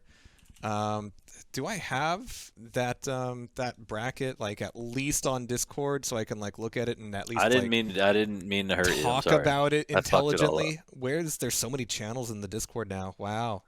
You know what? I think I'm gonna leave it to GMT, who's like ready to go at this point. Again, I mean, after the performance he put forward, the least he could do is try and pick up some of the slack during the broadcast. So yeah, so he just woke up again. So I think he was napping, woke up to lose, and then napped again, and now he's waking up to be the best commentator that Blueberries I fucking can buy. love him so much, truly. He's a wonderful human being. He is. Like you and him, if you put your hair together, you'd be some like weird love child of Reggie Watts. Like it would be a sight to behold. A fuck shit stack, yeah. It would be fantastic. You're beautiful. I could see the game in your glasses, and I could see the fear in your eyes. So let's get into it. Let's go ahead and get our casters in here. But before that, let's see what Bouv had to say about these guys. TDM is back on the menu with the grand finals of the Doombringer 2v2 Cup. In one corner, Respa and Prodigy are the Distinguished Gamers. In the other corner, Dobster and REKI are the FREECXE. At last, Half of these players are double dipping on the event, but who could blame them? Map 1 is coming up, and it's none other than Fuse! Oh, hello there, and welcome to the Doombringer 2v2 Organ Grinder Grand Finals. It's a very special event. Did the rest of the bracket last week. I am GMT, joined by Andy. How you doing today, my plan? I'm doing well. I mean, so much Doombringer this day, and I'm just stoked about it. I love Doombringer. It's a good game. You actually played in this tournament. How was that experience? I was shocking. I lost very badly, as I am wont to do. But moving on, I am on board with Respa, who's immediately going to be jumping on that quad, LG in hand, and now you're expecting quite a run from this guy. He's young, he's passionate, he practices very seriously, and his aim, especially with the hit scan, is something to be feared. So to talk a little bit about these teams and their route to this grand finals, as we watch Respa go on a little bit of a tear. Respa and Prodigy came from the winners bracket, I believe, are yet to drop a map. 2-0s all the way, even through pure arrogance, the team that was Zorik War and himself, yeah. and Zorik War. Exactly. But he didn't have two of them. Just Zorik War on his own, playing 2v2, because why not? And then they did meet FREECXE in the upper bracket, where they 2-0'd them. But CXE, REKI, he's not to be trifled with. This is a guy that gets better and better and better the more pressure there is. So in a grand finals of a tournament, you're expecting to see the best from REKI, and he is supremely talented as well. 3-8 though, the score, as we are on board with Respa. Now Fuse, we've played this quite a bit in Doombringer 2v2 as Prodigy does pick up the quad, and I tell you, the more we play it, the more we think the rail and the LG are massively important, and you're going to see both of these teams abuse that a lot. Yeah, I wanted to mention something about the maps, because they are vastly different from the maps that they played in the winners bracket. So they learned the hard way that they don't want to play duo 5 against REKI, because he managed to get some ridiculous 666 HP with the leech sphere, and they just didn't want to deal with that. So the maps are different this time, which could potentially mean a different kind of game. Yeah, I think it absolutely could. Respa and Prodigy at the moment looking imperious. We warmed them up, and it went about this well for us. So it went very well. So I'm not surprised. Yeah, I don't really know what to say about either of them, honestly. They're both just really freaking good. I've been talking a lot to Respa lately, and he's extremely good in every game when it comes to the hit scan weapons. He's very much a rail guy, but he also handles the lightning gun flawlessly. He's one of those 40+ aimers with the lightning gun, and maybe 60+ with the rail gun. Very good with the hit scan. Well, it's unfair though, right? Because he's a child, and we all know that when you're a child, you have functional hands, which soon atrophy away by the ripe and tender age of 24 in my case. So yeah, well, so they say. I don't feel like one anymore. Anyways, early on in this game, Respa and Prodigy, they do take an early lead. We are, of course, as you said, on Fuse, which is map number 1, compared to last time they met. And I did cover that tournament over on the Doombringer FPS channel. So if you guys want to check out the VODs from that, you can go there and check them out. It's a beautiful rocket to his teammate. Don't shoot your boy. It's not good to shoot your boy. Oh dear, but they're still just in such a good position. I feel like this has been the Respa show so far. Of course, we are on follow killer, and our POV just hasn't really moved. 15 HP, a quad and a dream make it 2, but still dangerous from this position. And he's only died 4 times, so it makes sense that we kind of stay on him, because he's not dying. And I had to jinx him. I'm so sorry, Respa. But Respa goes down, the quad is dead. And REKI maybe staging a small comeback here. Yeah, so REKI definitely the one that's going to have to lead from the front for FREECXE. Dobster pretty new to the game. I don't think new to the genre though. But yeah, REKI, he has to do some heavy lifting, and so far not quite able to match the challenge at 11 to 30. But this is the map pick of Distinguished Gamers, and it looks like there's good reason for that. Yes, and I don't know if you slept through it or if you were awake, but REKI already has won against Prodigy. Today, he did beat Prodigy 2-1 in their duel. But early on in this game, it looks like Prodigy and Respa are getting the best of Dobster and REKI. But we play 15 minutes in 2v2 in Doombringer. So there's plenty of time left in this game. And Dobster is going to get the quad.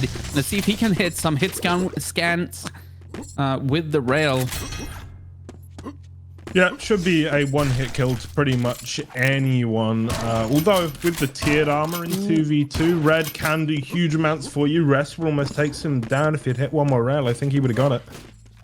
And so Dobster has been somewhat neutralized here on the quad.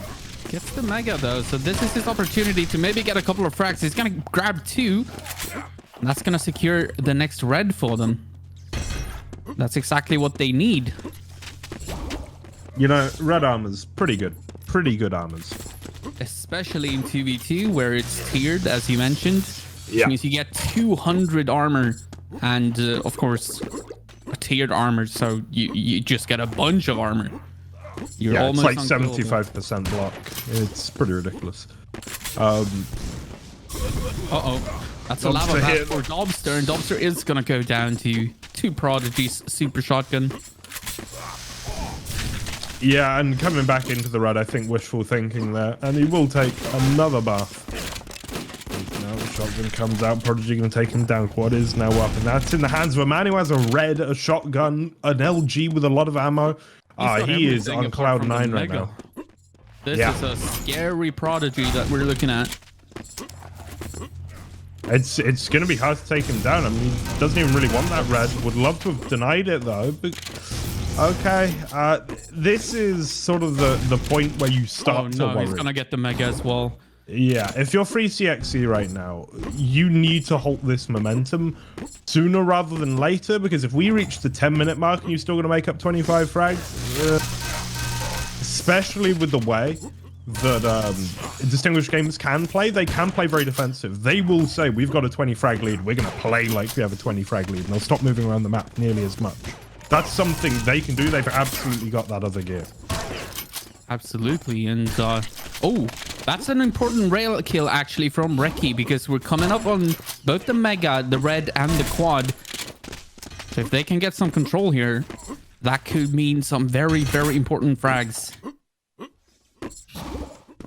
And you know what? Frags mean prizes. Frags mean prizes. We should mention, by the way, even though... oh no, he just barely missed the quad. REKI's not going to get the quad, I don't think. REKI, my son. Oh, God. You hate to see it. He needed that. He was so close as well. He just got LG'd off just when he was about to grab it. And that's the red for Respa as well. Now he's a very, very scary guy. He also has everything apart from ammo for his super shotgun. But he doesn't need that. Look at that rail. As we've been saying, he's very good at that hit scan. Oh, he's even worse in duel for it. He is such a rail heavy player. And it was actually quite a funny moment. Respa was DMing me. He wanted me to warm him up before this.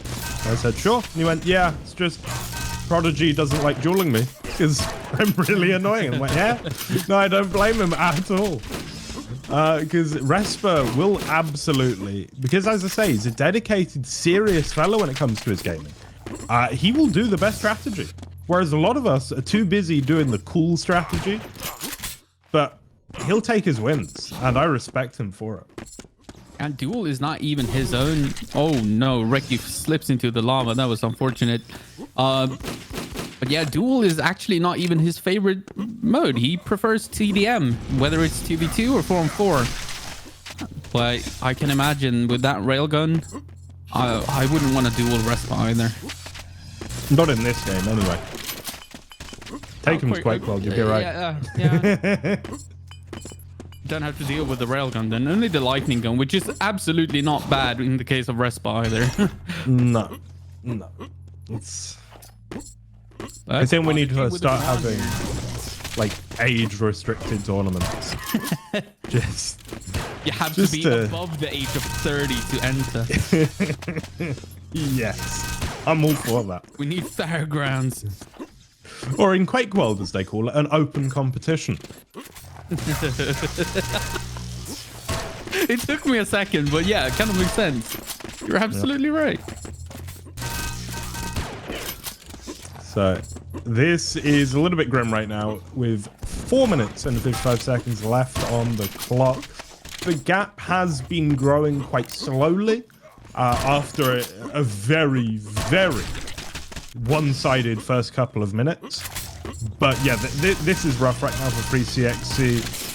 We have a look at the damages. Resper and Prodigy both around the 6k mark. It's REKI on 4.6, but Dobster trailing on 2.8. And it does have to be said, he's pretty new to the game. I do not blame Matt at all, and he's actually quite a solid player for how much time he's put in. But at the moment, looking a little bit outclassed. A little bit, but it was expected that REKI would have to carry him a little bit. But he would probably be the perfect support for REKI because they know each other, they communicate well. I've talked to REKI about it, and he really likes playing with Dobster, which is why they signed up together. And they can only get REKI into a position where he can kind of run the map a little bit, and Dobster supports him. They can be very, very dangerous. As can be seen, they're in the grand finals, for heaven's sake. Oh, absolutely. And I think that this is going to be the most one-sided map. Funnily enough, REKI, having been involved with Doombringer a little bit later than some, the Fuse used to be played more back in the day, and then we moved on to other maps, but it's still a really good map, so we wanted to include it in the pool. But yeah, he's going to feel more comfortable on a dual 3, a dual 5, a dual 1, or an arrow walk. We will have to see if that proves to be the case, though, or if with the momentum, Distinguished Games are just going to walk away with this. Resper once again on the quad, rail in hand, as he's wont to do, but knocked down from his perch. And that's something. That's slight reason to have a little bit of hope. That was a good kill on the quad there. Only 3 minutes left of the game, of course, so this map number 1 is essentially over, but you always want to end the game in a good fashion so that you can go into map number 2 with a good mindset, a healthy mindset. And like you said, I think that REKI will be able to do more on the other maps. And REKI is one of the best players in Doombringer, so he can definitely take over a map and steal a map away from anyone, even in 2v2. Yeah, absolutely. I mean, REKI is so good, but also what makes him special to me is he plays better in tournament than in practice. And then he plays better in a grand finals than in a semi-finals. Like, the more pressure you put on, the better he is. And so I have no doubts that they're going to be coming out swinging in map number 2. It has been a one-sided affair on Fuse, but this grand finals is not over yet. That is one of those traits for, you know, the best players in the world in any game. They kind of rise to the occasion instead of crumble under the pressure. And that is such a good trait to have, especially in arena FPS, where if you just crumble for a millisecond, you might be dead and you might lose the map. So I think that's such a good trait to have. And if someone in the chat does have that trait, you should definitely pursue an arena FPS career. Do it. Join us. It's a beautiful place. It's a beautiful place. We love it. Dobster will be able to get onto the Mega, but Resper is there making a nuisance. Nice rocket there. And maybe follow it up with a little bit more. Dobster trying to secure this red. Walks away 1 second early, but hey, there it is. Happy days for him. With 200 armor in the tank, it's time to go get some glory frags and start feeling good about yourself. Exactly. You're gonna lose this map, but you got the... There's actually a saying in Quakeworld that a lot of people use. The last red armor wins. That's usually what people say when they lose. So as long as just make sure to get the last red armor and you should be good. You should feel good about the next game. It's important. REKI is gonna get the last quad. And he's gonna absolutely deck that fella. And continues to kill Prodigy.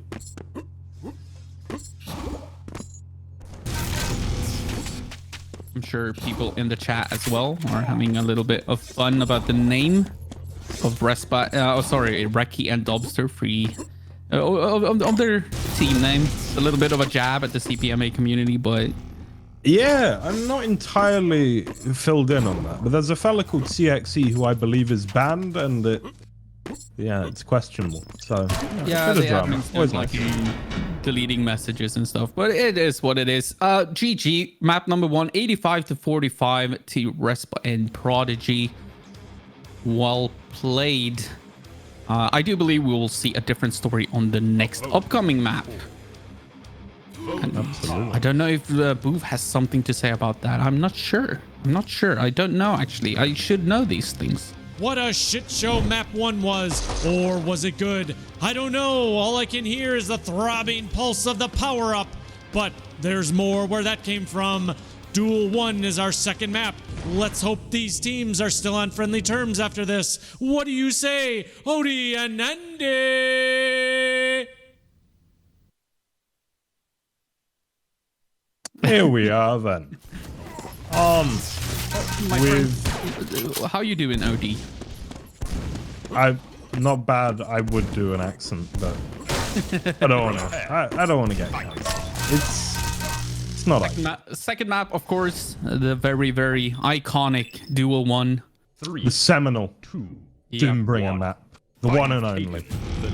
Yeah, here we are. Immediately, Respa's going to be on that quad and now making his way over to the shaft. No, Mega first stops for a pit stop and he'll probably thank himself for it. And this is pretty dicey. He's going to get a lot done here, and it's just about REKI and Dobster sort of surviving, or Dobster with the rail coming alive now. I was about to say that this was the worst possible start that REKI and Dobster could have had, but then they killed the quad. And another thing about 2v2 in Doombringer is that because of the fact that it's 15 minutes instead of 10, kind of allows you to come back in games where you get a terrible start. So it's not the end of the world if you do run into one. Yeah, you should be okay. You got to weather the storm. You got to not let it affect your play too much. You got to remain positive, and then you absolutely have enough time to turn it round. But look at this. Respa going to take down REKI onto the red once again. He's got a huge stack right now, and they're already setting up for this second quad. Usually the second quad is the one that will set the real tone of the game and which way it's gonna, which direction it's gonna go. It's gonna go to Respa. Let's see if he can do anything with it. He still has a healthy stack remaining. The Mega is up as well. If they save that for him. Oh, he's down to 5 HP, but he is gonna survive. And oh no! He will go down, and no Mega for him. It went to his teammate instead, so not the end of the world, but you'd think they wanted to save that for him. Yeah, I'm surprised that Respa lost as much of his deck there as he did. I think, as he is sort of known for sometimes, is he'll use the rail when he should be using something else. And there, I think, came unstuck a little bit. Could have done a lot more with the LG. But it is what it is, 15-7, it's still a lead. He is very rail heavy indeed. Now, I'm curious, you played with Kristus, of course. What was your strategy going into the tournament? Did you guys talk about the specific maps and like what places, what areas to control? Yeah, a little bit. I mean, with me and Kristus, it was much more basic than that because we just had to stop ourselves from having a conversation about anything apart from the game. So we achieved that. We actually concentrated for about 3 maps and timed and stuff. And then we lost concentration and started talking about life and mortality. But it's just good, you know, yeah, we made it 3 maps. That's more than we've ever done before. So I was quite happy with that. Yeah. Absolutely. And you had a great time, I'm sure, Carly. Yeah, it was fun. Apart from you not joining me afterwards. You promised. Yeah, you I know. No, it's okay. I had to get to bed. No, but it was amazing to see you and Kristus both play in the tournament as well. Of course, Kristus, the all-father behind Doombringer, and it's I always get happy by just watching him play games. He always offers to sit out and spectate instead, but I just want him to play his game because I don't know. He always deserves a spot on the servers, if you ask me. Yeah, for sure. Good teammate to have. I mean, we're both terrible at the game, but other than that, great teammate. Dropping down now is Dobbs. 15 to 24. It's a closer affair. We're only a few minutes in. This is looking much more competitive. Okay, quad in 5. Red will clash. Mega is currently up. There's a lot on the map to control right now. How are they going to approach this? Well, it's going to be Respite prioritizing the Doom Sphere. Prodigy looking for this jump to Mega. Misses it. RJ failed as well. Oh no! The quad got punched to death. That is something you don't often see. It's a calamity right now. It is a cacophony of errors going on as Respite. Now, where my POV jumps to, but I should be on Prodigy, who has most of his Mega intact and deny away this screen. Now, looking. Pick up a rail and make his way back to the red, I'm sure. But no, that's taken and in the hands of... Oh, I can only imagine it's Respite. Prodigy staying out of it for a little bit here. We'll see Dobster and... Oh, that is fantastic. Prodigy, such a strong player. Yeah, extremely strong. He did go down to REKI earlier today, but... I mean, he's still one of the best players as well in Doombringer. He's amongst the top... together with REKI and Zorak and all those amazing players. Oh, Zorak's a little bit different than the rest of us. He's yeah, maybe a few levels above everybody else, which is he's not not human. Played alone in this tournament. And took maps off of people that were in the losers finals. Yes. Like, just crazy. He is a special player, to say the least. That's Respite. Look at that railgun. He has the lightning gun, but he opts to use the quad rail instead. Even in close combat. Yeah, that is confidence, and I would question it, but you know, he's getting the frag, so as long as it's working. If it isn't broken, don't fix it. Don't fix it. A Quakeworld motto. Although in that case, it's more like, it's really broken. Do not fix it, because it's fun. That is true. Yeah. Oh. Nice rail. I think that was a double rail, by the way. I think he hit his teammate as well. Perfect. That's what you want. Oh, he's going to miss the jump to the Mega, however. I don't think anyone is nearby to steal it from him. The rest, but should still be able to get it. Gonna pick it up, and they have doubled the score of REKI and Dobster, and they need to find something. Maybe a quad. I don't think they've had a single one this far. Yeah, just quietly. They've been chipping away at the score, and now it's Resper on the quad once again.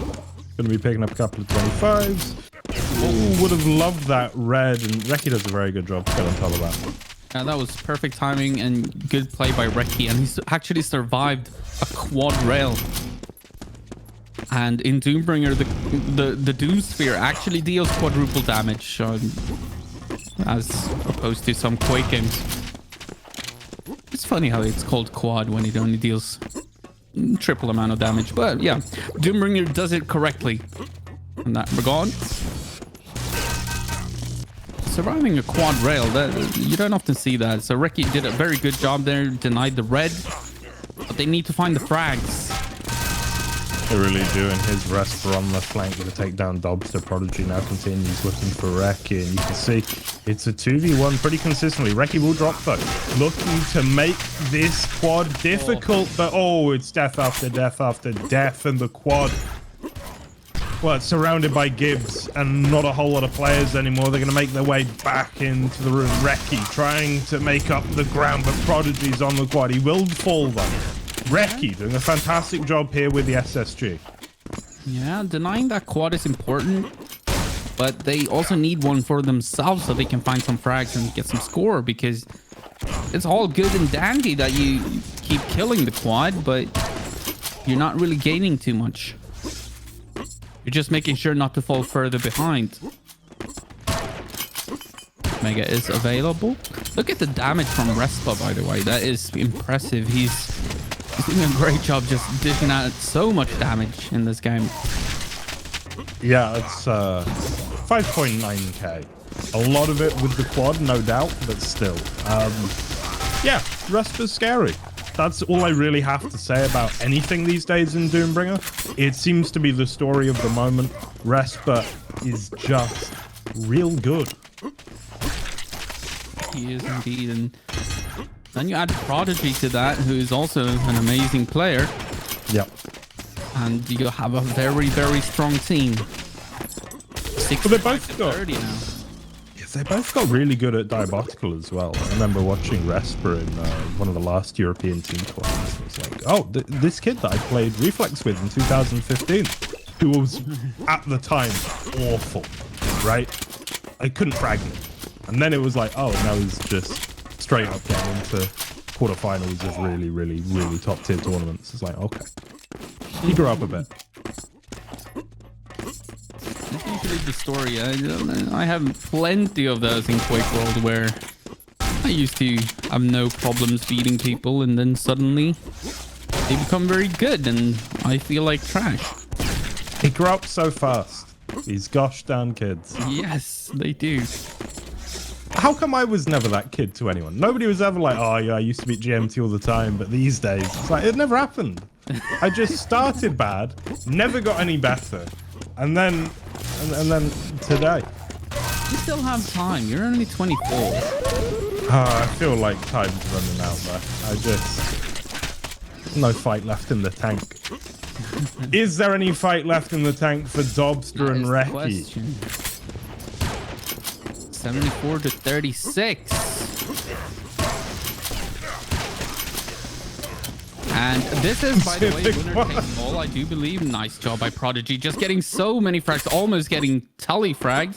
He's going to survive that. He's also going to pick up the Mega. And yeah, they just keep controlling the map. And REKI and Dobbs are not finding it. Dear Lord. What is Prodigy doing? He's just walking over people. Not a care in the world. Not even going to stay for that red. He's just going to hunt for more frags and make the most out of the quad. And I believe that's the most frags we've seen in a quad run in this game or this series. Yeah, and the other thing is he didn't even lose any HP throughout. He just killed everyone and lived. It was absolutely perfect.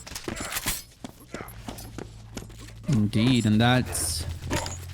Well, I thought it was going to bring him closer to Respa damage-wise, but Respa still doing a good job on the other side of the map without the quad.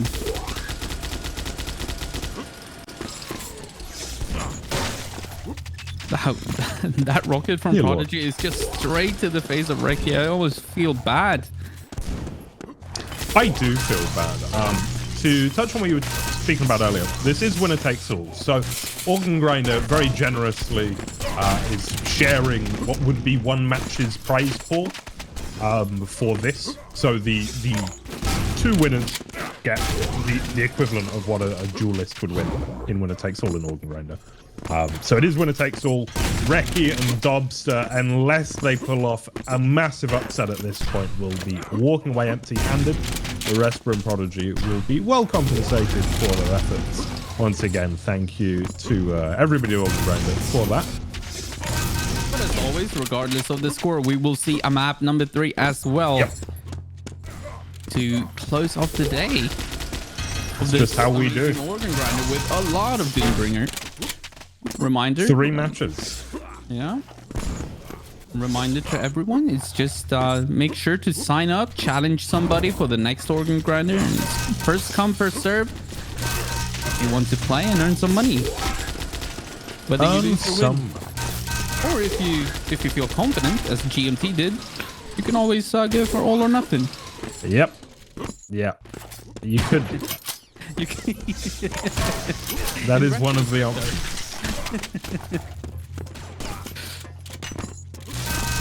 Oh, even then Respa gets on the quad. Yeah. Okay. He's got 2 players running towards him. He's like, yeah, I'll just kill both and pick up the quad. Fine. Standard for him, really. We were talking earlier, me and 40, by the way, about early GGs in FPS gaming, and it's almost a gentleman's agreement that we don't do it in FPS. I hate it. But earlier on in this tournament, a couple of teams did utilize that when they realized there was no chance to win. Which is a little bit revolutionary. I don't know whether I like it or dislike it. I can't really say. You say you hate it, but at the same time, there's a lot of just dead minutes of waiting for. Oh no, that's what I'm saying. I hate playing it out. I'm a StarCraft player. I want out. Yeah. As soon as I feel that my percentage chance is like 45%, I want out. I'm not playing that game. Next game. A little bit drastic, isn't it? Oh mate, I have forfeited duels 3 minutes in before, and I did so happily. All right, get me out. I don't want to play a game where I'm gonna lose. Yeah. As long as you hit play again, that's the most important part. Exactly. I don't want to waste anybody's time. REKI is gonna get a quad. I'm so happy to see that. Let's hope he survives with it. They deserved the last quad this map, and they got it. Now I just want to see him hit some rails. No!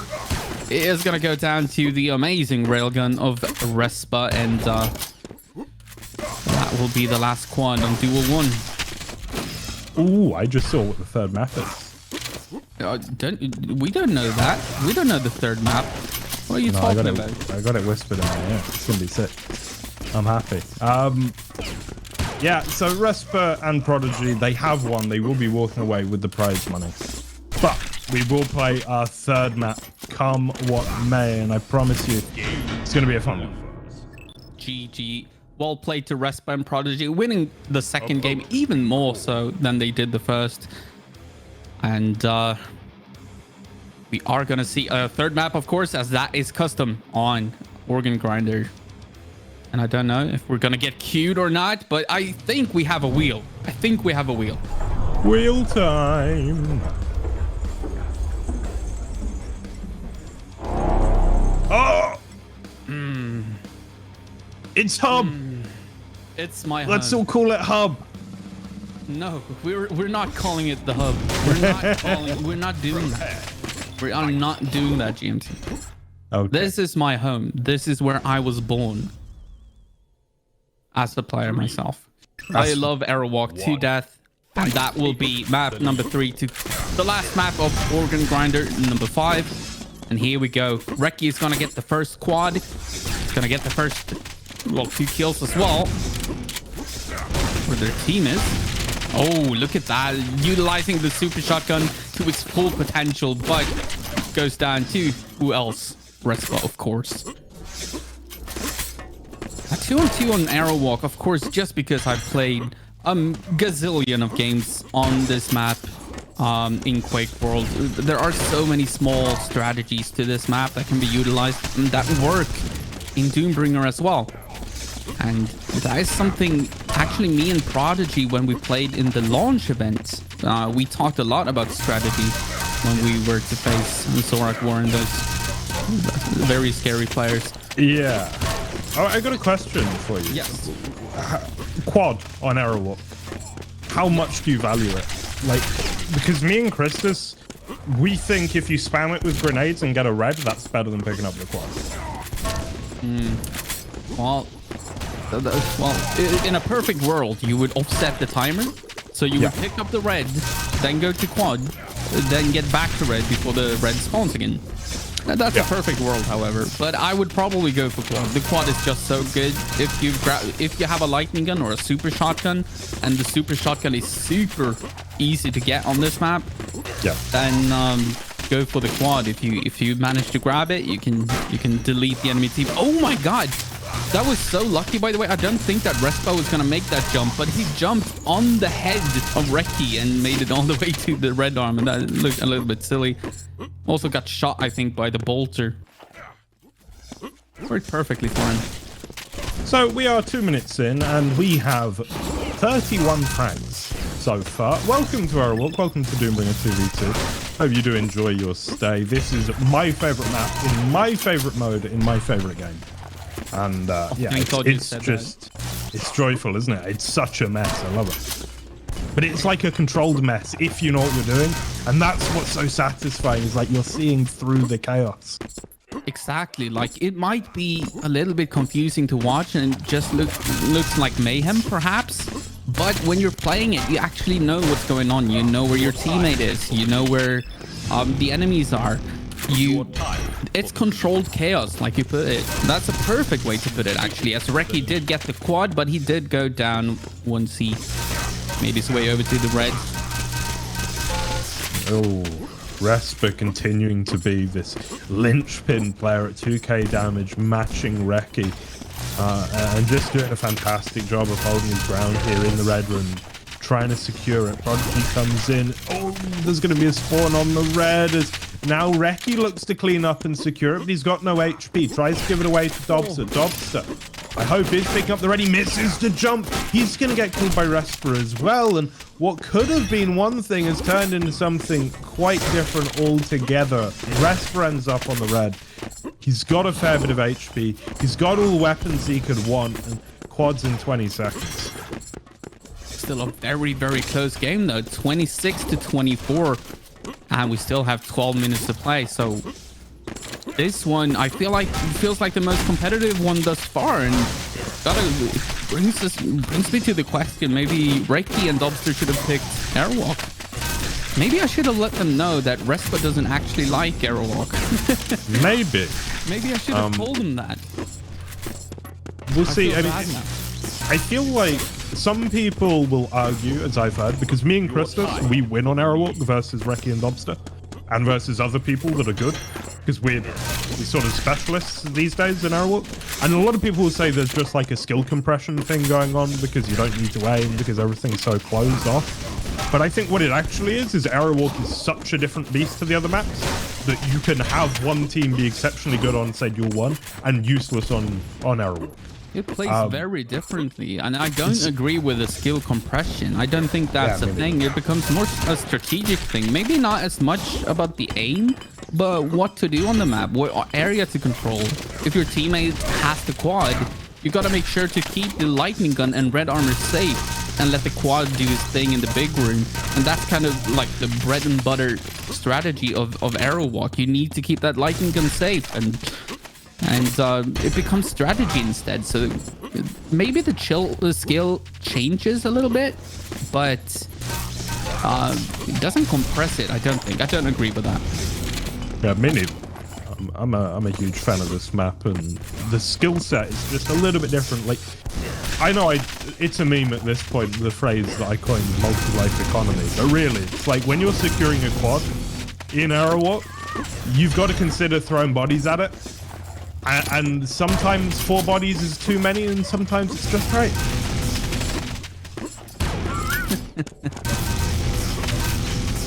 Respa's going, he's trying to ruin our close game here.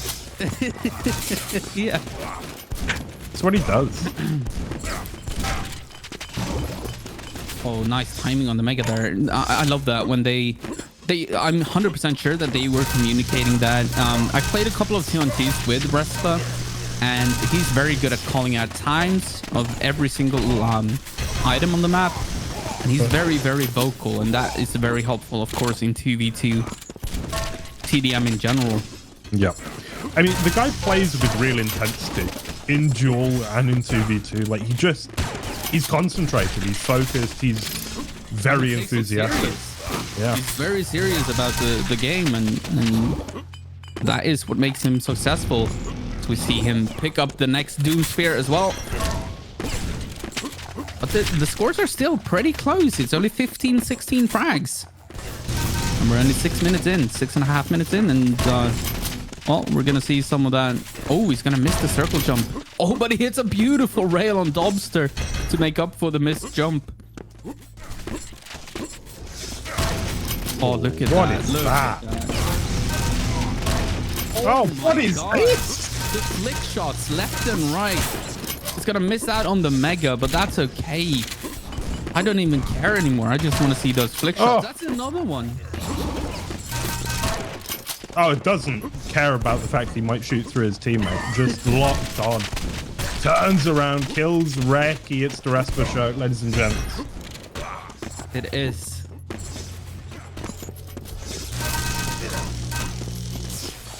Yeah, just sit back and enjoy what high level Doombringer can look like. It is just beautiful. It is so fast. It is so frenetic. It is so intense. Dobster and REKI then with a lot to make up here. 23 frags are different. Dobster, though. This is a good stack. He has the Mega, a little bit of armor. See if he can hit his shots. Uh-oh, he's against Respa. He's gonna kill Respa, but does go down to Prodigy.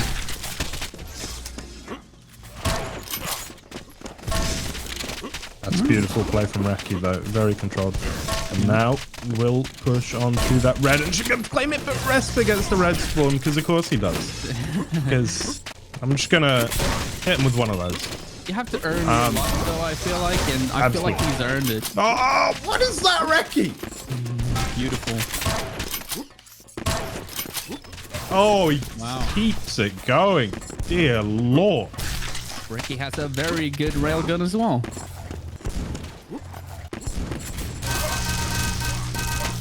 Oh, Prodigy electrocuting REKI, and then Dobster gets the red armor as we prepare for the next quad, which is going to be the next major item. And Dobster is stacked to the teeth here. He's got both the red and the Mega, and he is going to get the quad as well, but it cost him almost that entire stack. He's going to try to make his way. This is what I was talking about, by the way, offsetting the red and the quad, and they did exactly that. Unfortunately, Respa did pick up the red before dying, so the red will not be available for Dobster. Look, this is a great run from Dobster, though, and this is still doable. It's just under 20 frags. It's at 16. This is on. They've got 5 minutes and 40 to do it. Dobster won't have a lot of stack coming out of the quad, but this is okay. This is a gap that they can breach for sure.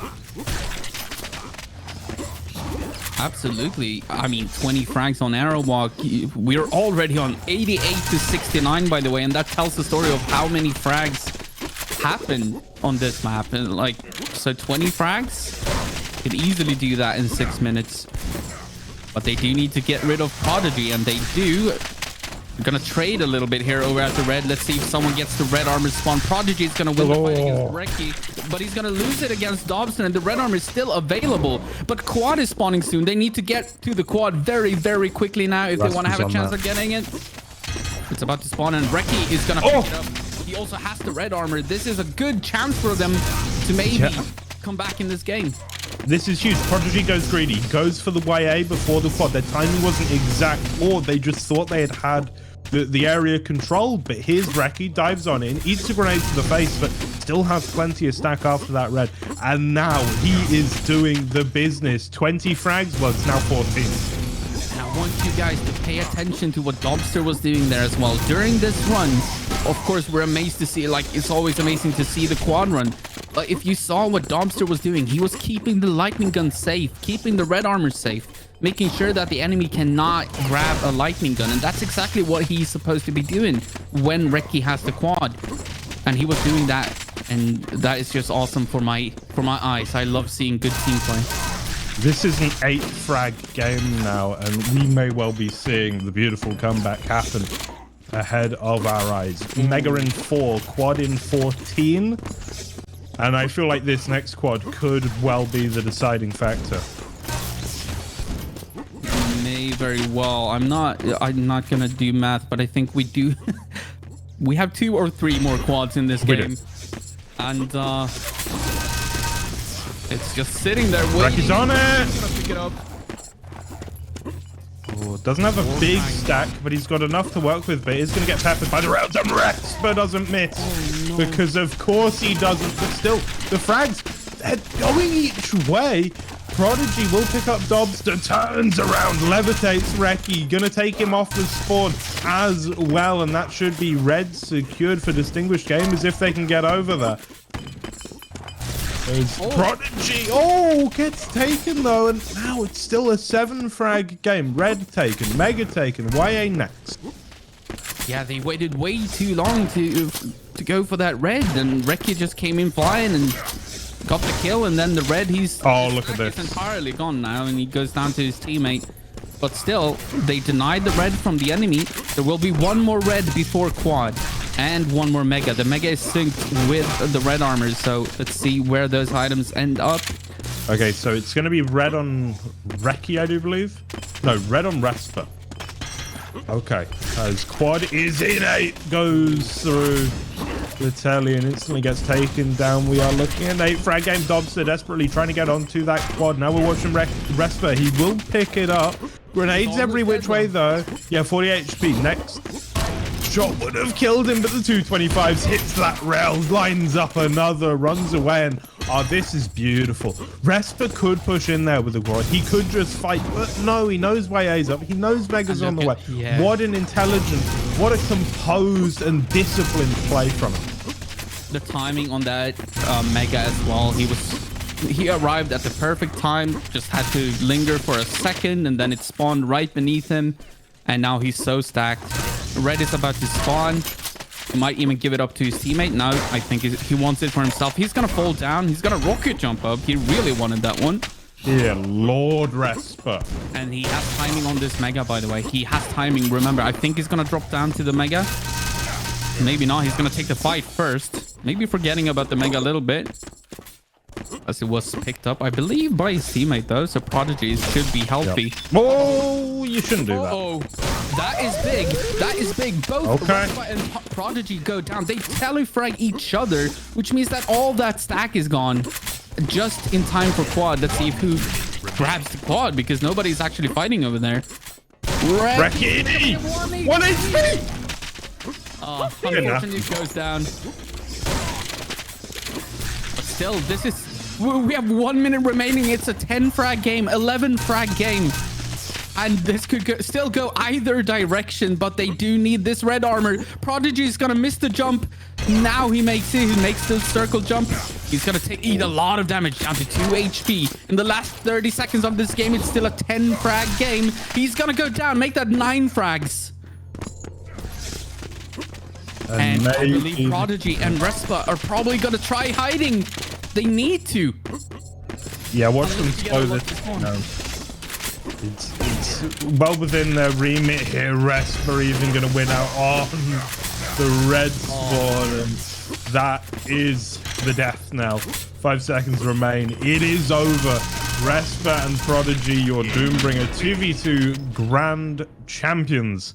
And also congratulations at Organ Grinder. What a game, though. I kind of wish the arrow walk would be sooner in this series, because this was a very competitive game, and I feel like this one, REKI and Dobster could have won this for sure. What an amazing series. What an amazing tournament. Thank you very much, GMT, and thank you to all the players, and congratulations to Respa and Prodigy. As we can send it back to Forty and Jehar to end the evening. Thank you very much, Andeh, and thank you, GMT. What a series that was. Even though it was a smasher 3-0, really good time all around. I love the fact that it came down to slow spawning at the very end of Arrowwalk, and the fact that it was a lot closer in Arrowwalk just shows how different Arrowwalk is as a TDM map compared to like how it plays out in Duel.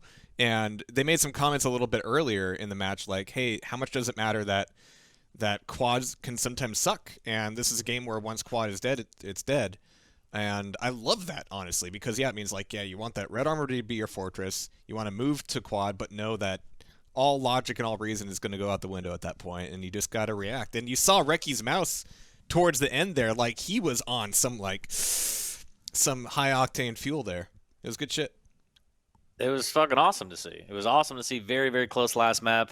Other than that, though, I mean, it was, well, I mean, other than the REKI Prodigy duel, it was sweeps week on Organ Grinder, but a little bit. Sometimes them's the breaks, Jehar. Sometimes them's the breaks. We're getting into the point where, yeah, some of these leaderboards are really starting to look like leaderboards, and I keep trying to like smash people together and go on now Kith. This being July, August, a lot of people are busy. I get that. But I think for our next Organ Grinder September, we're going to be looking at some new features, some new stuff. And, you know, the show just keeps getting better. And every show is full of firsts here. First time we were doing TDM games, doing some AQ2. I loved the AQ2. I'm ready to do more of that, honestly. But a lot of good Doombringer, and it goes to show that Doombringer really does do it all, and it does it all so well. I didn't even need to do anything special with the team HUD there because it's already kind of perfect. You got flags, you got avatars. Big shout out to Prodigy for using his Organ Grinder photo as his in-game avatar. That's pretty cool shit. You're a pretty cool guy, and yeah, they were fucking today. Oh, yeah. There was pipe laid. Another fantastic organ grinder. I mean, the 5th one, everyone said that we couldn't do it. I don't know if they did or not, but fuck them. I just, you know, big shouts to everybody. I think what happened was that nobody really knew what we were trying to do. Like, it just didn't make sense. Like, you're what? Is this a tournament? No. Is this a brat? No. What is it? It's just fuck esports is what it is. It's like, are you guys sober? Not really. No. Definitely not. Oh, no, the opposite. Shouts to everybody, though. Everybody behind the scenes, everybody that tunes in, that donates, that ups the prize pool, the players, you, Tastyspleen TV, everybody. I mean, I just show up, so. Yeah. We all show up. This is what it's all about. Matters. That's what it's all about. And if you want to help out us keep this going, which we will be doing. We're not holding a gun to your head, but if we were, we would still insist that you go check out our Patreon. It's still working out like good rewards for like people chipping in. So just know if you're chipping in, you're doing it for the kindness of your own heart and your own soul because you're a marvelous person. But honestly, everybody playing, everybody watching, you're all awesome just for being here. This is the dream, as weird and twisted as it is, as 40's trying to do his best, like, late 40s Liza Minnelli impression. I was going for Walking Phoenix, just giving up on life, really. Liza Phoenix, yeah. Liza Phoenix. No, I was thinking we could, you and I, whenever we're back in the same studio, we could maybe just do like a lewd photo shoot for a calendar and put that on the Patreon. We could talk it over. I think that might belong on a different monetization platform. No. But we're halfway there. All right, well, I think that's going to be it for today. Once again, there will be no August event. I'm going to be busy with Realms Deep 2021, directing that show. It's going to be a lot of good stuff, a lot of first-person shooters coming out from Realms Deep and associated indie publishers, and some AAA stuff, and some interviews and panels and all kinds of crazy goodness. I don't know what it's going to look like yet, but we'll find out. And then Organ Grinder will be back in September. In the meantime, QuakeCon at Home is going to be going on. Andeh and the rest of the Sudden Death crew are running a Quakeworld tournament for that, so I'll be there for the finals of that. That'll be fun stuff. And I think it's time to start doing some Mappers Mark again. It's been a while since we put that together. And honestly, it's a lot of fun, really easy. No esports, because fuck esports. But that's what we're doing here. Where are you gonna fuck? Organ Grinder. Where are you gonna fuck? Where are you fucking? All right, everybody. We love you. We will see you soon. Catch you on the flip side.